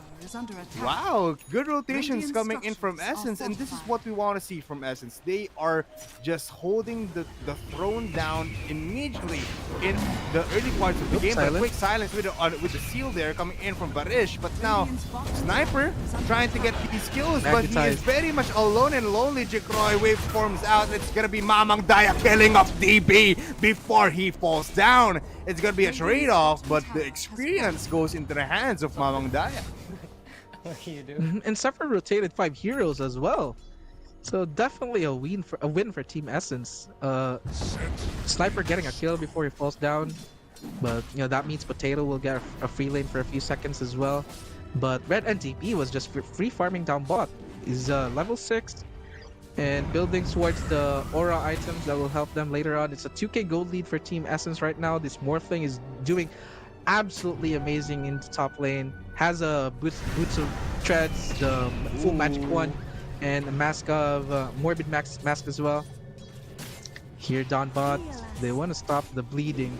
Red NTP, I don't think he's killable right now, especially with the sprites from the Enchantress too. Yes, the clicks deals a lot of damage, but he, like we said, he don't offer those lockdowns like typical support player heroes do. And here in mid, Potato will fall down again. Magnetize will be used too. Oh my days, this is bad for Team Xepher. Very much bad for Team Xepher right now. Their lead is slowly being trailed down as the lull with the Invis Rune, and as well as the battery assault with the Fiend's Gate being used to kill up Dreamocell. Dreamocell, no one behind him to help him out. It's gonna be a killing spree for the Clockwork, and it's gonna be another free tower because of the talent of Red here. They have some Necronomicon minions to help out with a push, but here in the bottom lane, Lori with TP out. No stuns there. Their only means of stun is Dragonite's stun, a roar, and the rolling boulder. It's gonna be hard to hit these stuns. Jikroy has Blades as well, 9 minutes in. He's building towards the Manta style next, or if wanna go defensive, maybe he can go for the Lincolns first. But on this point of the game, they're just dominating Xepher right now. I don't think he's gonna be defensive. There we go. He's queuing towards the Manta style.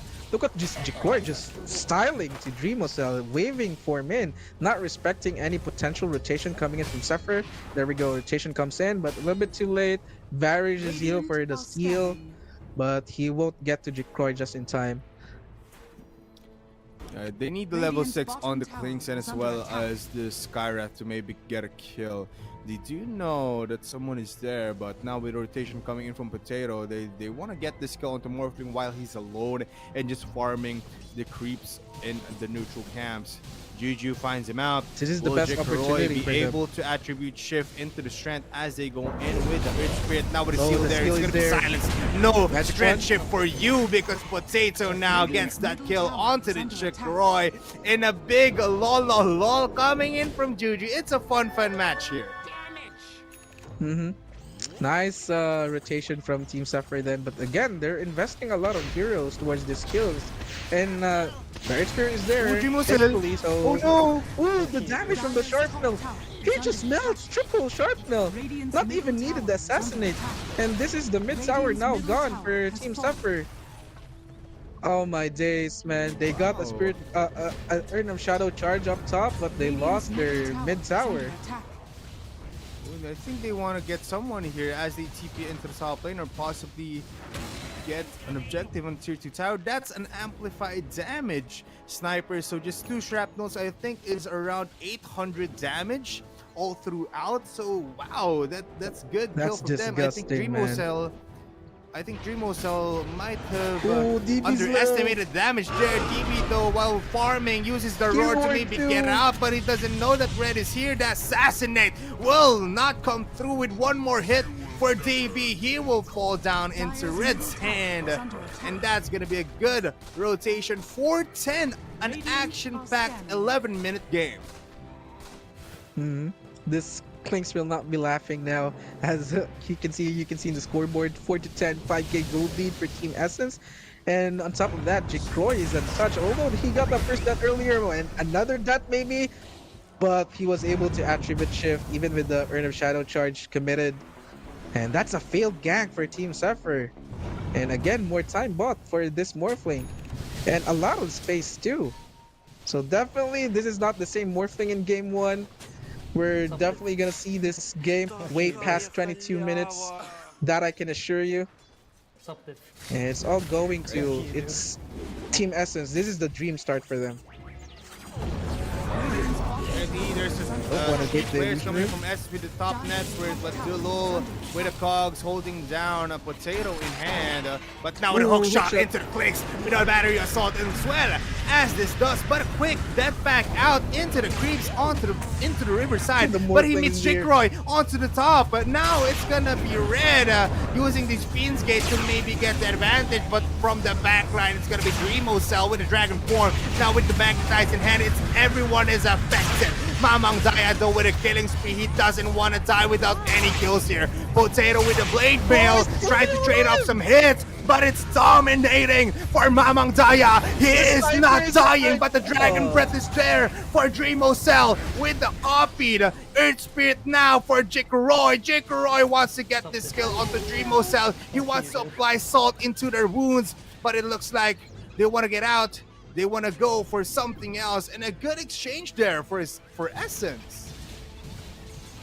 How did Mamang Daya stayed alive for too long, man? I mean, in the end, it was a 1k gold swing for Team Xepher, but it could have gotten a lot better for Team Xepher. And that was the Earth Spirit put another rock into the magnetize as well. Wasn't enough for them to burst down the sniper. Maybe it's the level difference for this mid laner from Team Essence. And it doesn't look good if you're Team Xepher. Although Juju will scout things out, but they don't have anyone to follow up. Or maybe the Beastmaster can Twin Gate. You know what? The Nature's Wisp again, coming the in from story of- Enchantress. Yeah, Nature's I was Wisp saying the coming in story from of this game again is just go the ahead, go aggression for Team Essence, for them to just relentlessly, non-stop putting the pressure into Team Evo. A hookshot miss though coming in from the Proctor. The Magnetize. Ties committed too. Oh, he still just splits the sprites. Get down, Mr. President. And he's gonna survive too. What? Xepher, man, that feels bad. Wow, just beautiful plays there. And just like what I was saying, this Nature's Wisp is, I think, level 3, possibly level 4. So just the tankiness that it provides, the healing that it provides is just too much. The Magnetize is not even a factor anymore if you are sticking beside your Enchantress. Right now, it's going to be a Diadem into a Yasha, that possibly into a Manta style with the Vladimir's offering onto this Morphling. Blink Dagger being acquired for Dragonite, almost into an armlet. Finally, he will go for it. Drum secured for this Enchantress, providing them more movement speed, attack speed as well. But look at this, Juju is just infiltrating the base of the enemy. He's trying to deny all of the farm, but now with the Smoke of Deceit play coming in from Xepher+4, I think they want to connect into the bottom lane and find out where Jikroy is. They know that there's an Observer Ward here, so they have the advantage in terms of map awareness right now. But let's see, can Varish and Dreamo Cell kill off the 5 players of Essence here with just 2? Make it 3 right now as they connect with Juju, but let's see. It looks like they're gonna be splitting sideways. They're gonna go down they caught here the for the Morphling. side of Essence. But let's see, Manta style now being picked up for Essence, and now they can see him. Do they have the Order Seal coming in from Skywrath? They know where Jikroy is, but Juju shows himself. A quick attribute shift coming in from Jikroy will deny them the kill. Not really, man. I mean, they're that deep. Maybe there's no Elder Dragon form, or is he still in Dragon form right now? And that's the Blink reveal for the Dragonite too. I mean, I like this for Dreamo Cell going for the Blink Dagger first before not going for the Massive Madness. This is the way if you're lagging behind, right? Just go for a surprise item. Go for the Blink Dagger first because you need something. You need to make a play around the map. And they didn't even went for the morphling, or they Lol. didn't see the morphling. They definitely saw the morphling, right? Because the clockwork, the clinks was there, but they were just too afraid to Jikroy, and they were the ones who's gonna give up a kill. Skyrock falls down. In the top lane, Oh though, it's my gonna be days. Detroit copying the Earth Spirit again. The Pit of Malice cannot let this Earth Spirit escape. And look at this Dreamo Cell as well on the top lane. Why are you here, my brother? You are offering your lives to Jekroy. Now with a killing spree. Oh no, this is bad. This is very bad for Xepher. I don't understand the play from Dreamosel, man. They did not went to the free morphling kill, but went in when he doesn't have an Elder Dragon form. Ah man, it's just the pressure is just really too much for Suffer to think right now. Their decision making is clouded because of the pressure. Although Juju still, gives this Radiant's information middle towards tower his is team, under attack. but this morphling is just out farming everybody right now. 1100 gold compared to the opposition carry, which has only 7200 gold. Yep, 7200 gold from him. Oh no, man. This morphling is on a roll. And it's 8k Oh, the advantage. hook Someone shot was there caught in the hook connecting shot. onto Varys just melt. Radiant's Wow. bottom tower is Oh under my attack. The days. awareness of the little bro. Scanning. He knows. It's like he has some invisible ward right there. And this Beastmaster, yeah, they'll just poking and prodding. But this tier 2 tower down bot is in danger. No glyph available, so they should be able to take this one out. Mamang Daya Dire's structures just are beating this tier 2 tower. Clinks is here to do maybe deny, but they cannot stop this push from Team Essence. There we go. The sheer pushing potential fallen. of Alright. Essence right now is very much immense, and Xepher+4 cannot do anything about it. Going towards a 5 of Insight now for Underlord. I think he finished it quite quickly. It's gonna be a lot of map control for the bottom lane of Essence right now. 8k gold lead into their favor, and just look at this 12k net worth for this morphling, allowing him more items to be claimed. Maelstrom as well onto the sniper to take care of all of the creeps and summons of this Beastmaster. But I like it. Mamang Dai just showing that he can play any kind of mid hero here, and he can use it well to their advantage. Right now they're going for the tier 2 tower with 19 minutes into the game. Dalul with a great position to maybe get out and snipe someone that shows into the lane. With the solar flares right there to see out whoever is in the backline. They don't spot anyone, so just Mamang Daya just hitting this tier 2 tower. Radiant's middle tower is under attack. Just doing his job, right-clicking that tower, and Dalul has a spirit vessel now. So it's a 1700 HP clockwork. Is a very tanky clockwork, man. I mean, this Dragonite and this Beastmaster, they don't feel very tanky right now. And they gave up a lot of map control already. Look at this Team Essence in the side of Zephyr's jungle. And they can't do anything about it. The Earth Spirit desperately trying to get some farm behind enemy lines. Thankfully, he wasn't spotted just yet, but the Enchantress, she's on his way. And it's gonna be a very rude awakening for Team Zephyr if the Enchantress go find them here. Hook shot there, connecting And, onto ooh, the it's the Clinks, and Clinks. with the cops holding them down. Death pack double to maybe get out, but Mamang Daya with the assassinate from the river. That is our away kill. Wow. Radiant's top tower is under attack. Man, this is bad for Zephyr. Radiant's It's top tower completely is the opposite of game one, right? It was very dominating for Dragonite Team falls Zephyr down. this time in the game. DK died to. I was saying it was very dominating for Zephyr at this point of the game last game, but Team Essence is doing it right now. Oh, attribute shift! Oh, he was silenced too! Oh, Jake man, Roy Morphling, that was a falls mistake. down. And they go for Ooh. And that's the more way for Team Lloyd as Zephyr. well. Yeah, that is. They need maybe a couple more of Jikroy mistakes like that if they can punish the Morphling. Team Zephyr have, some way back. But the gold exchange though, it was Team Essence out. It was the DK kill. But still, Jicroy, that was a mistake. He was knocking towards that tier 3 tower, not respecting the ancient seal from the Skyrath, and he will pay the price. Beastmaster with the axe now, so definitely some damage with the wild axes. Mid tower still standing for Team Essence. As you can see, Ooh, Essence near now miss. finally showing us some banter, telling them that they can't find the password anymore for Xepher+4 Mamang Daya. Very much feeling confident that they have this in the bag, because definitely so. It's currently 9 and 20 in terms of score, and in 22 minutes of the game, they are up by 9k. Just look at the net worth right now, 1400 gold lead, or 1400 net worth for both this sniper and this morphling.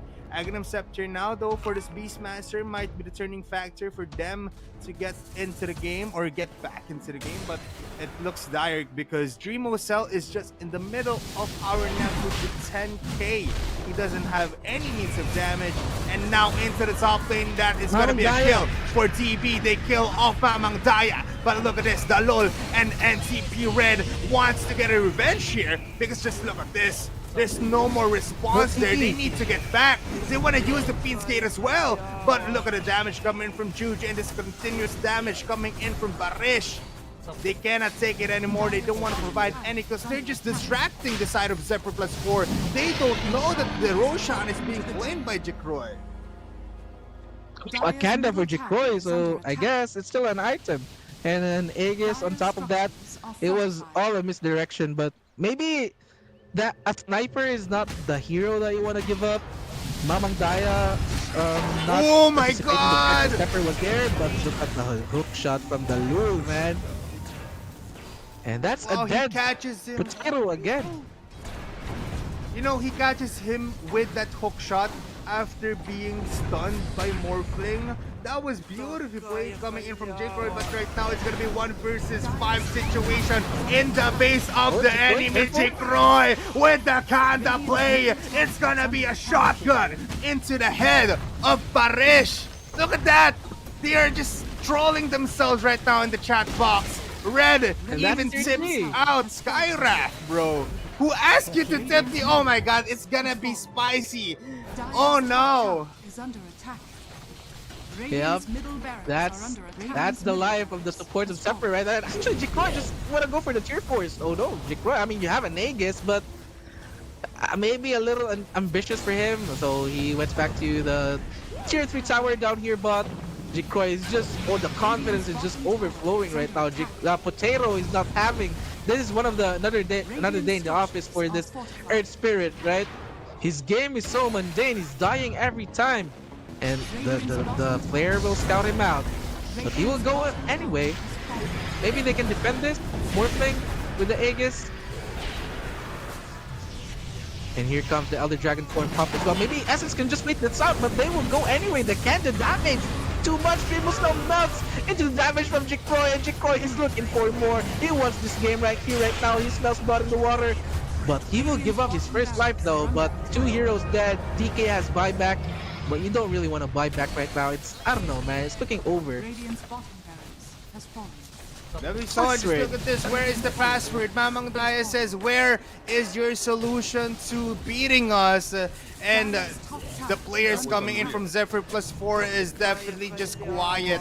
They have no words right now because Dreamocell cannot carry them anymore into winning, and they are just eating up all of the barracks. It's just like deja vu, but right now it's Essence eating up all of the buildings of the enemies. All of the barracks now being claimed. It's gonna be mega creeps for the side of Essence.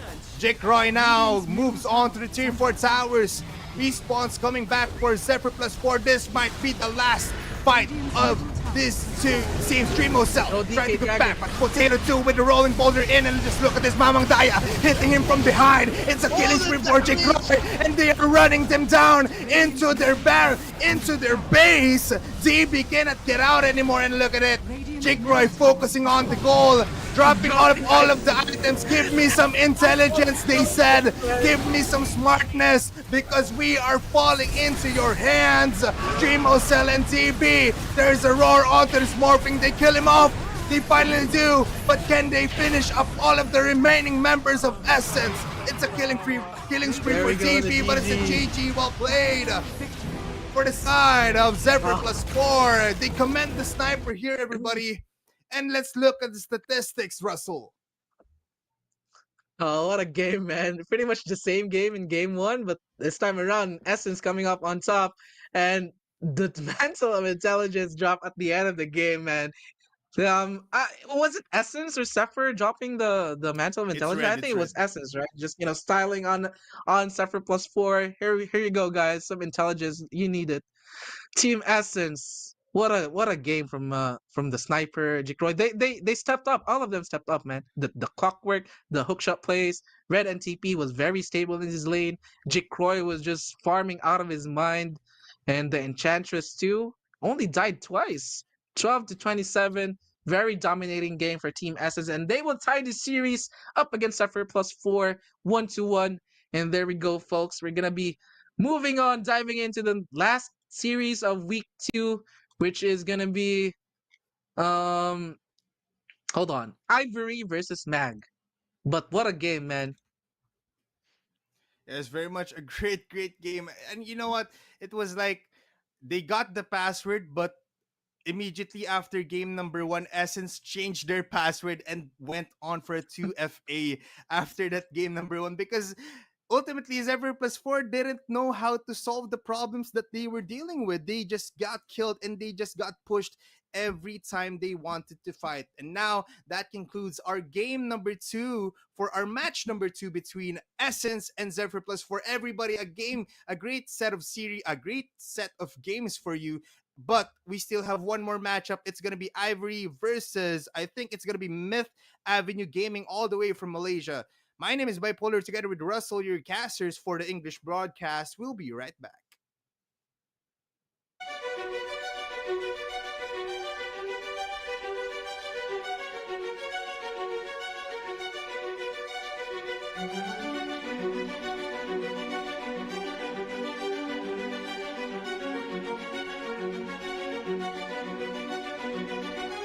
ENG của Celeste thì bật tấu rồi nha, thì dễ rồi bị ENG của Celeste.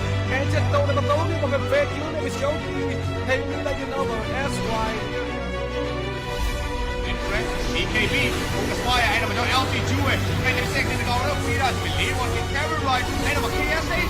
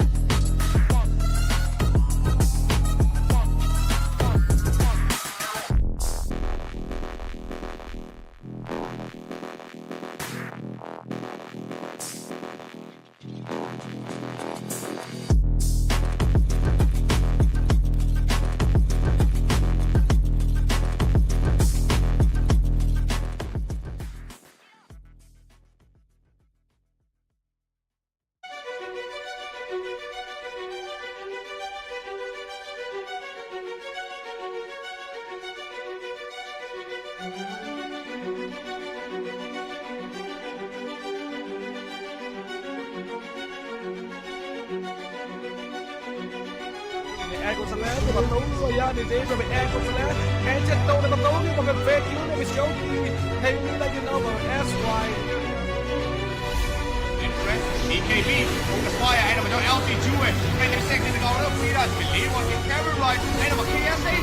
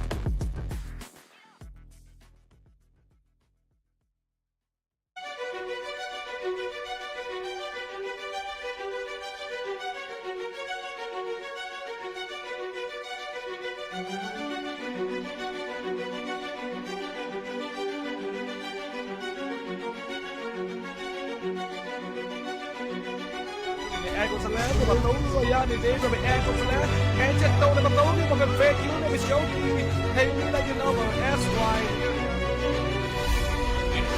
EKB focus fire en dan met LC Jewett. En de second in de goal op Midas. Believe what can Kevin right. En dan met KSA.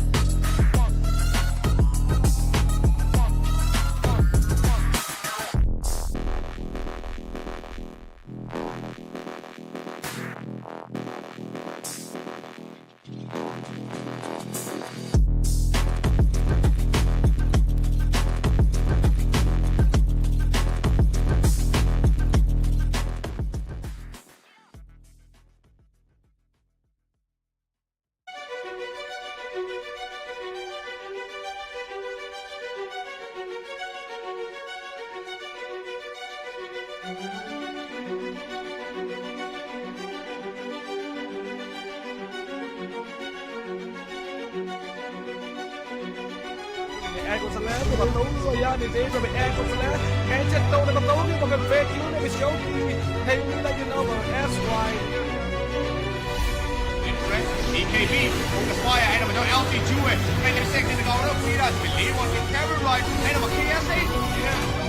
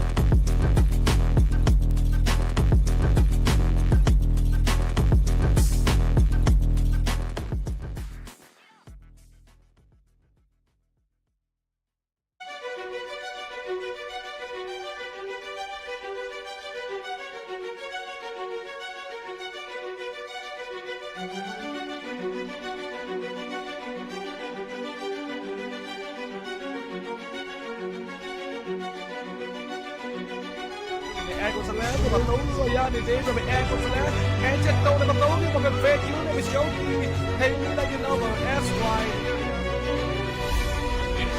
EKB om de fire en dan LT Jue en de seks in de gouden op hier uit believe on the camera right en dan KSA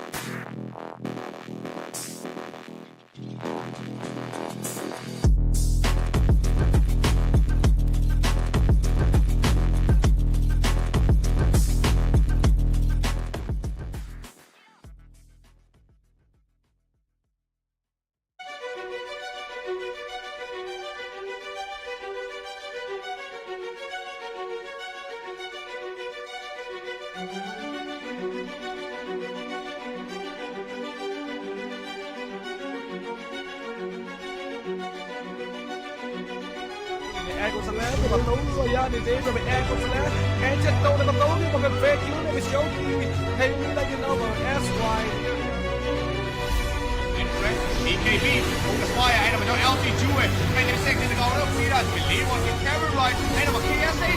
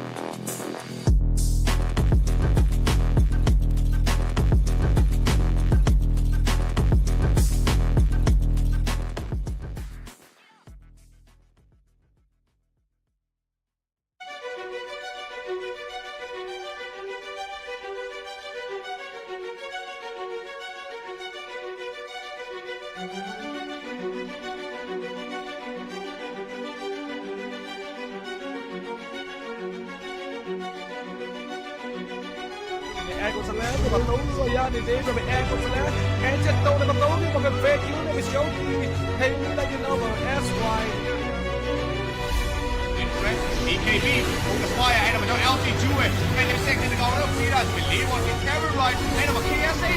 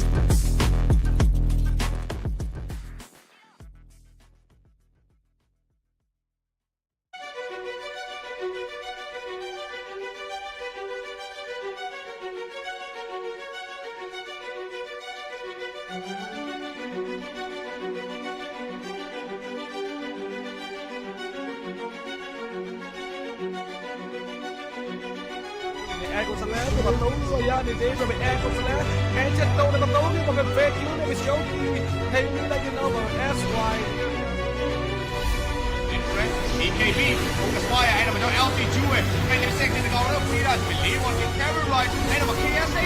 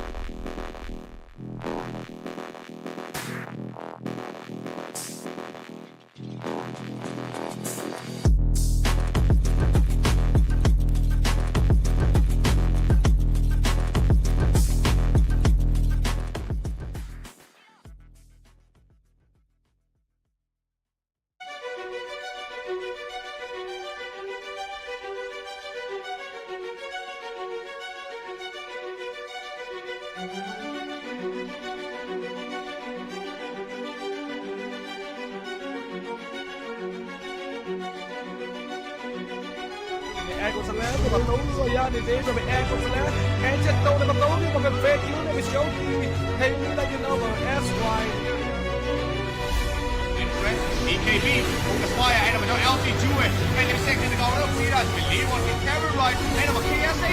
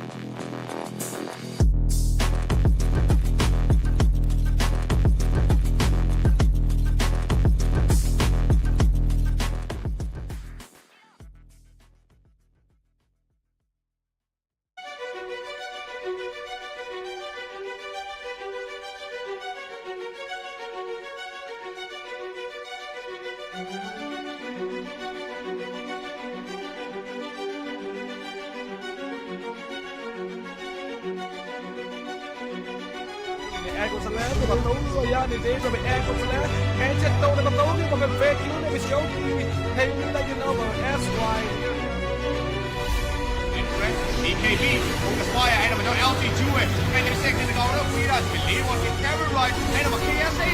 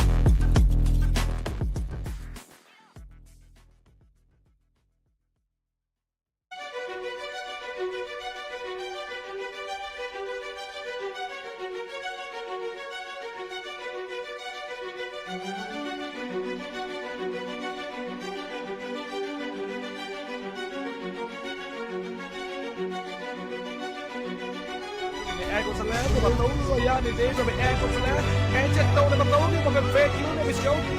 Hey, like you know, SY. EKB focus fire ahead of an LT Jewett. And in second to go up, we don't believe what the camera right ahead of a KSA.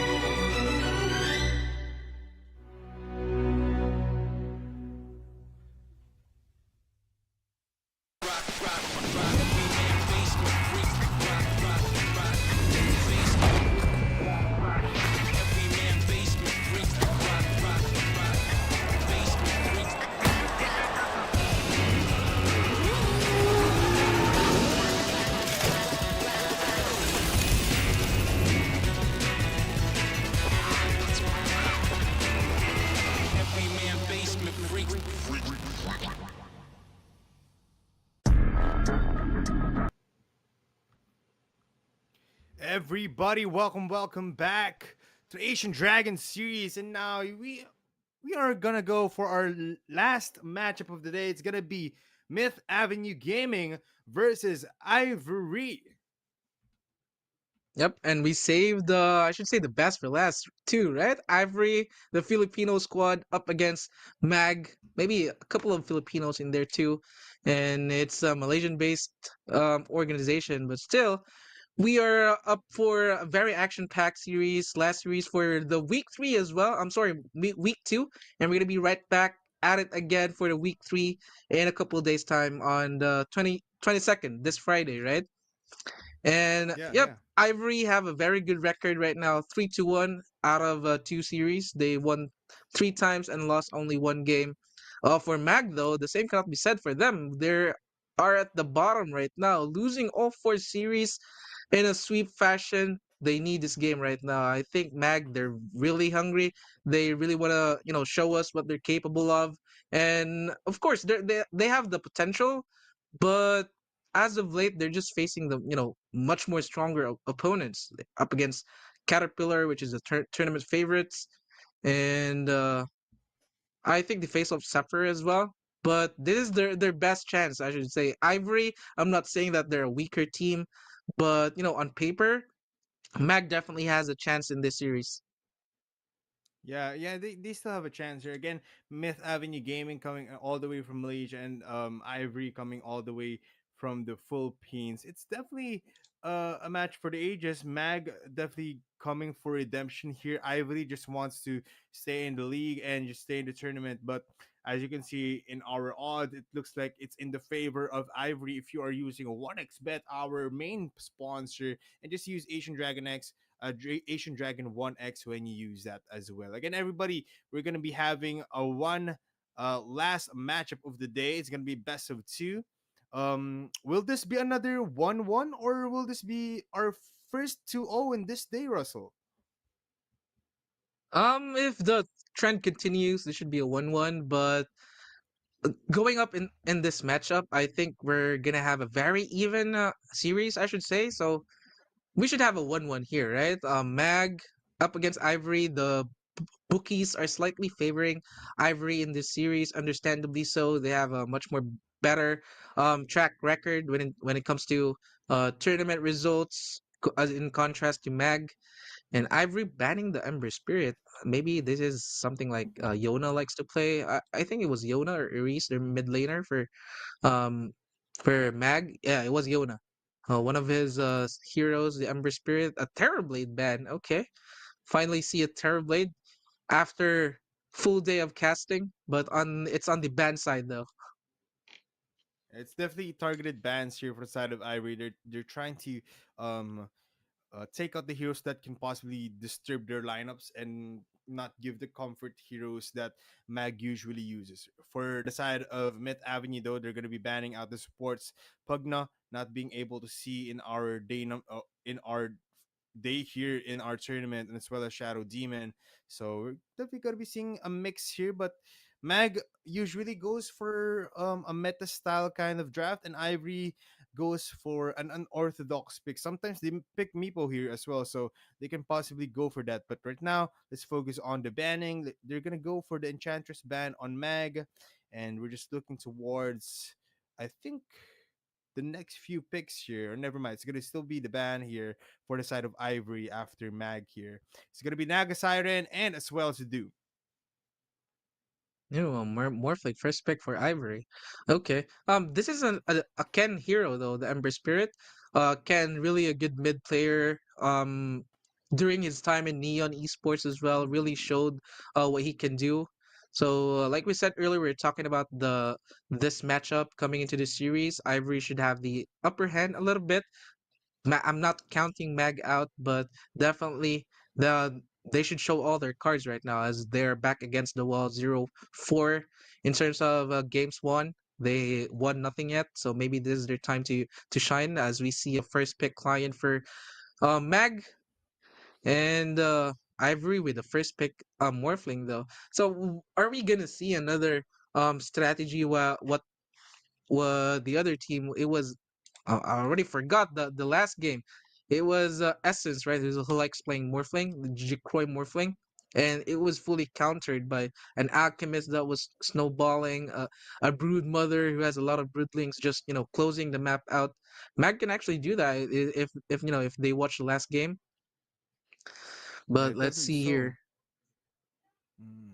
Plus, with this lion pick, it's a good counteract, I guess. In more first part of our game in the early stages, since with the finger of death, once he acquires that, and they do get that hex before he into strength with this onto morphing, they can definitely burst him out. Be looking at the next few bans here. It's gonna be Beastmaster on the side of Ivory, taking that out for Mag, but it's also gonna be an alchemist for their bans onto Ivory. They don't want to deal with any kind of late scale hero that can definitely burst them out in the late game. I think Mag will definitely ban out Puck here, possibly Storm Spirit It's a Ken for hero their too. side. Mm. Right, right. And they banned Beastmaster. Ivory definitely can go on to pick the Pangolier themselves, or Mag can go and pick that up. But we saw earlier, it's still a Bloodseeker, maybe still a threat for the Pangolier, so they could still do that if someone picks a Pangolier right here, right now. Ooh, the And Armbreaker. here we go. Okay, they ban out a potential offlane hero for Ivory.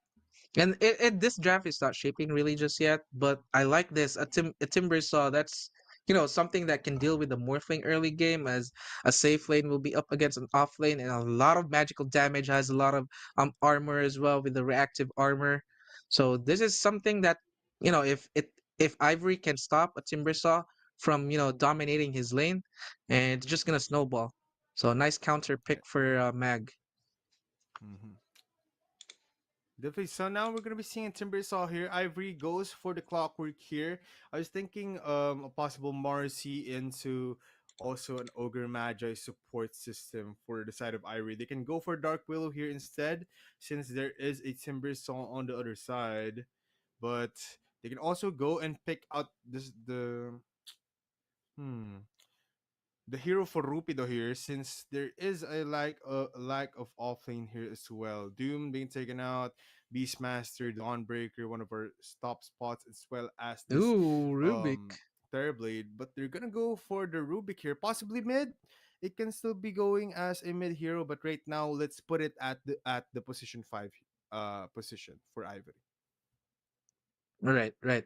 And maybe Mag just, respect bans the Shadow Fiend here, as Ivory only play the Shadow Fiend as their carry hero all throughout this tournament. Oh, there we go. That's gonna be the puck for Yona. Yona plays the hero a lot too, really likes the puck. So they will secure that themselves. Ivory, I like to see them pick the Pangolier here, as there's no threat so much for the Pangolier, as the Beastmaster was already banned. Maybe just holding that up until the last moments of this draft, since they can still ban out or just pick the Bloodseeker themselves, and maybe just go for a Yeah. Shadow Fiend pick. I don't really mind. Even with the Timbersaw, the Shadow Fiend obviously can just itemize into a Silver Blade, Silver Edge for the break. There,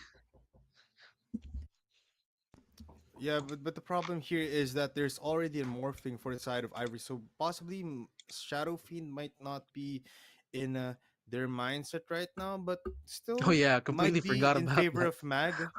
Possibly for Mag, they can go for the Shadow Fiend here, but they're gonna go and secure their last support here, which is gonna be the Tuskar. So that's gonna be taken care of. Ivory now with a choice: will they go for the mid lane here, or will they go for an off lane hero?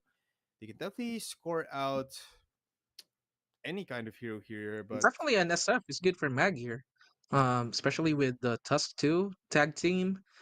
Can really set up the Shadow Fiend to have a very good laning phase. And if the Shadow Fiend can have a very good laning phase, that means a lot more soul stacks. Just builds through the right clicks, can farm really fast. He can go toe to toe against a Morphling. Although on the squishier side of things for the SF. But if he gets rolling, if he gets going, he can be it can be unstoppable if you're a mag here. Ivory though still have a lot of options.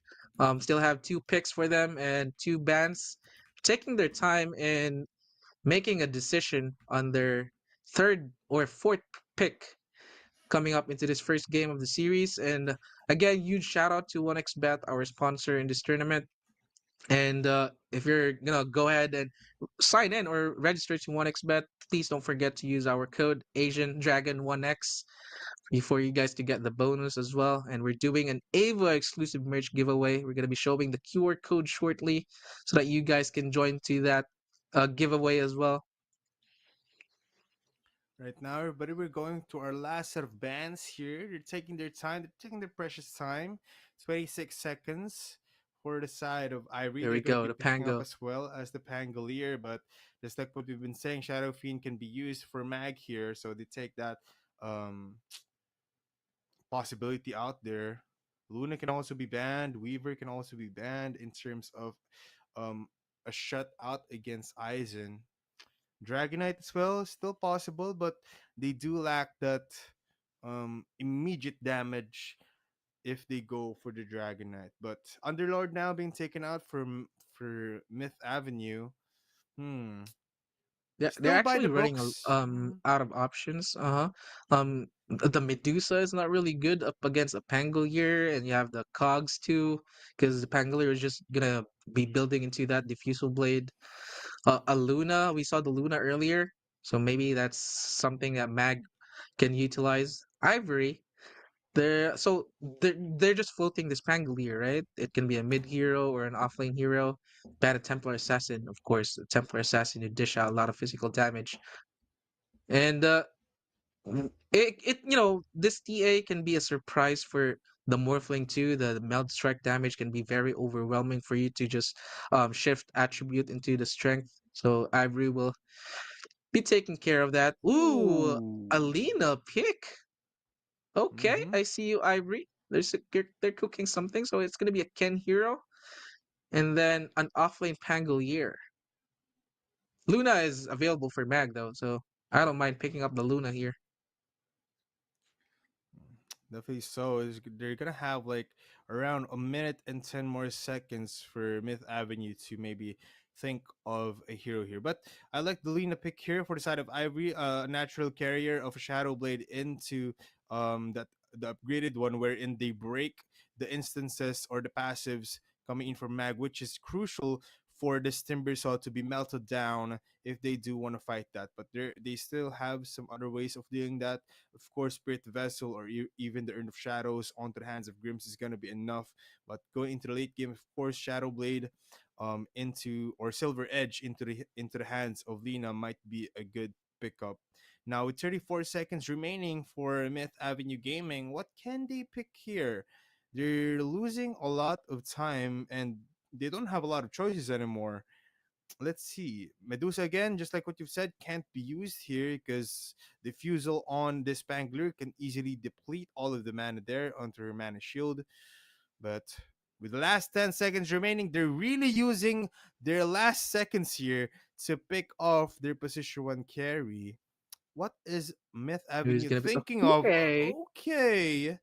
It's gonna be a Phantom Assassin against a Morphling in our late game. Everybody, I like the picks here, Russell. It's unconventional. Sometimes it's wild, and the wild things works. But right now, what do you think about the draft? I don't really hate the PA. I mean, he can jump right next to the Lena, can dish out the damage with the backing bar too as soon as she will pick that up. But would you say that this Lena will build into a full right click build or just go into the Aghanim Scepter Kaya build that some we saw that maybe a couple of patches ago. But I think a physical Lena should be viable for Team Ivory here, right? In contrast to the magical Lena build. But you're up against a PA though, and you will itemize into MKB. I think Ken might consider going for magical here if you're the Lena. Yeah, very much so. But let's see. They might be forced out to get a physical, but definitely so. I mean, Lena can definitely go for a dual build here. She has that Laguna Blade to maybe use it on that the Phantom Assassin and then just use the Silver Edge again. That is very much needed later on. But let's see on how Ivory itemize their games later on. But of course, Smith Avenue Gaming showing us some intense picks here, especially with their Phantom Assassin. Everybody, this is the battle of the Malaysian team, Myth Avenue Gaming, and the Filipino squad coming in from Ivory. This For is our battle. first game for our last matchup of the day. Are you guys ready? It's time to good luck and have fun.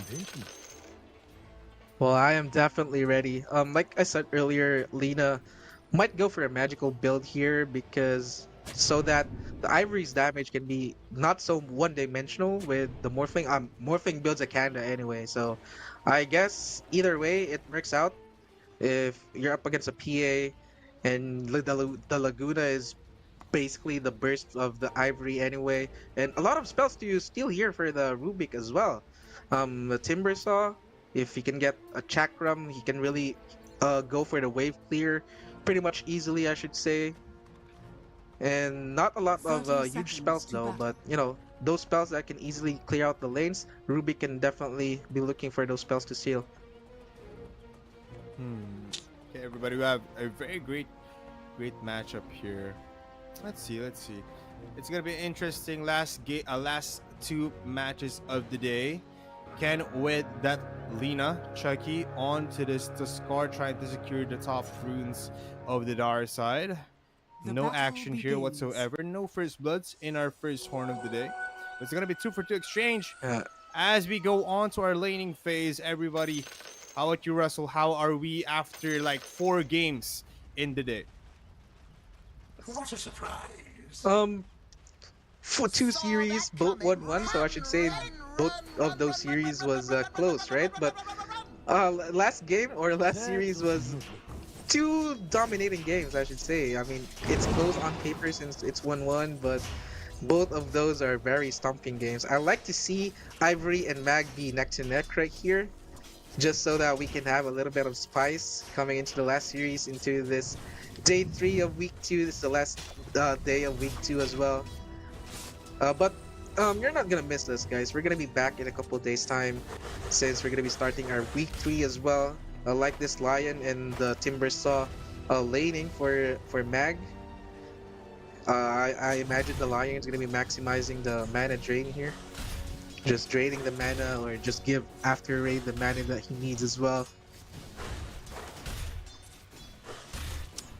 It's surprising that Aizen is very much having a difficulty here. Again, he has that clockwork on Grims, trying to zone out after rain so he can get the last hits. But since it's a Lion versus Clockwork, it's very much a hard time for them to zone up. But in the bottom lane, Rupita will fall down to the hands of Chucky. They drew the first blood there. It would have been better if it's on Mango as the first blood, but they'll definitely take the advantage there, and they do shut down the Pangolier very much early into the game, and that's a good time for our safe lane in the Radiant team. Yep, and they still have a lot of consumables for Mag, so it's not gonna be like they invested a lot of HP and they're gonna be in trouble as soon as the Pango will be back. They will be back to full health in no time. That's a nice pick off for Mag. Well, like you said, it's so much better if that was the PA.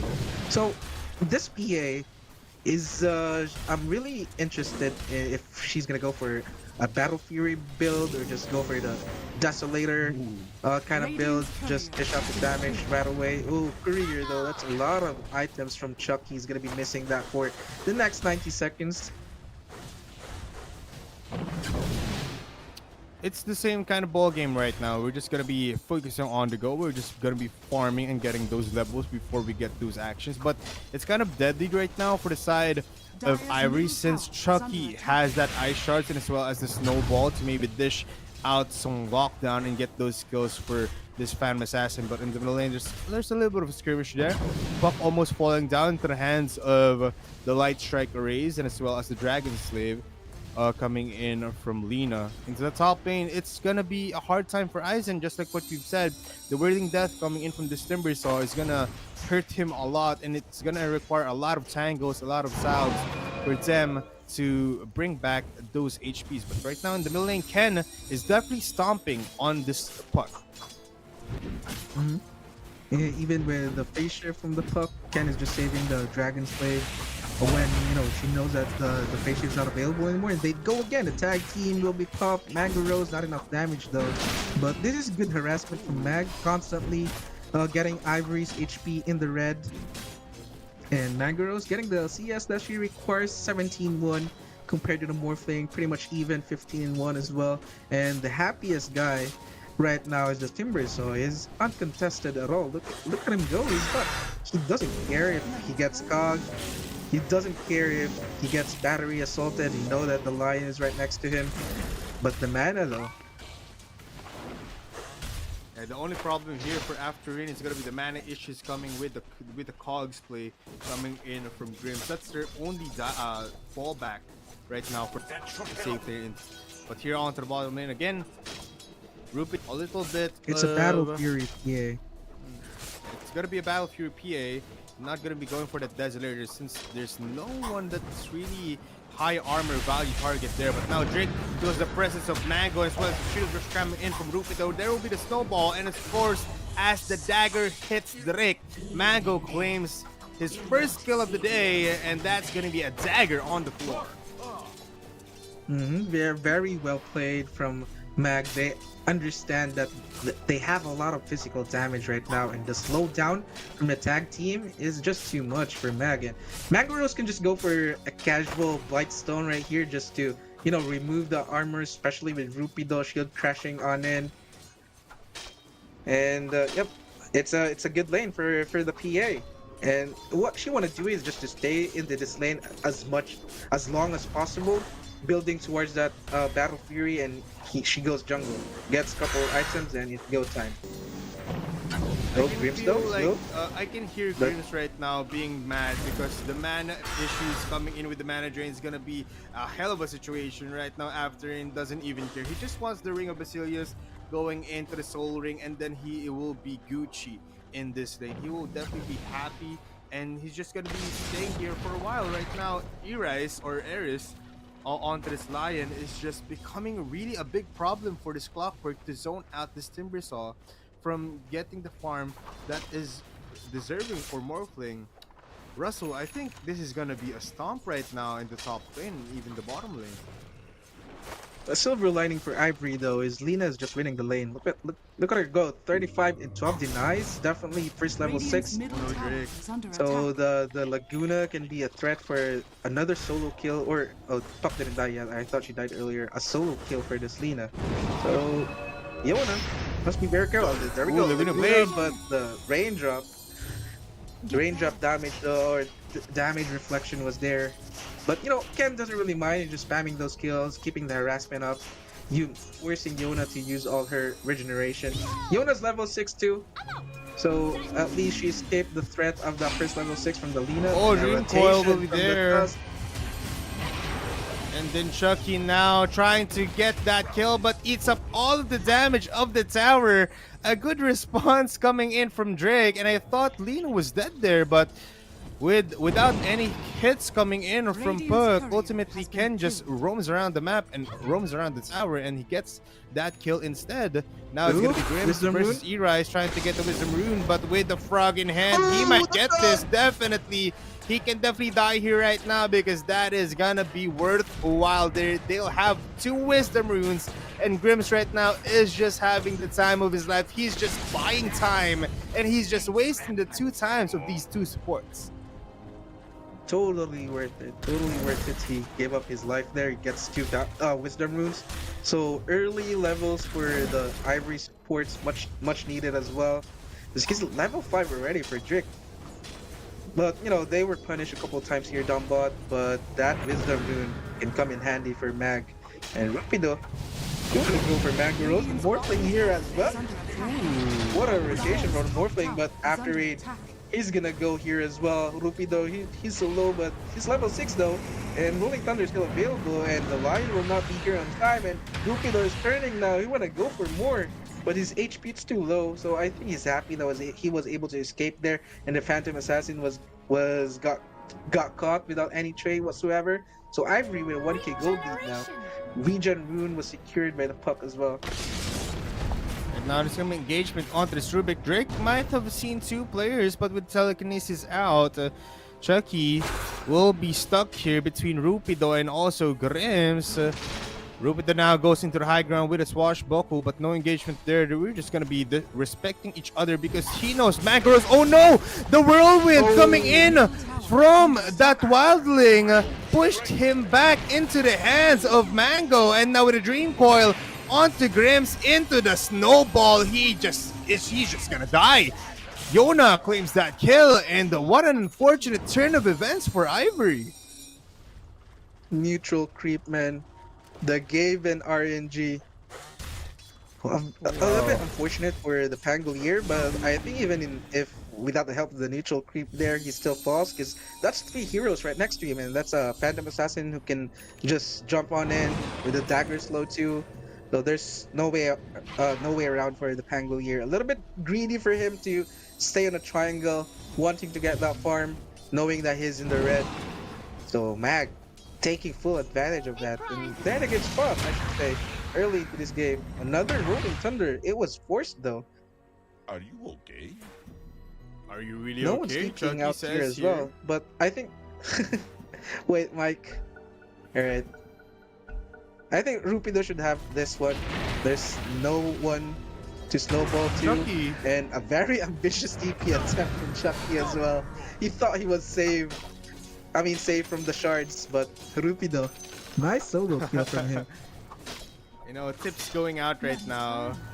Yeah, you know, he was shocked because the Ice Shard should have blocked that Rolling Thunder stun. But right now, let's move on after that. Grims might fall down into the hands of Yona, but the Battery Assault helping him out. Now he is forced to use the Dream Coil to get that kill. And he has an amplified damage on top. Right now, Ken might be able to get this kill as long as they get the telekinesis in. But just a quick spell steal with that illusory orb onto Drake.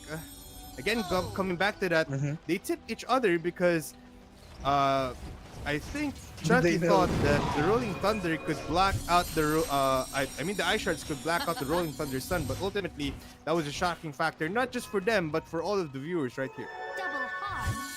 Maybe the game identified that even with the shard as a barrier there, he was a little bit too close. Even the animation from the portal was outside the shard, so that's why he got clipped by the Rolling Thunder. But you know, pretty weird shenanigans favoring the Tangle, but they should get a Tusk kill here unless I don't know, he's just delaying the inevitable. Ken should have this kill in the bag. Oh no, he's still alive. After Rain is here now. After Rain might get killed here as well. Oh no. 90 HP left, but wow, a good exchange there for Mag. Cutting it close with two players falling down for like 200 HP, but Ivory couldn't capitalize with all of these low HP heroes. They got the kill on the grid, and right now they have the moment. They have what it takes. They have the momentum. I jinxed them a little bit there. I thought that this Tusk was dead to rights, but the helping hand from the Timbersaw got a Rubik kill and was able to get away with his life intact as well. And LSA Laguna Blade was not enough coming in from Ken. So nice series of events in favor of Mag. Definitely this is something that they need, knowing that they are winless in this tournament. But Ivory, it's a very even game. They haven't touched the Morphling yet, so Ivory is banking towards that late game. Can the Phantom Assassin deal with the Morphling toe-to-toe in the late game though? What are your thoughts about that? You know, she needs a lot of damage and as well as a lot of lockdown, because the only hitting potential here is gonna be the Tuskar Walrus Punch and this Phantom Assassin normal hit. So let's see later on. Might be a hard game for Phantom Assassin, but right now she's just trying to get the farm to focus on their goal. But right now it's gonna be 3 versus 1 with the Lion's Finger of Death onto Drake. Yona claims the killing spree. 4 players right now in the middle lane for Myth Avenue Gaming, and they are pinging the bottom lane. Phantom Assassin said, go guys, go here at the triangle. Maybe you'll find Rupido, but Rupido might not be ready for Chucky here, but Rupido spells them out with the Rolling Thunder being committed. They are now seeing the Rolling Thunder being used, but Dream Call holds down one, dominating spree for Yona while they do a skirmish onto the Timber. So he does fall down, but a snowball now being used. Drake spell steals the snowball because it just buys them time. Now Ken with a killing spree and a double kill. Mag maybe ahead of themselves right there, a little too greedy, but understandably so. They're at the high ground, right? But Rupido, you said he wasn't ready. He was definitely ready. Pre-casted the Rolling Thunder, and you know, just put out chaos into the team fight. They got the Timbersaw kill. That was the most important kill Ivory got. And to top it all off, yeah, you got a Tusk as well. So some momentum shift going in favor of Ivory. Aizen is still untouched after all of that. Although the same can be said for the PA too. She's just free farming, no problems whatsoever. They're just banking onto their carries right now, both of our teams. Although the scoreboard is 9-5, some experience advantage for Mag maybe. But Ivory don't really mind much. Ooh, a nice telekinesis though, denying that arcane move, but was it worth it Oh. to give up your life? I say that he's still alive, Drake! Lion He got the lion too! will fall down. Dominating again. Now with Yona alone here with the loser orb out with the Dream Coil trying to hold him back, and he might get out here. The Dragon Slave will not connect, but Grims doesn't have Rocket Flare here. He uses the cogs to maybe zone them out, but Yona still alive and healthy. Grims now might fall down instead. Aizen with the copy onto the Spook will get that kill onto Chucky. Light Strike Array will connect onto one, but Mega Kill Streak claimed by Ken. It's gonna be 3-for-1 exchange. The puck does go out, but that is 3 heroes for support. Man, that they were baited, hard baited right there. Aizen decided to, I want to get a piece of that cake too. A little unfortunate for Mag, the interaction from the cogs. They should have that. It took them a lot of time to pull off the clockwork, buying enough time for his carries to support, to rotate, and they got 3 kills out of that. Ivory, it's a 1k gold lead for them, and Battle Fury queued up or already completed for Mango Rose. 15-minute Battle Fury, so the farm, the gold will just come on in for this Phantom Assassin now. Maybe next item would be the backing bar, I imagine, and that's the time that they can fight. I miss the days where just EA just goes full ham, goes for the Aghanim Scepter, the BKB first, Aghanim Scepter, and then the late Desolator.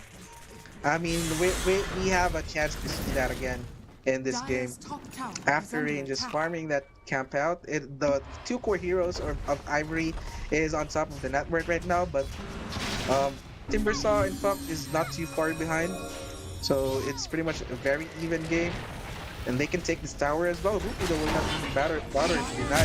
Here comes the hook shot coming on in. Chopping with the Walrus Punch. LSA will connect into the Tusk. They should have enough damage to kill off this Tusk, but he's delaying, buying enough time to rotate. The teammates is here, but the Rolling Thunder will be committed. Chucky should be dead here. Rupido's looking for more. It's a 1-for-1 trade so far, and this is a big kill if they can get it. Timbersaw, a chain will be stolen coming in from the Rubik, but he won't get a chance to use that at all. And it's a 2-for-2 trade so far. Dangerous Delay will fall down too. Rupido, a very ambitious attempt, but that's 4 heroes down in exchange of 2 heroes from Mag. Mag definitely came out on top. That's a rotation from Mango Rose as well. Got a little bit of action, and he gets Rupido killed too. What a good fight there coming in for Myth Avenue Gaming. They kill off 4 players. For Timbers on its us. Grims wasn't there. Maybe if if Aizen was there, maybe it was a different kind of ball game, but ultimately we should look past that now because Yona is very much feeling confident as he trails behind the top 2 net worth, which is Lena and also Morphling. I thought the Aghanim Scepter upgrade for Lena might be the turning factor for Ivory to claim back the momentum that Myth Avenue Gaming has gotten, because the Flame Cloak, it provides unobstructed movement towards Cliff, but right now it's gonna be a hell of a while as they connect on to this Drake. What a beautiful whirling that deletes this Rubik from the game. Aizen copies Puck again to maybe get some of that magical damage into their hands, but ultimately it's gonna be a Rubik dead for nothing. Wow, just a quick in and out. Coil is down though. All things considered, I don't think Drake really minds as long as they can get an answer here. Ivory, from some downtime towards that Yona ultimate, so they can safely farm. But yeah, you mentioned the damage from the Timbersaw is just obliterated the Rubik there. And PA. Oh no, the Rolling Thunder is not gonna connect with the Eye Shards there. Now it's gonna be a disaster for Myth Avenue Gaming because the Rolling Thunder connecting all to 2 right now after Rain needs to get out. Ken now with the Light Strike Array connecting, but the Earth Spike there coming in from the back line will disrupt the team fight. It's gonna be 1 down for the side of Myth Avenue Gaming. Make it 2 as Mango falls into the hands of Rupido. Grim says that was pathetic. Middle tower is under attack. oh man, we mentioned earlier that we're looking for a game that is neck to neck, and exactly it's giving this game. Mag vs Ivory. What earlier Radiant's Mag top got tower 4 is under kills. attack. and traded 2 heroes, and right now Ivory winning the fight. And PA got caught as well. That's a very big kill if you're Ivory. If you're a PA right now, you just really wanted to ROI your Battle Fury, right? Just Radiant farm the are ancient scanning. camps, farm the big camps, and here comes another fight again. They're not stopping us. Snowball will connect into 2, but it's not gonna be enough. The Lion will fall first, the Tusk will fall. Well, a nice coil, but a Dire's little bit middle too late. tower is under attack. 2 heroes down for Mag. Ivory comes out on top yet again. 2 consecutive fights won by Ivory. Radiant's middle tower is under attack. Radiant structures are fortified. No Pangolier queuing to the Aghanim Scepter. Can, provide a lot of damage during the Rolling Thunder and a lot of chaos as well. Dire's top tower is under attack. Whoa, the PA! PA just dead, just like that. That's the Ivory lineup potential, right? If they can land their spells, they can layer it out perfectly. They just burst down heroes, and PA didn't stand a chance. No backing bar still. Even if she had the backing bar, I don't think she had the chance to pop it off. And they got a straggler Tusk as well. They should get this mid-tier 1 tower. Is under attack. Radiant's middle tower has fallen.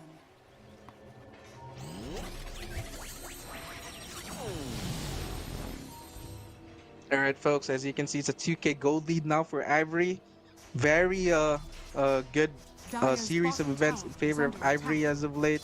The Rubik will complete the Solar Crest, so a little bit of a saving grace for Ivory.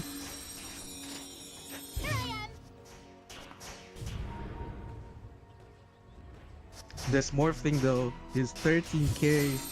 The PA, I thought PA was Dire's gonna. middle tower is under attack. I thought the PA was just gonna take over in terms of the gold department because of the backing bar, but that was not the case.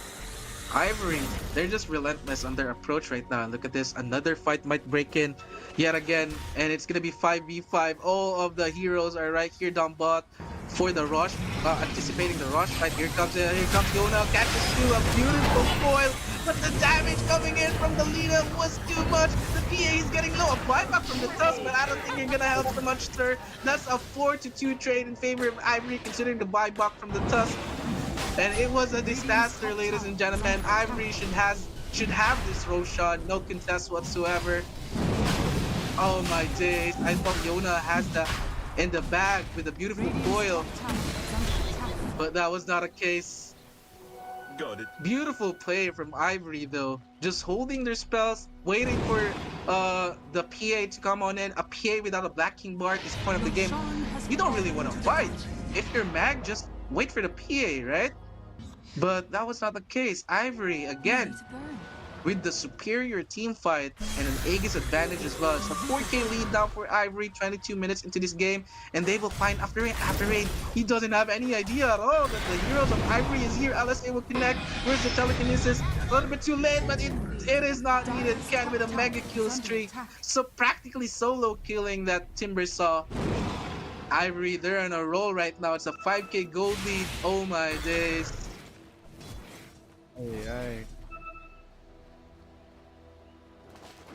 Maguros has a backing bar now, okay. And it's Stormy time. It will group up in this score manner. They should be able to get that one out. Who's the lucky guy? It's gonna be Ares. So at least the mana drain spell immunity is there. And he can provide mana to his teammates as well. Multiple teammates at that. But it's not looking good for Ivory right now. This Morphling and Lina, they're on a roll. The timing, we talked about earlier that the Lina, probably will go for like a magical build, and exactly that's the case. Lina with the Sage and Kaya right now available, the Aghanim Scepter upgrade. Oh, there we go. Bipolar is back. It's gonna be a 4-man smoke here, and they will go for the destruction with the Rolling Thunder into 2 people. But the PA is online with a BKB. Now he gets the kill once again. No more Lina in this team fight. The Timber Saw is still alive, but with Adaptive Strike coming in from Aizen, gives him an unstoppable kill. Now it's gonna be 1 alone versus 3. The Earth Spike will be there, but will there be an initiation onto this Rubik? They will get that kill. It's gonna be 2 for 3 right now, but the damage from the water guy himself, it's gonna be Aizen with a triple kill. Pup gets alive there, but it's gonna be 4 for 2, and they get a tower on this top lane. Wow, Russell, that was a crazy team fight. Solid team fight for Ivory. Got 4 heroes killed, and they got a tier 2 tower, so they should be able to have a control on this Radiant Triangle right now. And they still have the Aegis for a decent amount of time, 2 more minutes before the Aegis expired. Phylactery done for this Morphling. Looking to, I think the Kanda is flying towards him now. So a lot of damage already for Ivory. And this PA doesn't even get a chance to, shine. They got the Lina kill, that's great and all, but they are stuck into the team fight. They don't have anything to offer anymore after they invested all of their spells towards Alina. And the Morphling was just Aizen, was just ready to clean up. A lot of problems for Myth Avenue Gaming right now that they need to solve. Do they go for the Lino or do they go for the Morphling? Ultimately, you have to choose one, and then you have to deal with the other. Right now, Morphling sees out Peter, and what a beautiful shotgun! It's gonna be a godlike for Aizen, and it's really over his head because this Kanda showing the prowess onto this PA, and just like that, they have the window of opportunity to get more towers. Lina dies in the bottom lane, but right now they are forced to TP out because Morphling is knocking right at their doorstep. Aizen is a raid boss right now. Solo killing the PA just like that. Didn't stand a chance at all. He wasn't able to pop the Black King bar. Even so, I think the physical damage from Aizen would be more than enough. He has the morph ready to turn into a PA and to blink on in, daggers, slow her down. And Aizen, man, he's snowballing. 26 minutes into this game, he has 20k net worth. That's how farmed this Morphling is. He's huge. Aegis not be reclaimed in 1 more minute. He's building towards the Skadi next. So this Timbersaw, this PA is not going to be very happy as soon as they saw that item at the ready for the Morphling. Moving towards Sangin Yasha now for the side of Phantom Assassin. They do have 30 more seconds onto this Aegis of Immortal, but do they really dispense it right now, seeing that Phantom Assassin is alive? I think they just want to get the barracks here and then just dip out. Aizen now leads the fray in the middle lane, uses the Manta style to see some vision, trying to zone out the enemies as well. Solar Crest onto this Clockwork, also now available, providing more damage, or providing more HP and shield for Aizen. Beaky, Aghanim Scepter now for Pangolier is there, but just like that, the middle barracks has almost fallen down. 1 more hit onto this middle barracks, but ultimately they still got some buildings. Aghanim Scepter now available for the Timbersaw, but you mentioned earlier that the PA is going for the Sanjin Yasha. I don't think it's the status resistance is the answer here. You just need damage, man. Just go for a Desolator. It's a double-edged sword, but you can blow someone up, right? You can blow the Rubik, the Clockwork maybe. They're lacking damage. There we go. There's gonna be a backline initiation there for Aizen with a godlike and with the Laguna Blade connecting onto After Rain. It's 2 core heroes down for the side of MG as Phantom Assassin goes down. It's gonna be triple kill and a godlike for Aizen, and you need to try a bit harder because Myth Avenue Gaming is just crumbling into pieces. Puck right now, the lone survivor. And Aizen tells his teammates that everybody, let's finish the barracks that was once ours. Right now, the middle barracks has finally fallen down. And there we go, have it. It's a GG, well played.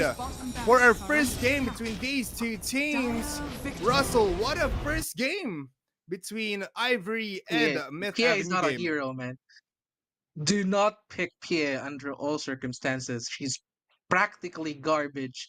I mean, the full duration of I think it was an 8-second blacking bar. He was chasing the Rubik, and she didn't even kill the Rubik. Or maybe the lead was just very so significant that Mag doesn't have the damage to kill off any heroes from Ivory. But what a game, man! We saw some moments of brilliance from Mag earlier, where they killed 4 heroes from Ivory, but Ivory is just so confident that their draft will carry them towards this game. Morphling just blowing people up. We saw that solo kill to Mango Rose as well. The Kanda definitely still an item that you can utilize today. So there we go.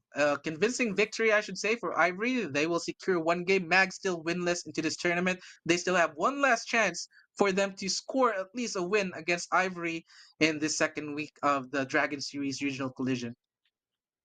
And for all of our viewers, there you still have one more chance as well to put in your bets on 1xBet. Use Asian Dragon 1x as our promo code. And of course, scan the QR codes that is flashed in front of you. We will be right back for our last game of the day.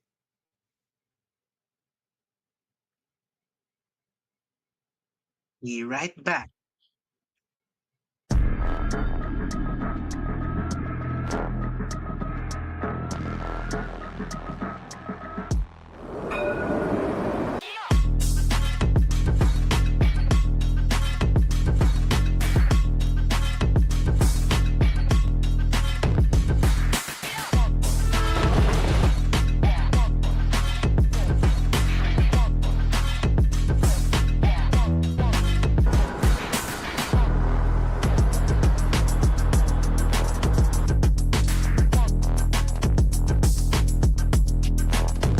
Train of pain.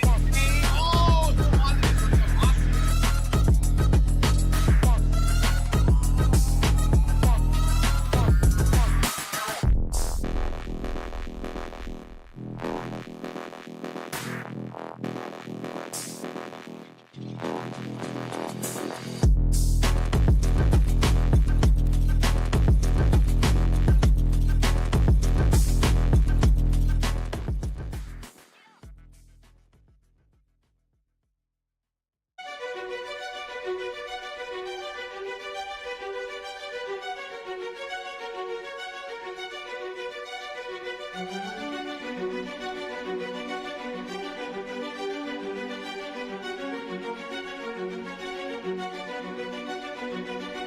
Bị ai cũng sẵn từ bật tấu rồi nha, thì dễ rồi bị ai cũng sẵn cái trận đấu này bật tấu nhưng mà cái phê cứu này bị xấu thì thấy như là you know mà SY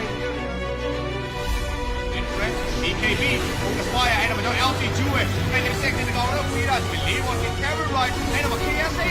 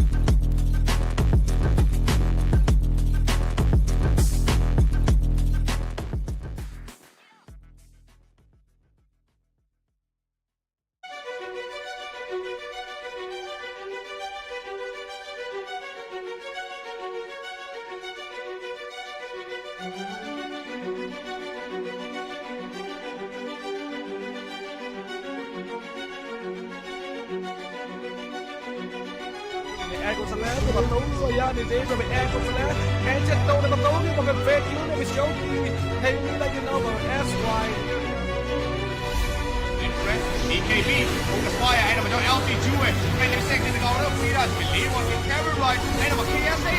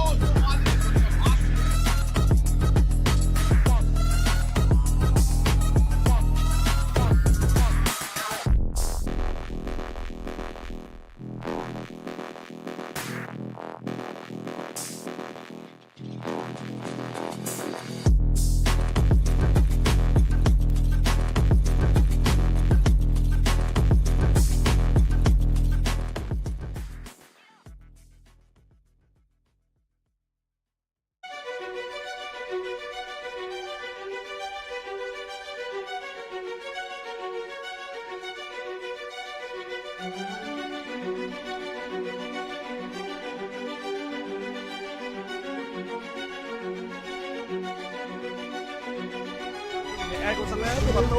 Ayan, ni Xavier, may air ko sa left. And jet daw na bato. Yung mga fake yun, may Shoki. Hey, nila yun over. SY. EKB, focus fire, en naman yung LC Jue. 20 seconds na gawin ng Piras. Believe on with Kevin Wright. En naman KSA.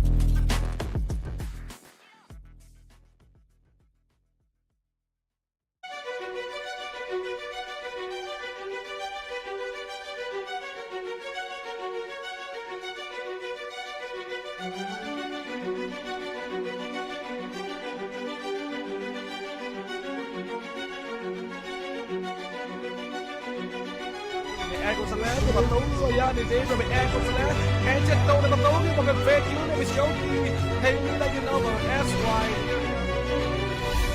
In front, EKB, focus fire, en dan met LC Jewett. En de second in de goal, Midas, believe what we carry right. En dan met KSA.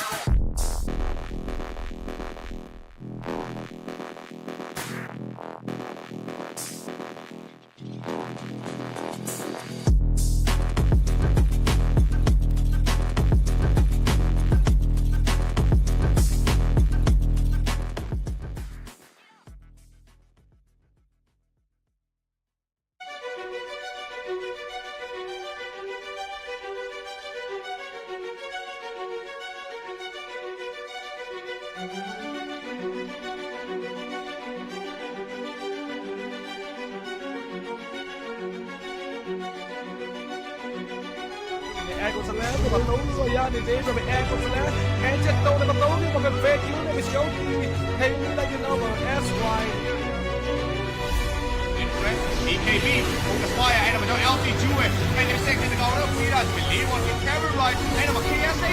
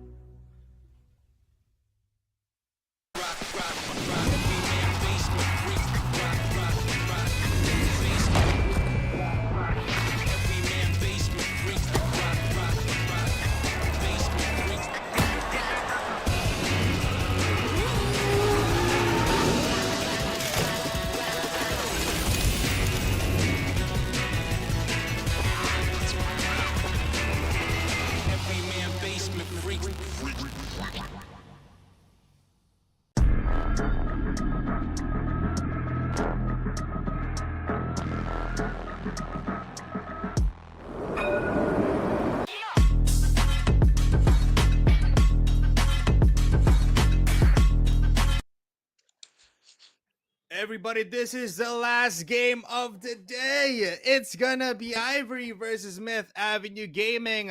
Big shout outs to Epic Echo and, of course, the one and only our director here, Boss Killy. Thank you so much for joining us today. My name is Bipolar together with Russell, your casters. And here is our draft. Finally, down to the last game of the day, last day of the week as well. So, if you guys are just tuning in, Ivory won the first game pretty convincingly, I should say, and Mag still winless in this tournament. This is your last chance for this week to at least score a point up against a very formidable opponent, Ivory. The ideas from game one is just to, as soon as the PA will get the BKB, it's go time for them, right? But the Morphling has something to say about that. He was just farm too, more than farmed than the PA. So it was just a disaster for Mag. We talked about earlier about the Kanda getting nerfed, just 60% additional damage from the caster's spell. But the Morphing just blew up the PA earlier. So definitely Kanda still very good item. It's very viable still in this current meta. Ivory will take out the Morphling themselves, and Mag pretty standard stuff, just taking out the Pugna, which can be very annoying if you're looking to draft into heroes that cast spells a lot. The Enchantress too, very hard hero to kill. And yeah, that's pretty much it. We are now closing into the our first picks. Bipolar, what can Mag do here if they wanna at least score a win up against Ivory, which is not very. Their performance in game one was lackluster, I should say. Not really a lot. They just need to adapt to what Ivory is going here, and they just gotta get those comfortable picks wherein they can use it in their game. Right now, they're gonna be picking up Clockwork here. Ultimately, so it can be used on Aries or Aries with that position 5 role. Right now, Ivory will go for a quick Primal Beast pick here. No, Beastmaster pick here onto Beastmaster. their off lane. So we're still seeing some interesting picks here, some interesting um timings because we don't really see Beastmaster anymore as a first priority pick. It's still a very good hero. A lot of damage, single target damage. He can burst somebody, can blow somebody up with the primal roar. Very good laning hero as well, like we discussed in the previous series. So Ivory, thinks that this hero wins game, so they will secure that themselves. And knowing that there's no enchantress, as Mag took that away, so it's gonna be a free game for this Beastmaster. So Mag has a clockwork so far.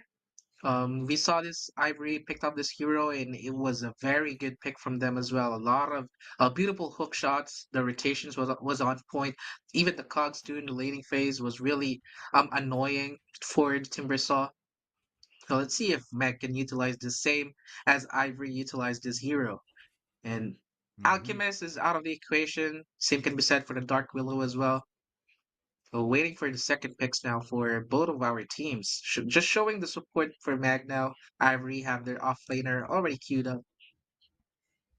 Yeah, definitely. So we'll be seeing the last few set of bans here as well for for our second phase of banning. Possibly Marcy being banned here. Hoodwink. We don't necessarily see her that much anymore, but we've seen her once today, so might be a possible pick or a possible ban. 50 seconds remaining for Myth Avenue Gaming though, so they have to think quick here so that they can use some time onto their next 3 picks and their last pick as well. Ivory. What can you use Maybe with? it's not just really a popular hero in Southeast Asia, right? The hoodwink. I still see a lot of hoodwinks in European games. Crit still uses a lot. The Southeast Asians doesn't really like the hero. But I like Hoodwink a lot. I think she's very annoying if you're up against the Hoodwink, the Bushwhacks, the Acorn shot deals a lot of damage, especially with the upgrade of the. I think it was a shard or a scepter when she gets herself a boomerang. She can burst somebody out. So we're not gonna be seeing that. I think here, although there's still a chance for Mag or Ivory to pick that hero up, and the natural break from the sharpshooter as well, which deals a lot of damage on top of it. It's a very good spell. Now we're looking towards the very first picks here. First pick right now, or second pick right now for Ivory. Might possibly be a support or an immediate carry, but they'll go for a Leshrac here. It can be a mid laner and possibly a support as well, but right now let's consider it as a support. It's a good combination with the roar and also just in terms of laning, the lightning storm and diabolic edict is gonna be a problem for the safe lane if they do put that on the position 4 spot.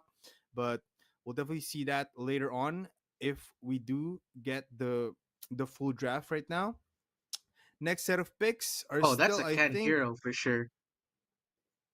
yeah, still possibly Ken's for Ken. Ken's likes So this hero a lot. He plays this a lot from the qualifiers.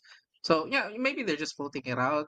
maybe a position four, like you said, but definitely Mag can can be threatened by a mid Leshrac, so they might be looking to ban out some heroes. That is not the position that maybe Ivory is want to play this Leshrac for. So let's see, let's see. Yeah, we'll definitely be seeing that. Everybody, we're seeing some interesting picks now. We're seeing a quick third pick for the Mag here or Myth Avenue Gaming. This will be Mango's hero, which is gonna be Weaver.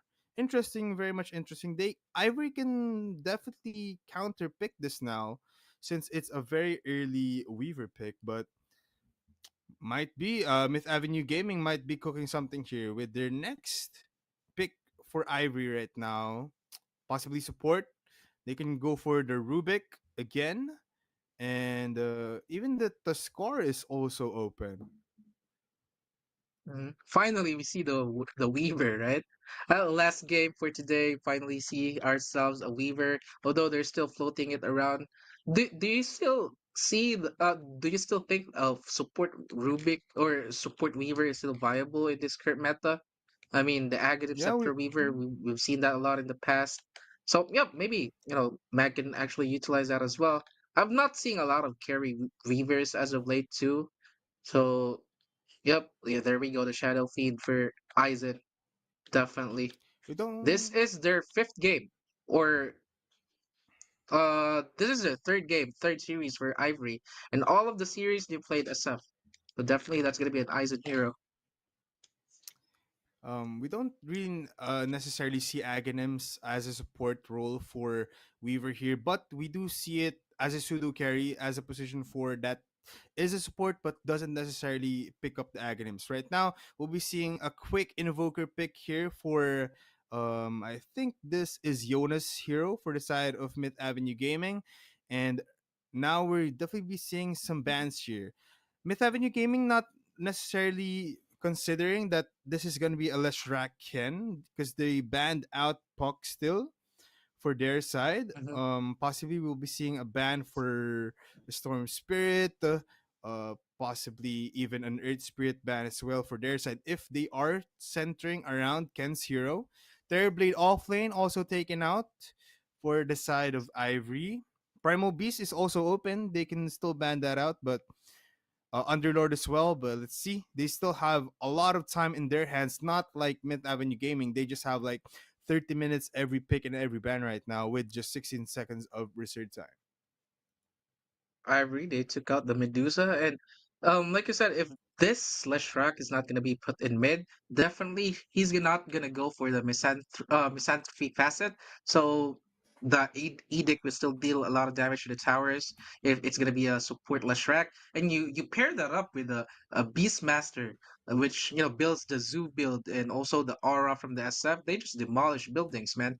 So Ivory maybe looking to play fast in this game too, and for as of Mag though, they have a Sand King, probably an offlane Sand King since we see an Invoker potential hero for Yona. They're still lacking a carry hero. And Oh interestingly, yeah, Ivory took out the Terrorblade, right? So they're thinking yeah. that Terrorblade is still good in the safe lane. But with the nerf of the illusions, the illusions doesn't deal a lot of damage as compared to before, wherein there's going to be a damage penalty if Terrorblade is not close proximity to the illusions. So this illusion farming hero is not so much viable if you want to play this into a one or not as an offlane though. But anyway, Mag Ooh. will pick the Bat Rider anyway. So definitely a single target lockdown for Mag. A lot of magical damage in the form of the Invoker and the Sand King as well. And then we'll go for the Lena still. So it's gonna be a support Leshrac. There we go. Yeah, just like what you've said.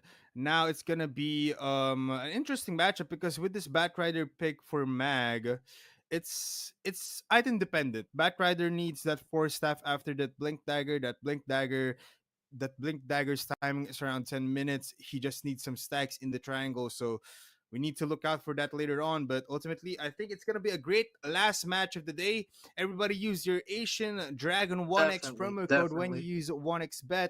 And of course, brought to you by Epic Echo. We have some epic merch brought to you by Eva Elfie, our brand ambassador for 1xBet. Just scan the QR code there. If you have some predictions and as well as just want to join the community, we also have a Telegram link or a Telegram QR code right there. Just scan that out and talk in the Telegram chat. Everybody, my name is Bipolar together with Russell. It's gonna be a great time. Russell, what do you think about our last game of the day?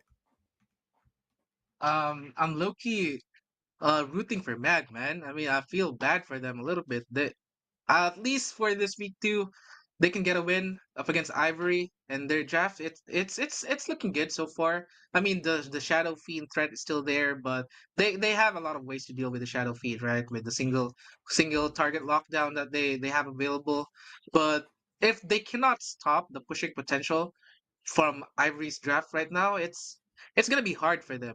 But if they have a good laning phase, they can delay that out. They can cancel the potential of just roll just to roll the building structure damage for Ivory. I think they have a really good chance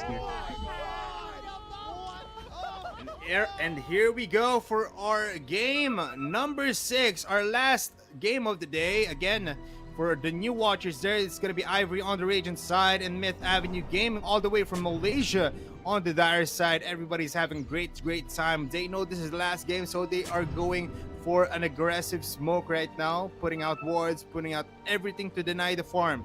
This is what you want to do. Deny the early rotations and deny the early stackings for this Leshrac and as well as this Beastmaster. So just look at that. The wards on the top lane for the Radiant side, they have already placed down observers as well as sentry wards to deny again the stacks and camps. Right now, it's gonna be Yona onto the Booker after rain on the lane. Have E-Ride Aries into this Bat Rider, Chucky on and Mango onto that Myth Mag. Oh, this is my first blood action. As Chucky shows himself, gives a high five to Diablo looking use as well as those oil spills already have. We need to back him up. Just look at me Chucky with the battery assault. Turn around, last nice strike on the tree will hold them back. Trick might down here. They want to go for this, but the discipline and a Mango and as well as will get back and go towards. Actually, interestingly enough, the Drix Leshrac went for the misanthropy facet anyway, so I think they just want to blow people up with the edict not affecting buildings, but much more effective towards heroes. So, well, we saw the damage potential from the edict as it ate third of the HP of the clockwork. So that's Ivory's plan right now to just isolate a target and dish out the damage. I think the the structure damage from the Beastmaster in the Shadow Fiend is more than enough. Ooh, bottom lane though. It's gonna be a first blood for Mag. Finally, some good signs for them. I mean, can they capitalize on it though? E-Rice now with his first skill of the day, and you know what? It is kind of not that good anymore if you're the support role. So definitely there'll be.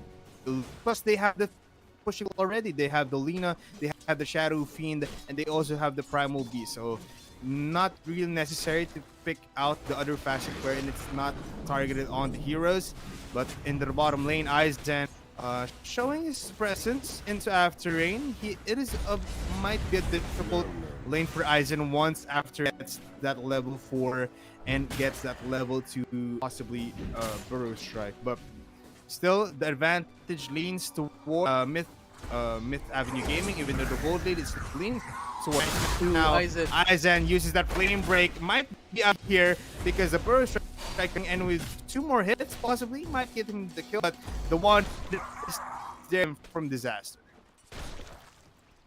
Nice attempt. They forced Aizen to use the magic stick, but damage wasn't enough though.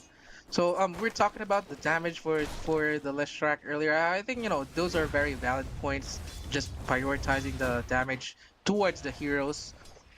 And here up top, Rupido, CS wise, he's getting his CS. no problems whatsoever up against a Mango Rose Weaver, and so it's a carry Weaver after all, and the Chucky Clockwork as well. I don't think they're gonna have trouble whatsoever if you're Ivory, Ooh. because is the Beastmaster a very tanky hero, and you're supported with uh a Leshrac as well. Ares though is getting low. Another raise, not enough though. But Lotus he's Flower very now low though. being You need to be very claimed. careful. Chucky. But the Lotus is there. Will fall No down bonus to the leg. other There we go. side. After rain. Yep. And look at the HP of the Bat Raider and the SK, man. They have to back away. Mangoros gets a trade kill though. At least something going on for Mag. But a lot of consumables are being invested right now if you're Mag, since the harassment from Ivory is just through the roof right now. You have a Tusk that will pop the tag team, and IZ with the right clicks with the threat of the raises as well. It's not gonna be. I don't envy after raid situation right now. It's gonna be a hard lane. Although they got the first blood, but still, it's a very potent duo of Ivory here down bot. Definitely so. It's a Scar plus the Shadow Feed. You know, it's in the meta books. It's right on the dot. They're not gonna be that bit of a face down by and a Bat Rider combination. In the middle lane though, it's gonna be a different situation. It's gonna be Invoker and again Lina. Once Lina hits that level 6, he can definitely just kill this Invoker solo. The top lane again still set. It's gonna be Chucky. Trying to zone this out. Rupido currently has 19 and 9, and this Weaver just trailing back behind 2 last hits. The damage from these axes are just too much for him to handle, so it's gonna be a harder time for him to get those last hits. 4 minutes into the game, leaning towards Ivory is our goal lead right now. But let's see, Myth Avenue Gaming has the advantage in terms of kills, but can they close this? Looking into the mid matchup though, a lot of denies for this Lina, man. It's 11. Although, you know, Invoker got 7 denies as well. But looking into that context, Lina should be able to get level 6 first, and there's a potential of a surprise Laguna Blade. Drake, he's going for the Lightning Strike Edict build. He got another skill point. I didn't see if he went for the Earth Split. So as soon as he gets the Earth Split, definitely some kill potential going on. I mean, they can kill heroes even without that. So right now, Ivory, they're still, you know, farming their heroes as of now, just prioritizing the farm first, not really going for any commitments whatsoever, just poking and prodding. Although we're nearing the first power rune of this game, though, some supports might rotate. And Rupido will fall down. They know they Oh saw no, the Leshrac Mango in mid. claiming that kill. Yeah, Yep. they saw the potential Very to get that nice. kill onto Primal Beast. But Grims Look though at this. sees the rotation, and they see here Drick now falls with the Diabolic Edict. Lightning Storm is there, but the Cogs will push back Grims and Drick. There will be the Tornado what a EMP tornado. combination to Ken, so he needs to get back. But Ira is definitely in a bad position right now. He has no Flame Break anymore as he used it, and no Firefly to get around that Ice Shards. Beautiful connection coming in from Yona, but bad positioning coming in from Erise. Now, Ken with the Light Strike Array not going to be hitting. Drake now with the Lightning Storm, and the Diabolic Edict connects onto him. Chucky needs to taunt away because he is much too late to save his Invoker. Yep. I don't think he's gonna help the Invoker anyway. That's definitely a dead Invoker. But Clockwork, he's not gonna get bothered to get the experience anyway. It's a short death timer for the Invoker. And we said earlier that, you know, Mag identified that the Rupido is alone here up top with the Leshrac rotation in mid, and they punish Rupido. But Macro is careful now, sir. You don't have a lot of HP to work with, but Rupido doesn't have his Leshrac here. Leshrac is on his way to support his Rupido Beastmaster right now. But that's a lot of help gone to both of our cores here on top. And Drake, look at this. He's just waiting he up gets top pushed for a very back. nice cog.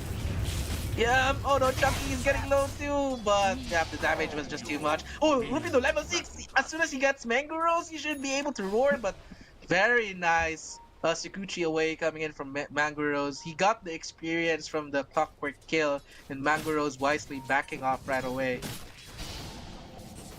A good skirmish there for the side of Ivory, even though they didn't get the Mango Rose kill there. They did get that Chucky kill, so definitely be happy that instead of dying there for the side of Rupido. He still has that 10 charges on that one and still has that Lotus Flower, so he's still in a safe spot, but quick rotation now after dying for Leshrac or after getting that mana back. Helm of Dominator as well for Rupido, and that allows him more creeps to be claimed, but the roar there with the Sentry Ward into the Earth Splitter. It's gonna be Drake getting that kill with Rupido. Yonado gets that kill onto Yen or to Ken, but with a trade-off for Aizen gets that kill onto the Bat Rider. It's gonna be 2 for 1. I'm still gonna give that to Ivory, that overall exchange, as they get a core hero and a support hero as well. And maybe the Weaver didn't saw that coming. They know Rupido has the lore available, but he just didn't see the Leshrac. Here's the rotation. It's gonna be coming 4 in from players Mag. now. They are looking for blood. Rupido the bugs will latch towards him, but the Ivory supports are here. And they're very nice short block coming in from the Tusk, but I don't think it's gonna matter. The Beastmaster will fall anyway. Chucky's getting low. He's to run away. Bat Rider is low too. Damage is there to clean up the kills. 1 for 1 trade, make that a 2 for 1 trade. Mag, they're looking for more Ken. This is a huge hero to kill, and the Kikuchi will take him down. That's a double kill for Yona. What a rotation from Mag. And a little bit of a save your teammate syndrome from Ivory. They saw that the Beastmaster needs help.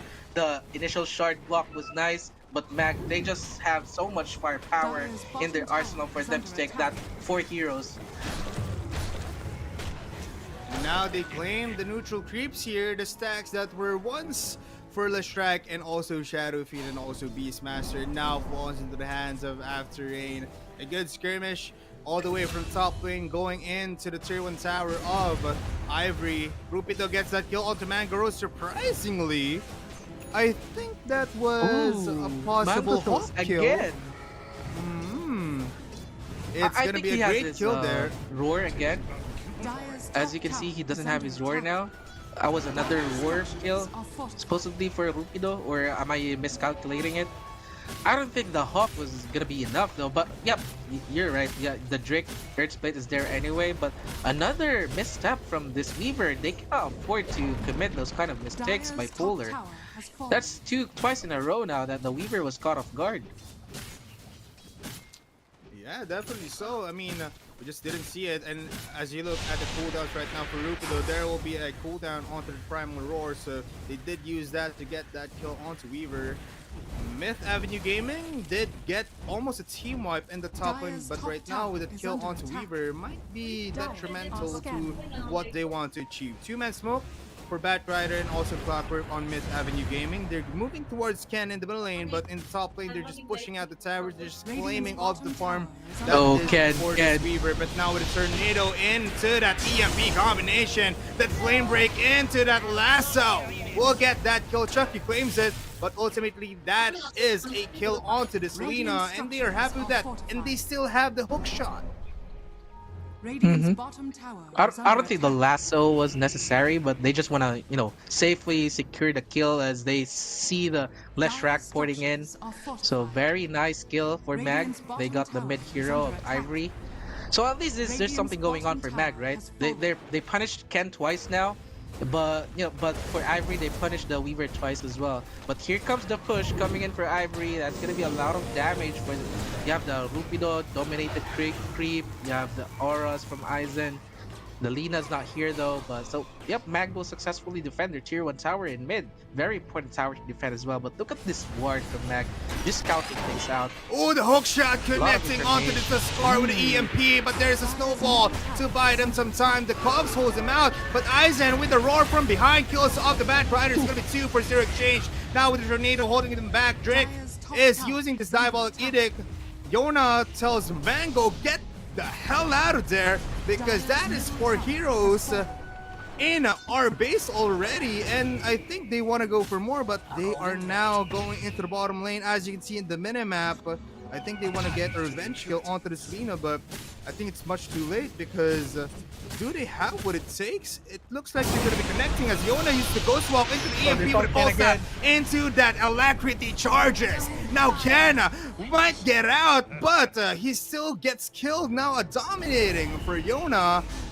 A good rotation there Iris from Mid though, Avenue the stun. Gaming, but now with a teleport coming in from Yona into the top lane, the burst track will not be connecting, but the Ice Wall holds down Drake. And now the Hawk final kills something.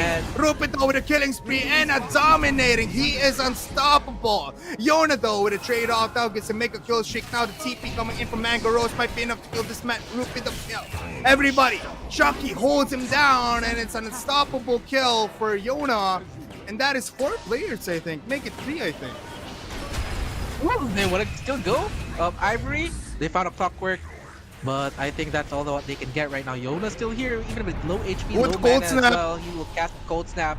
Grims, he's still alive. The Rick Grim is there. The Ken is here to follow it up as well. Very timely time lapse coming in from Ken. He will, the LSA will connect, but they don't have any vision. At the end, the Tuskar falls. But that was a win for MAG, right? They got the Beastmaster. That's the huge kill that they got. Maybe overstaying a little bit for Team Ivory. So MAG, a slight gold lead for them, but they still have an Aizen problem. The Shadow Fiend is still farming freely. They will have a 2-man smoke. And the closest target would be the Beastmaster, but there's a lot of heroes there. There's 3 heroes for the side of Ivory. But this sword, man, it's still not addressed. They still have a lot of information on where the Ivory heroes are, so they can safely farm. Their Weaver just farming down bot. Bloodstone is already completed for the Sand King, so potentially a lot of sustainability for this SK. Everybody knows where everybody is, but right now Tornado into the hook shot and into the EMP. Drake cannot even cast a singular spell to save him from this death. And ultimately, we can see another kill might be happening in just a little while because Yona is hungry for blood. With a Mage Slayer in hand and almost a kill onto Rupido, there will be a burst strike, but it is just to clear the creeps that he has possessed. Mango clears out one, but look at this, the Tornado not going to be connecting, but it zones him out. And the epicenter into Grims, the roar onto this clockwork might be enough for him to get out, but look at this, Aizen cannot help his teammate out. He doesn't have a Requiem. Yona just simply hitting him, and with a deafening blast holds him down. Raises are not going to be there, and look at this Ken. Ken needs to fall back. Mango trying to get him, but they are now all disengaging because of all of their HPs are very much low. The lone person that has a lot of HP is gonna be this Weaver, and he's gonna be definitely looking to pushing out this tier 1 sap. That was a beautiful fight for MAG, I should say. It's a 4k gold lead now. They found the Beastmaster, and the Sand King was... he easily took care of the zoo build of the Beastmaster, and that's a lot of gold as well, especially with the dominated creep. Beastmaster used the roar defensively, but still the lasso was there to lock him up, and that was 2 different team fights going on at the same time, right? But MAG just Ooh, there's gonna be engagement there with the snowball, and the cold snap holds him down as well as the Ice Wall. Mango Rose. As we are talking about that initial team fight, there's another one going on. Mango Rose now with a dominator. And the Clockwork is rushing towards an Aghanim's as well, so definitely the overclock can be a very good tool for them to just scout out heroes of Ivory, just constantly spamming that rocket flares. And he's not far off. He has 1,300 gold towards his bank account, just 3 more components, and he should be able to secure that Aghanim. Ooh, Drake though, this is a solo kill. Aries. And this is the there's gonna be when you're up against a engagement. Leshrac. Yeah, that's gonna be a real problem because it's gonna be a monster kill for Yona as we are talking here. Everybody, let's see if they have still got what it takes, because Yona right now sees out 2 people, spots out Beastmaster with a smoke right now. 3 players have scanned each other. The Dire has scanned them, but there is not a successful scan for the Ivory squad. They spot out Rupido, and with a photo strike into the meteor blast, Rupido will get killed by Yona. This Invoker, man. A very farmed Invoker, Got it. and in the Invoker standards, if you're farming toe to toe with your carries right now, that's gonna be very good if you're an Invoker. And they found another kill as well, and that's in the last pixel of that Burrow strike. That's a very huge kill to take as well. Radiant structures Mag, are they're in a good fortified. spot to finally win at least one game Radiant's top in this tower tournament. is But I'm under not attack. jinxing them, okay? Mag, Dire's they bottom should just, tower is take it under over the attack. line now. Look at They have a Aizen. huge advantage. Look at Aizen. Oh my god, he gets blocked by the hook shot. He cannot use the quick whim. Just like that with the tornado EMP combination. The burrow strike onto two. The light strike already holds him down. But with the lasso onto Aizen, it's gonna be a disaster for Ivory.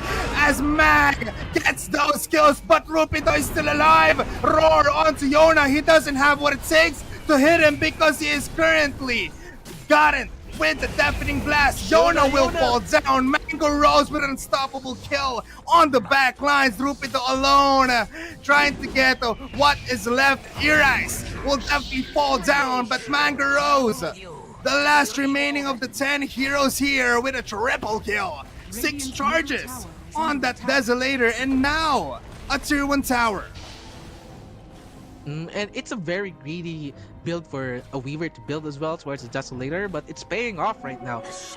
18 minutes in, you have 6 stacks on your Desolator. That's gonna be it's gonna be a very happy Weaver as of now, and he will solo take care of this mid tier 1 tower. It's a very chaotic team fight, but Mag came out on top at the end. And a beautiful Burrow strike, I should say, from the Sand King as well. Catches two. LSA was there, but they're just too deep into the team fight that they cannot disengage anymore, so they have to commit. I think something is gonna be happening here onto the top lane as Aizen spots out Mango Rose after Rain using that blink into the score. It's gonna be Iris, but there will be the snowball to hold him, and look at the Sunstrike might connect. It's gonna be a monster kill for Mango Rose. You know what's great here, everybody? For everybody watching, we've seen Gleipnir on a Weaver for the past months, past few patches. Right now, we're seeing an uprise of a Desolator, even a Lincoln Spear onto their second item because they nerfed the recipe for Gleipnir, so definitely that's gonna be a harder way to build up. Right now, there's gonna be engagement on the Drake. He blinks into the low ground. Yona might be falling off here, but the reverse strike onto 3. There will be a roar onto him, but he will fall down. It's gonna be a godlike now for Mango Rose. The Requiem holds them down and makes a team fight more crazy as Chucky hook shots onto Aizen. The Sunstrike will connect, but look at Grims. He's trying to hold him back, but Aizen will still definitely fall down. He is crazy. He is now a beyond godlike for Mango Rose. Almost a rampage, but a triple kill will be enough. They have no ways to deal with this Mango Rose Weaver right now. He's just raining towards the team fight, free hitting into everybody, even ignoring the SF. He knows that Yona already have that one in the bag, so he went in for the other kills. Mango Rose Weaver, man, 16 stacks in the Desolator, almost maxing out the Deso now. Oop, Yona, have to be very careful. Has a Sentry Ward there available.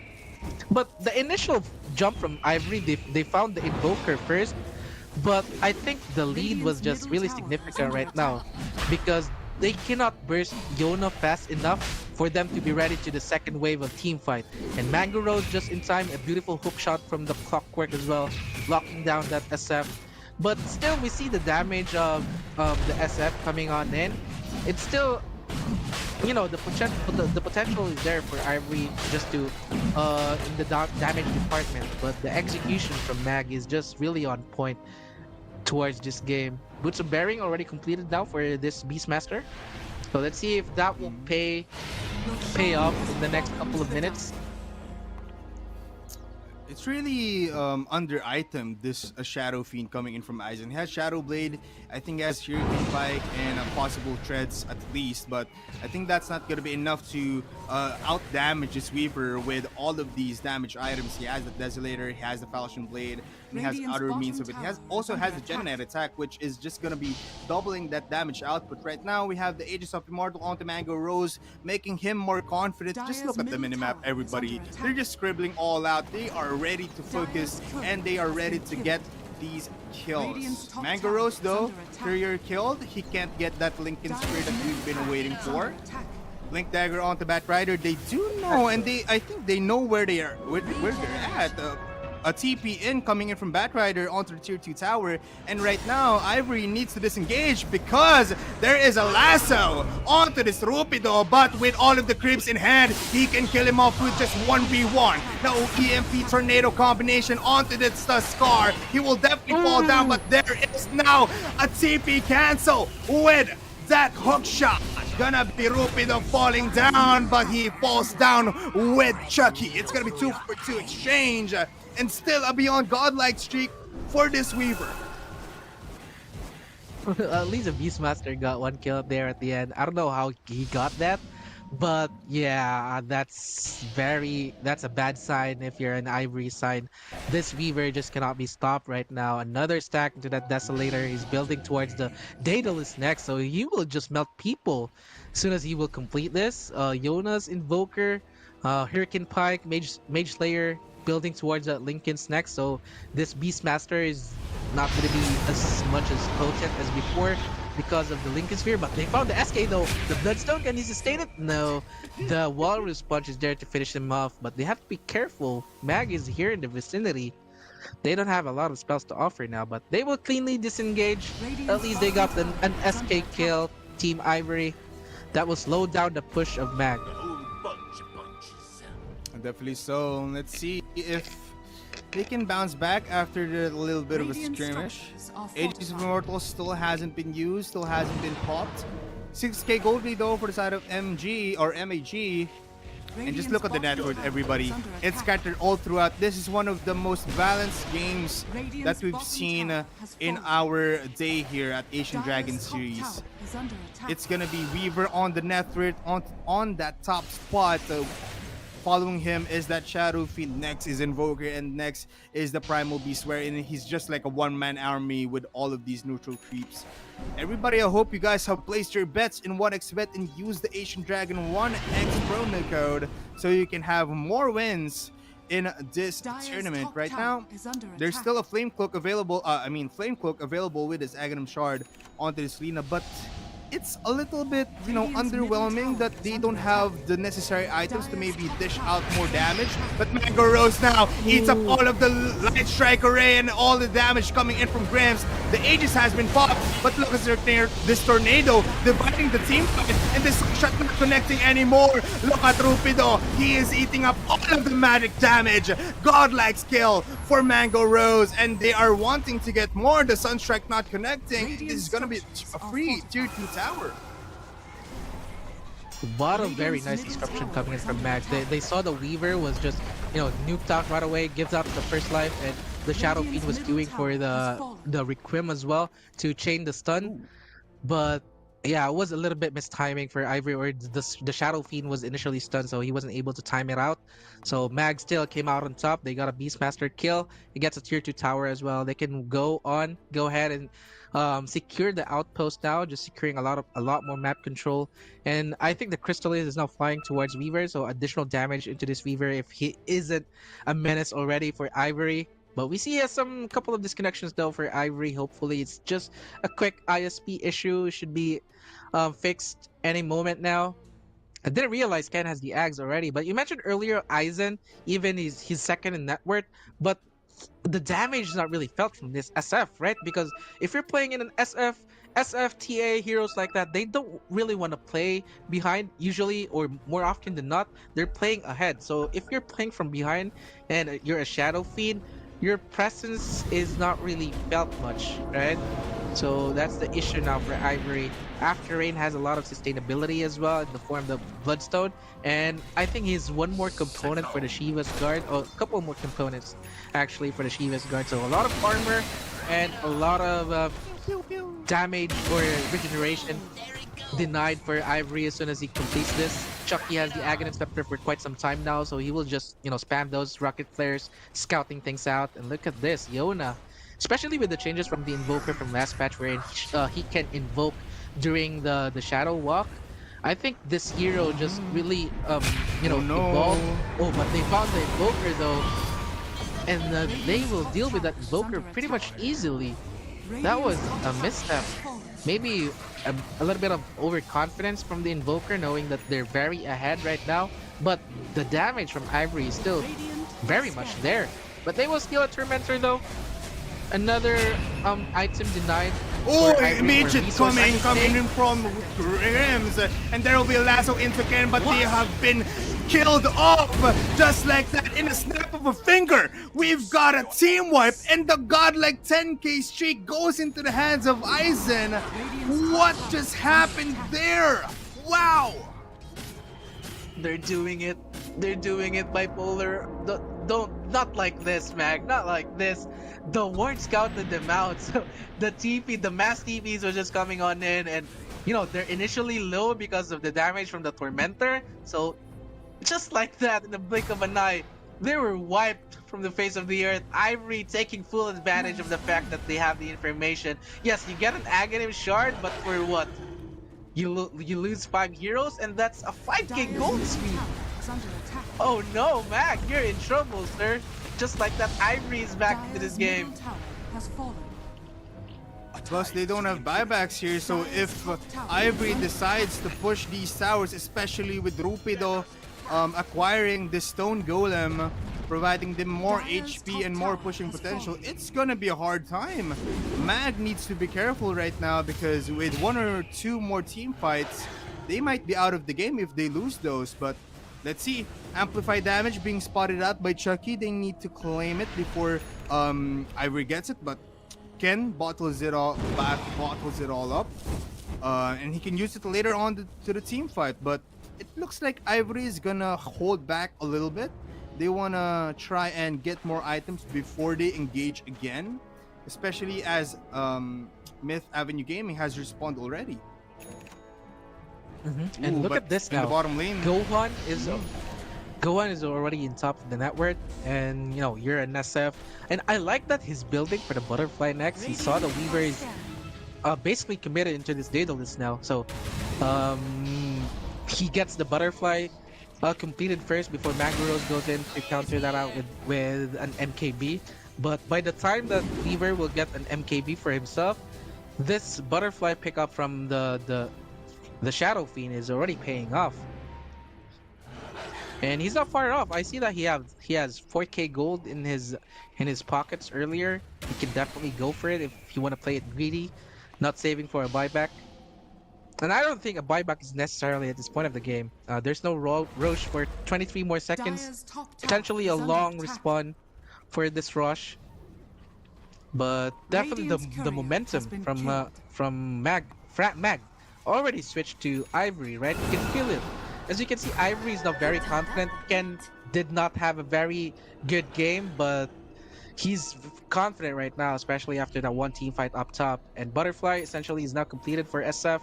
So that's one issue that Mag has to deal with. But if they can burst this SF down without any teammates nearby, it's still a very vulnerable SF. And here we go. Now the 5-man for smoke. Mag, ladies and gentlemen. Coming in from Myth Avenue, getting this spot out the score, and with the immediate burst strike kills him off. The Bloodstone keeping him alive, but the BKB is down. Hook shot away from the river. What a long hook shot there. The little Guna blade connecting onto this clockwork, but ultimately he's not gonna fall down. It's gonna be Leshrak or Drake falling into the hands of Yona. Let's see if Myth Avenue Gaming can go for more. The BKB pop now for Rupito. He needs to run away. He needs to get out to maybe defend this. But Ivory is feeling the presence of Myth Avenue Gaming again. There is no more Tormentor to help them in these team fights. Ken eating up all of the rocket barrages of this clockwork. And wow, did you see that, Russell? A hook shot that far connected onto the Shadow Fiend. That was a 3-point hook they shot. spot him out though. For the Shadow Fiend. Tornado into the ice wall. You're dangerous, sir. The damage should be Oh, he's gonna die! There we go. And no buy as well. Oh no, Ivory is all falling apart now. Even after the big team fight that they won earlier, they dropped the ball yet again. Radiant's middle Mango tower Road is now is hitting the attacked. tier 3 towers. A glitch Radiant available for structures are Ivory to fortified. commit, and they will commit it now. But the waves are crashing on in, down bot, and here in mid Oh, as after well. rain. Mag. Oop. Okay, they should get at least a set of racks, right? Ooh, they found the Lina. No one's TPing out though, but I guess Chucky is just being annoying. This Lina cannot TP back to his base, so they can just, I guess, go, but they want to go for the Lina instead. Lasso. Okay. Alright, Lasso is there, Mango and now will Mango definitely has go joined the fray. The Sunstrike not connecting, but that is a kill for something. After in falling down to the hands of Ken, but there it is. Their spawns coming in from Myth Avenue Gaming. It disrupted the destroy of their barracks, but I think Ivory is happy with that exchange since they did get a Sand King kill, plus none of their buildings in their base have fallen down right now.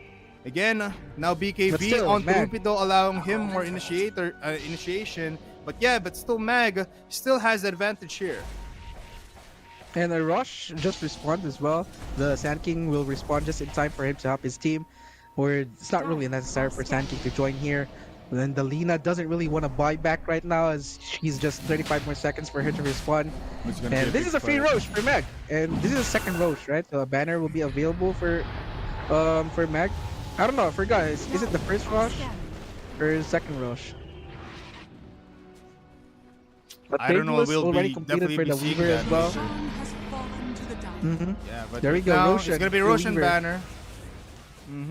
And let's see, what are your thoughts here? What does Ivory need to do here, Russell, for them to maybe win this game again and get their advantage back?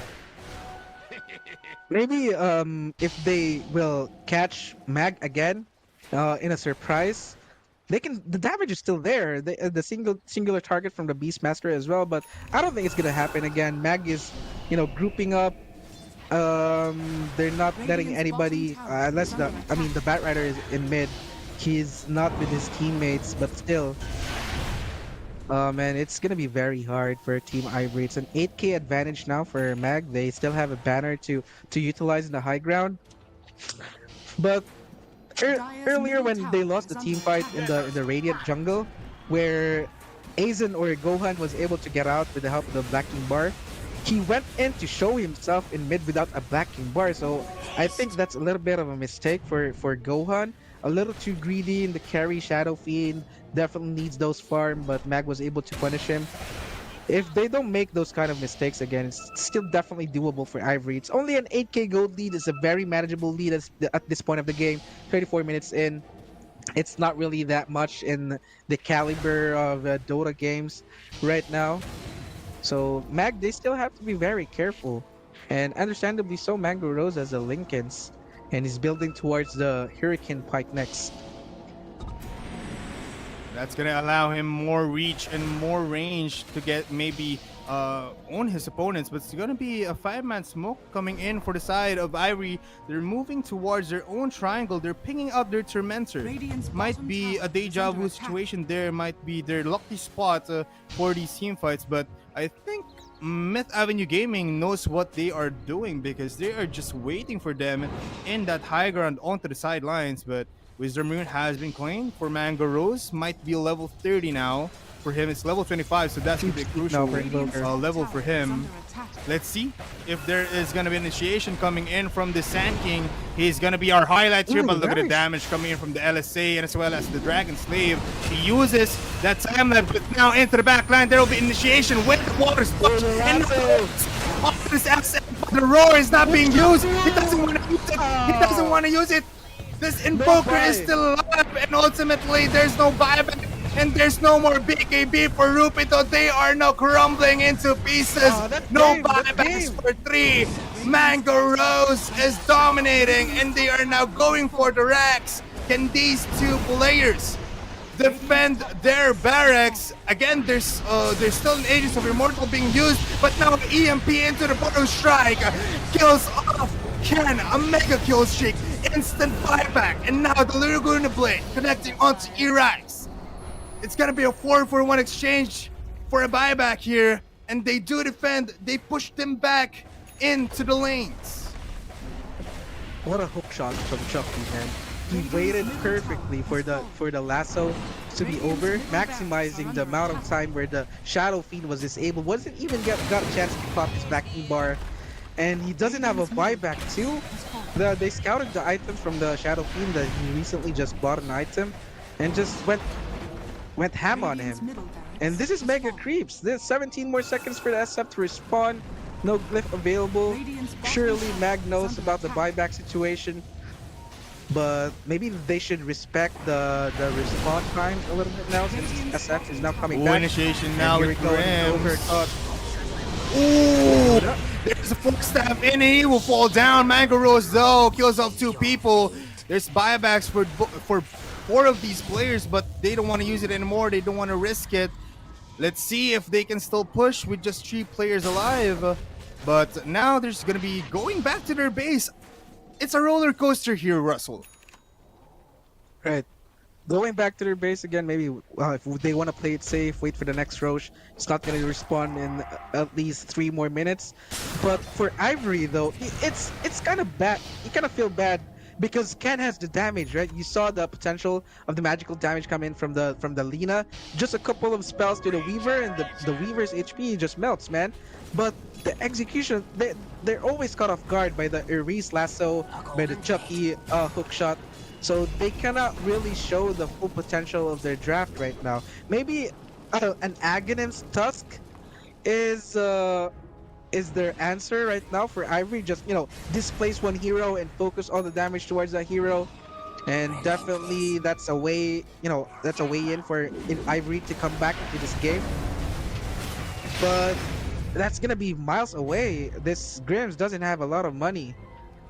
So they need to drag this game a little bit more.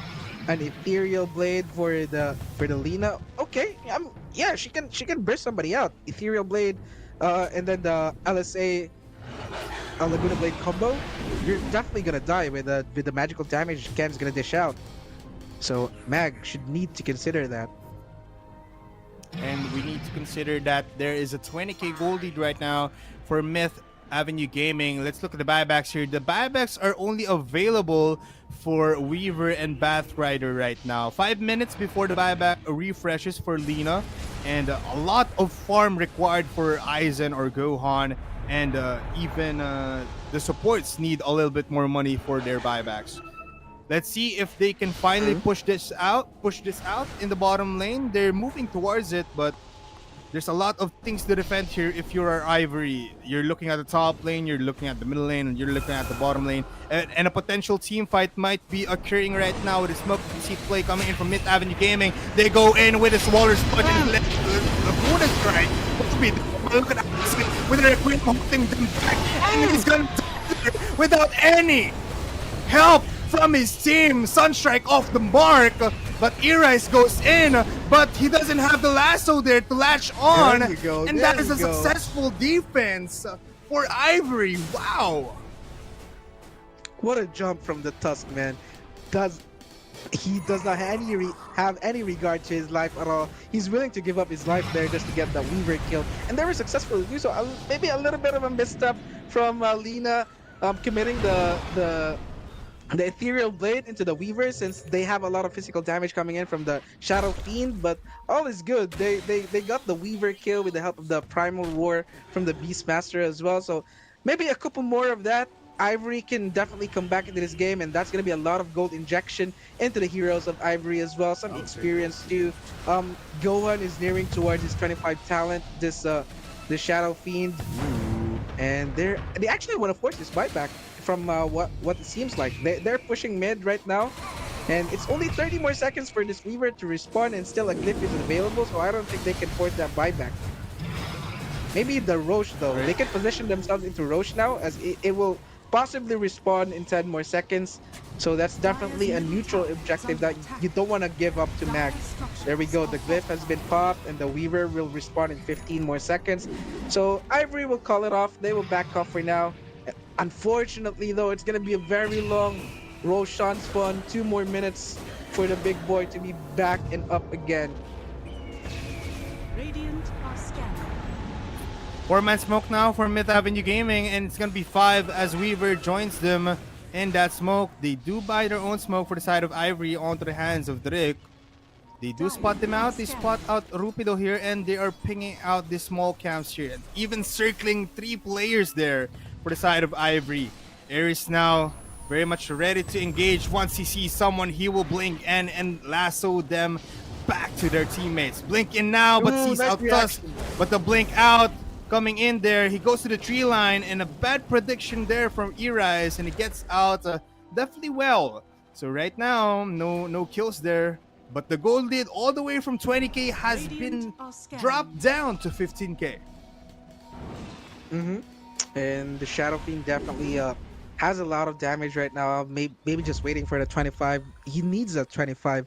And as you can see, maybe the Roshan timer is playing a little bit into the Ivory's favor right now because they don't have any information or Radiant's control on bottom where barracks are under the attack. mag heroes right now. Maybe they're near Roshan, and Radiant definitely that's an structures idea are Ivory's fortified. considering. And there's an amplified damage to this SF. So if they can find a fight anytime soon, this SF can just really dish out the damage.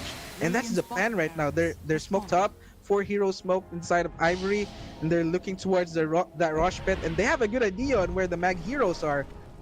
Ooh, But look at Aries Aries will break though. this move. What a Oh, godly he will play win from for the Aries. lasso, and he gets this kill onto the score. That's Easy right. delete for them. And they might disengage here if you're Ivory, but now they might be falling back too low because a Burrow Strike is in the midst. Now EMP holds him back, but Requiem will be there to fear them out. The Hex onto this Rupido might be the detrimental factor for Ivory, an instant playback. The hook shot onto one, but not gonna be enough. There's no response there because they are focusing on the Beastmaster right now. Can use that E-Blade, but instant PKB from this Weaver. Epicenter not catching anyone. He gets deleted by Ken. No, there's no use up there to save him from the game, but he still dies. Now, defend deafening blast into the ice wall. Rupit uses the PKB into the roar. It's gonna be 3v5 situation. Assault Cuirass even bought by this Invoker while that was happening. And can they defend for the second time around? Push back. He gets deleted. Just like that. Look at the hook shot onto the scan. It's going to be triple kill for Mango Rose. And there we go, have it. A good game well played. Called by Rupido and the entirety of Ivory. Another 1-for-1 in our regional collision here at Asian Dragon Series. Look at the kills. 85 in Yeah, total. what a very action-packed kill game, right? 35, 85 kills as we go into this game. And finally, Mag is in the board, ladies and gentlemen. This is the start or the win as Mag is looking for. And they do that up against Ivory as well. I mean, there were a little bit of mishaps or a hiccup for Mag as they go into this game too, but all is good. There no harm, no foul for Mag. They were able to close it out, no problems whatsoever. Ivory put up a good fight, I should say. I mean, there were chances for them to come back into the game, but it was just not enough. The Mango Rose Weaver was just look at KDA, man, 26, 4 and 14. Guy's a menace, and Jonas Invoker was just top notch too. Look, 27 assists, 13 kills, only 4 deaths, and the Chucky hook shots from downtown too. I mean, everyone was pulling their own weight, man. They all stepped up. Yes, very much so. Beautiful Dota. Everybody, yes, beautiful Dota. That is the right term to describe the three series that we have today. Everybody that is watching, we have a lot of watchers on YouTube and on Facebook as well, and even on the Burmese channel. I've seen it all throughout. I hope you guys have enjoyed this set of games. Beautiful placements and beautiful Dota. Use the promo code Asian Dragon 1X when you use 1xbet because they are fighting for a whopping $90,000 prize pool for both regional and continental collisions. Right now for regional, it's around $20,000. So that is still going to be big if you win that. Everybody, this is brought to you by 1xbet and organized by Epic Echo. Great Dota and a great day ahead of us tomorrow. My name is Bipolar. Okay. My name is Bipolar. Together with Russell, we'll be showing the standing right now. What is the standing right here, Russell? There we go. Mid finally in the board, guys. 1-9. And Ascent Esports, they only played 3 series though, so definitely they have a chance next week since I think they're gonna be playing 4 series. But Myth Wow. Avenue Gaming, is there a chance for them to climb up? Maybe Manta Esports is not out of reach because we're only gonna be taking 6 teams towards the regional or continental collision, as you said. But yeah, what a game, Bipolar. 3 series, all of them are tied series. I mean, you can ask for more than that. It's a beautiful Dota, I should say. Yeah, I mean, to sum it all up, just like what you said, beautiful Dota and an intense matchup all throughout the day. I think we just gotta, the closing remarks here is just scan the QR code, guys. Get yourself some limited merch. Get yourself into the community and get yourself involved in Asian Dragon Series Regional Collision. We're live on Facebook, we're live on YouTube, and we're live every single time there's a matchup for the ages. This is the best tournament for tier 2 and tier 3 teams in in the entirety of Asia. Again, everybody, congratulations to Manta, to Essence, to Xepher+4, to Ivory, and to Myth Avenue Gaming for playing some great Dota today. A big shout out to Epic Echo and to 1xBet, our sponsors. Everybody, I think it's now time to give you out to the world Yep. right there and play your own Dota games. My name is Bipolar. Russell, what are your last thoughts? You pretty much said everything now, Bipolar. So, yep, we're just gonna have our goodbyes now, but not for not too long. We're gonna be back in 2 days' time for the week 3 regional collision Dragon series. So, I'm gonna be looking forward for you guys to be back again in a Me couple too. days' time. Thank you so much for watching. For all the people who tuned in from start to finish, you guys have a great day, and I hope you guys will win some MMRs.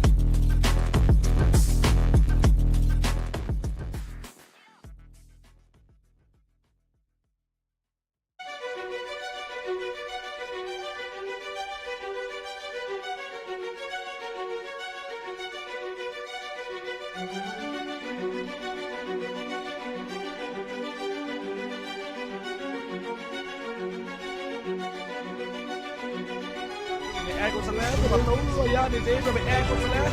E chết đâu để bật tấu nhưng mà cần phê cứu để bị xấu thì hay như là you know mà SY. BKB, focus fire, hay naman yung LC Jue. May next na nagawa ng Piras. Believe on yung Kevin Wright. Hay naman KSA.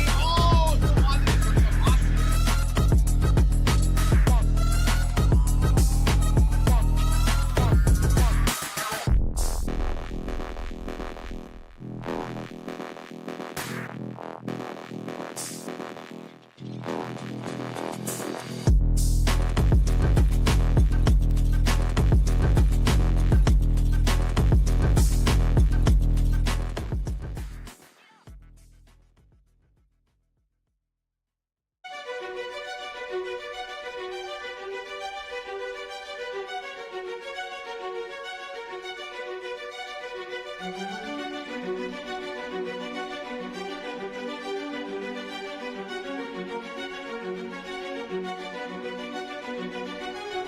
กดซะแล้วตัวประตูยาในเดย์เป็นแอร์กดซะแล้วแอร์เจ็ดโตในประตูนี่มันเป็นเฟกยูเนี่ยเป็นโชว์ดีให้รู้ได้ยินเอาแบบแอร์สไตร์ BKB on the fire en dan LT Jue en de second gaan we ook zien dat we leven op de camera right en dan KSA